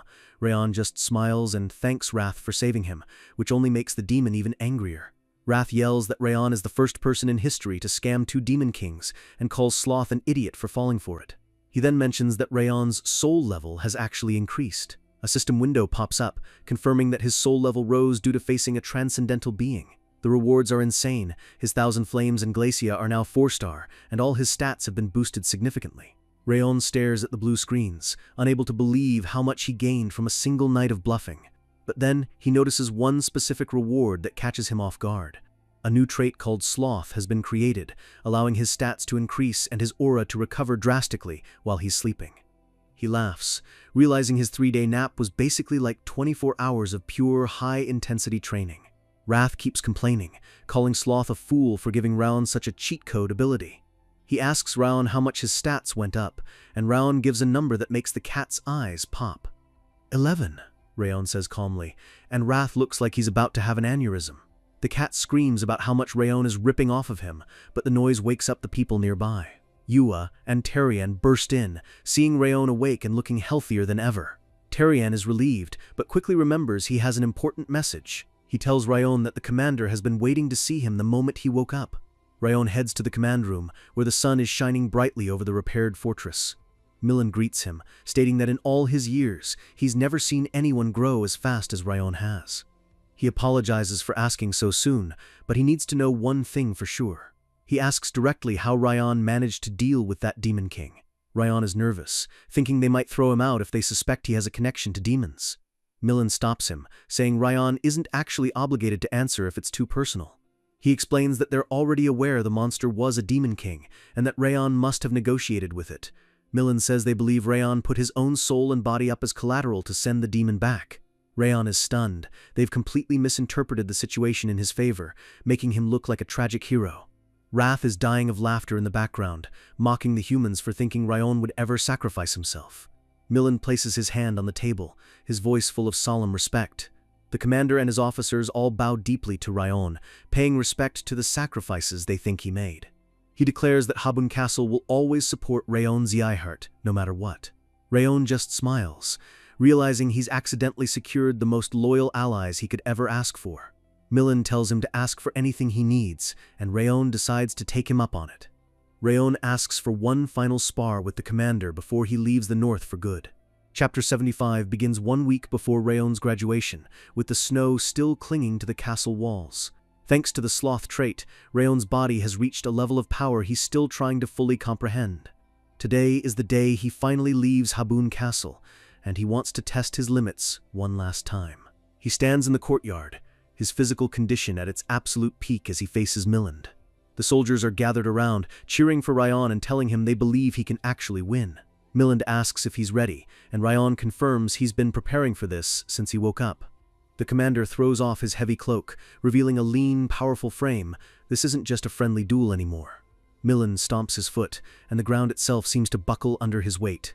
He draws his sword, a brilliant blue aura crackling around the blade as he enters his stance. Rayon feels the pressure, realizing he's finally facing the true master of Habun Castle. The aura is incredible, but Rayon just smirks, his red eyes glowing with excitement. He launches himself forward like a cannonball, his speed causing a sonic boom in the small arena. The clash of their blades sends a shockwave through the courtyard, throwing dust and snow into the air. Milland looks calm, blocking the strike with ease while his eyes analyze every inch of Rayon's movement. They exchange a flurry of blows, each strike powerful enough to level a building. Tyrion and Ediquil watch from the sidelines, stunned that a simple expert can push a master-level warrior this much.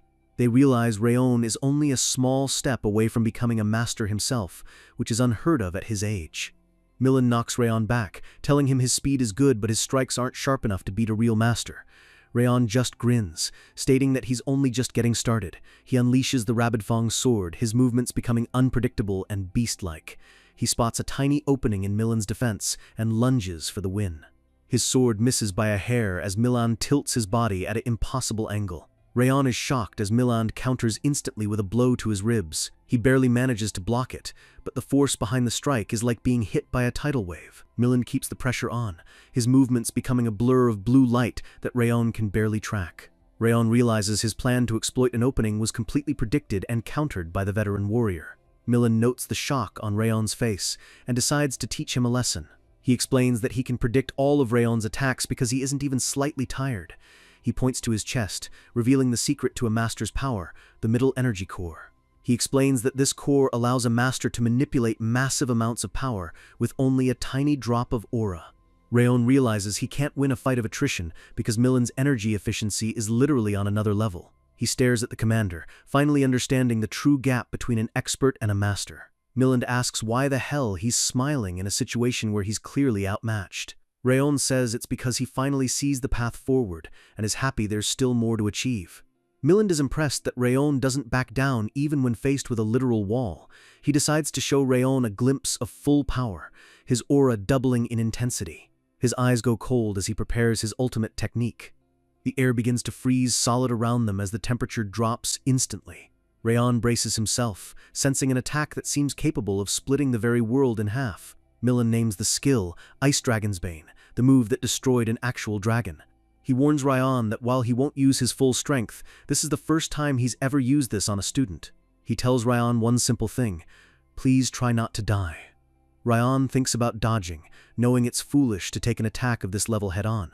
He closes his eyes for a split second, searching his soul for the answer. He decides that dodging would be a waste of this opportunity. He needs to test his growth against the absolute best. Milland asks if that's all he's got, but Rayon just grips his hilt until his knuckles turn white.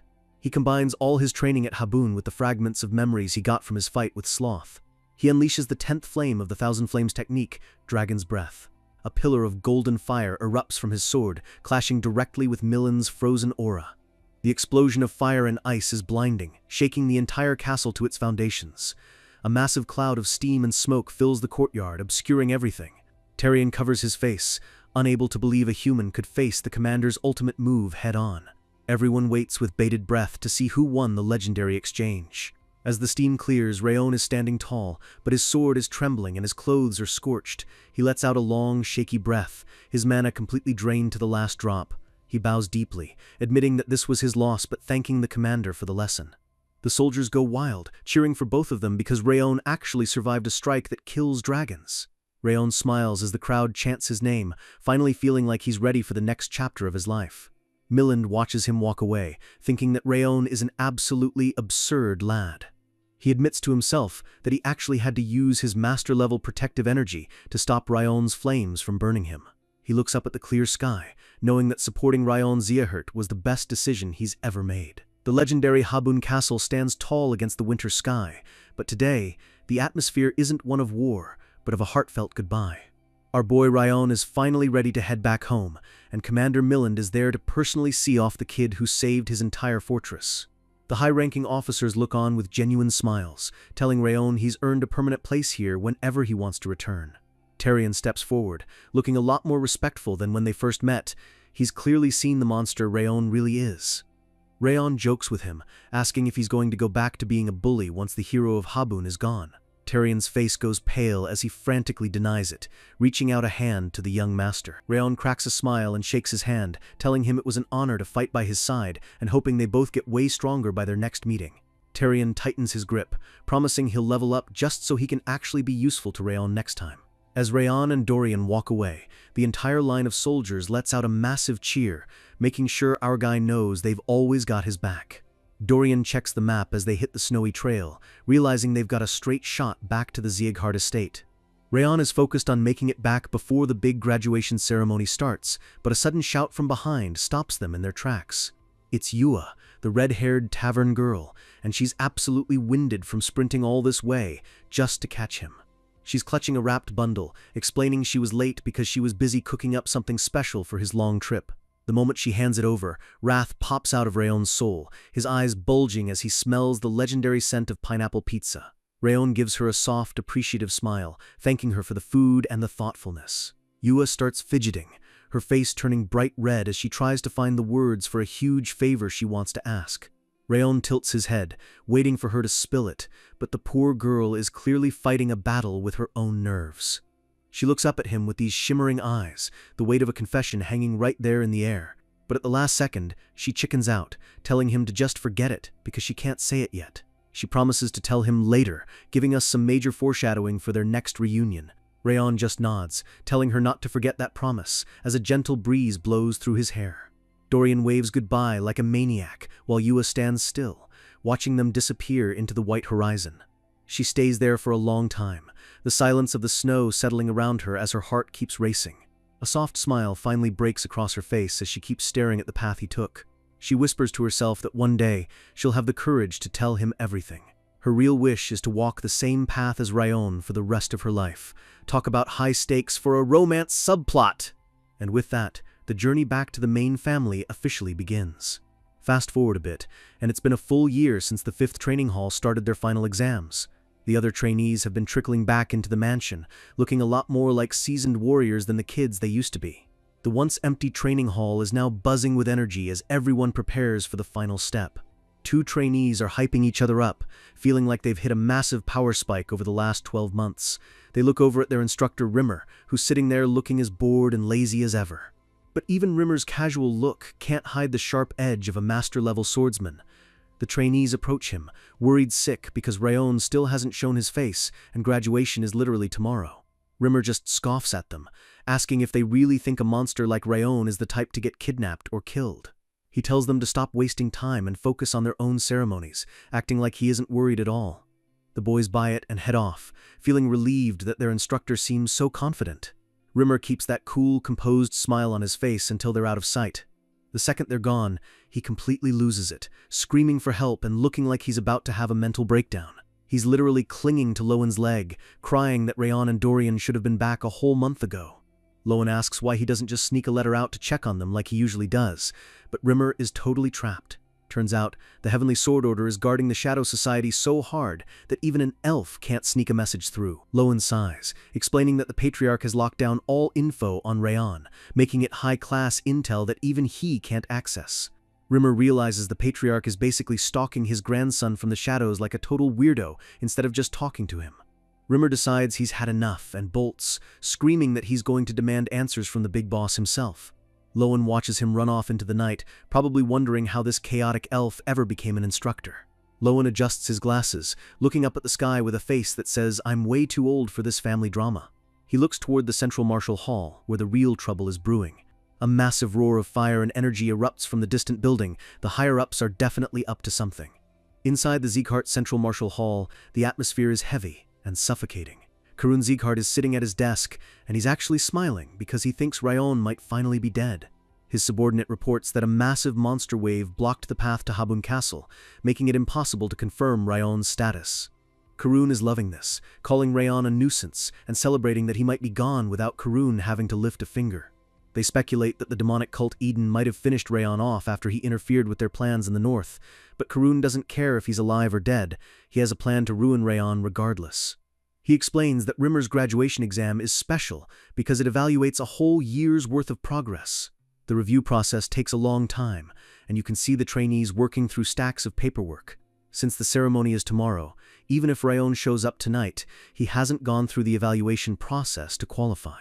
Karun tells his man to keep him posted, wanting to be the first to see the look of despair on Ryan's face when he fails. He leans back, convinced that Ryan has finally hit his limit and won't be a threat to his power anymore. He closes his eyes with a smug grin, dismissing Ryan as nothing more than a temporary source of entertainment. This is a break notice image, no story content here. The big day is finally here. The 5th training hall graduation ceremony is about to kick off under a bright sunny sky. Sylvia is looking incredibly anxious, clutching her hands as she realizes her son is still nowhere to be found. Up in the VIP seats, Karun is practically glowing with satisfaction, watching the clock run out on Ryan's future.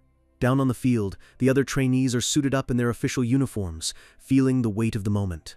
One of them is bragging about how strong they've become, feeling like they could take on an ogre with their eyes closed. Buren Zeehart walks up, looking sharp and disciplined, immediately shutting down their idle chatter. He tells them to get back to their seats and stay focused. He's clearly stepped up as a leader while Ryan was gone. Buren sighs as they scurry away, wondering when his fellow trainees are actually going to start acting like adults. He turns around and sees Martha, who's looking as fierce and unbothered as ever in her graduation gear. Buren comments that she's still as stiff and rude as the day they met, and Martha just fires right back. She smiles like a predator, telling him that her harsh mouth is the least of his worries. Buren warns her that her attitude won't fly once they're official swordsmen, but Martha just plans to punch anyone who complains. Buren shakes his head, but then his eyes drift toward the massive entrance gates. The tension is thick as they both realize the ceremony is minutes away, and their head trainee is missing in action. Runan Sklan appears behind them, her silver hair flowing as she states with absolute certainty that Ryan will return. Her purple eyes are dead serious. She knows Ryan wouldn't lose to anyone, especially not some low-level cultists. Martha scoffs, saying it might be better if he doesn't show up so she can take the representative spot for herself. Runan snaps at her, raising her voice for once to defend her friend. Martha doesn't back down, shouting that if he was coming he would have been here by now. The words hang heavy, the ceremony is literally starting, and the gates are the only thing left between Rayan and failure. Buren has to step in and play peacemaker before these two start a duel right there on the graduation field. A loud announcement booms through the stadium. It's time for all graduating trainees to take their positions. A heavy set of footsteps echoes through the hall as the eternal son of Zeehart prepares to make his entrance. The patriarch, Glenn Zeehart, sits on his throne, his presence alone making the air feel cold and heavy. Everyone bows in unison, greeting the man who holds the fate of the family in his hands. Rimmer steps forward looking desperate and begs the patriarch to wait just a little longer for the two missing trainees. Glenn's voice is like thunder as he says no, explaining that a warrior who can't meet a deadline doesn't meet the qualifications. Rimmer is stunned into silence. The rules are the rules, even for the most talented grandson in the world. The final roll call begins, and you can see the heartbreak on the faces of the 5th training hall members. The official count is 41 present and 2 missing. The reality is finally sinking in that Rayon won't be graduating today. Glenn gives the final order. Close the gates. The massive stone doors start to creak shut, cutting off the last sliver of hope for our MC. But suddenly, the gates slam to a halt with a violent bang, and the mechanism starts grinding in protest. The trainees look on in confusion as a lone figure emerges through the gap, his aura flaring. Walking slowly and confidently through the center of the field, the missing hero finally arrives. Rimmer's face goes from despair to sheer annoyance, complaining that Ryan really is the best at making people worry. Ryan stands tall in his graduation uniform, gold hair shining as he officially reports his return to the family. Buren and Runan can't contain their relief, shouting his name as he joins the ranks. Ryan apologizes for the delay, but Martha is already there, calling him an idiot for cutting it this close to failure. Dorian is right behind him, waving his hands and trying to get anyone to notice that he's back too. Ryan apologizes to Rimmer, and the elf just tells him to get to his spot because everyone has been waiting on him. But just as Ryan moves to the front, Karun Zeehart stands up and yells, "Stop!" his face twisted in rage. The Central Martial Hall leader isn't about to let his plan fail this easily. He argues to the patriarch that Ryan hasn't proven his qualifications like the others who returned a month ago. Rimmer counters that he's the instructor and he decides who passes, but Karun keeps pushing, saying Ryan is still just a trainee. Karun tells Ryan to leave, trying to humiliate him in front of the entire family. Rimmer just smirks and says he can prove Rayon's qualifications right here and now, looking at the boy for confirmation. Without a word, a massive explosion of golden flames and red light erupts as Rimmer and Ryan clash in an instant! The shockwave sends the other trainees reeling. They can't believe the level of power Ryan is putting out. The two swords lock together, sparks flying as Rimmer tells him that a true swordsman speaks with his blade. Rimmer is actually trying, his master-level aura flaring as he tests his student's limits. Ryan doesn't flinch, his eyes glowing red as he meets his instructor's power head-on with a calm smirk. A beam of pure, blinding energy shoots straight up into the sky, tearing through the clouds. The energy disperses like a million golden fireworks, a visual proof of Raon's monstrous growth. Sylvia is cheering, but Karun is sweating buckets, realizing that Raon just blocked an attack no trainee should ever survive. The crowd is dead silent, staring at the sky and wondering what kind of monster Raon became during his time in the north. Raon looks up at Karun with a chillingly calm face, asking if that's enough evidence for him. Karun clicks his tongue and sits back down, totally defeated and humiliated in front of the patriarch. Rimmer laughs it off, asking the Lord if they can finally get this ceremony started now that the nuisance is settled. Glenn Zeahart calls Rimmer shameless for the mess he made, but he's clearly satisfied with what he just saw. The patriarch gives the final green light, and Rimmer officially takes center stage to lead the graduation. "Head trainee Ryan Zeahart, to the front!" the words echo, signaling the birth of a new legend. The original squad stands together, Burin, Runan, Rayon, Martha, and Dorian, all 43 trainees present and accounted for. The graduation of the 5th training hall begins, and the world of Zeahart is never going to be the same.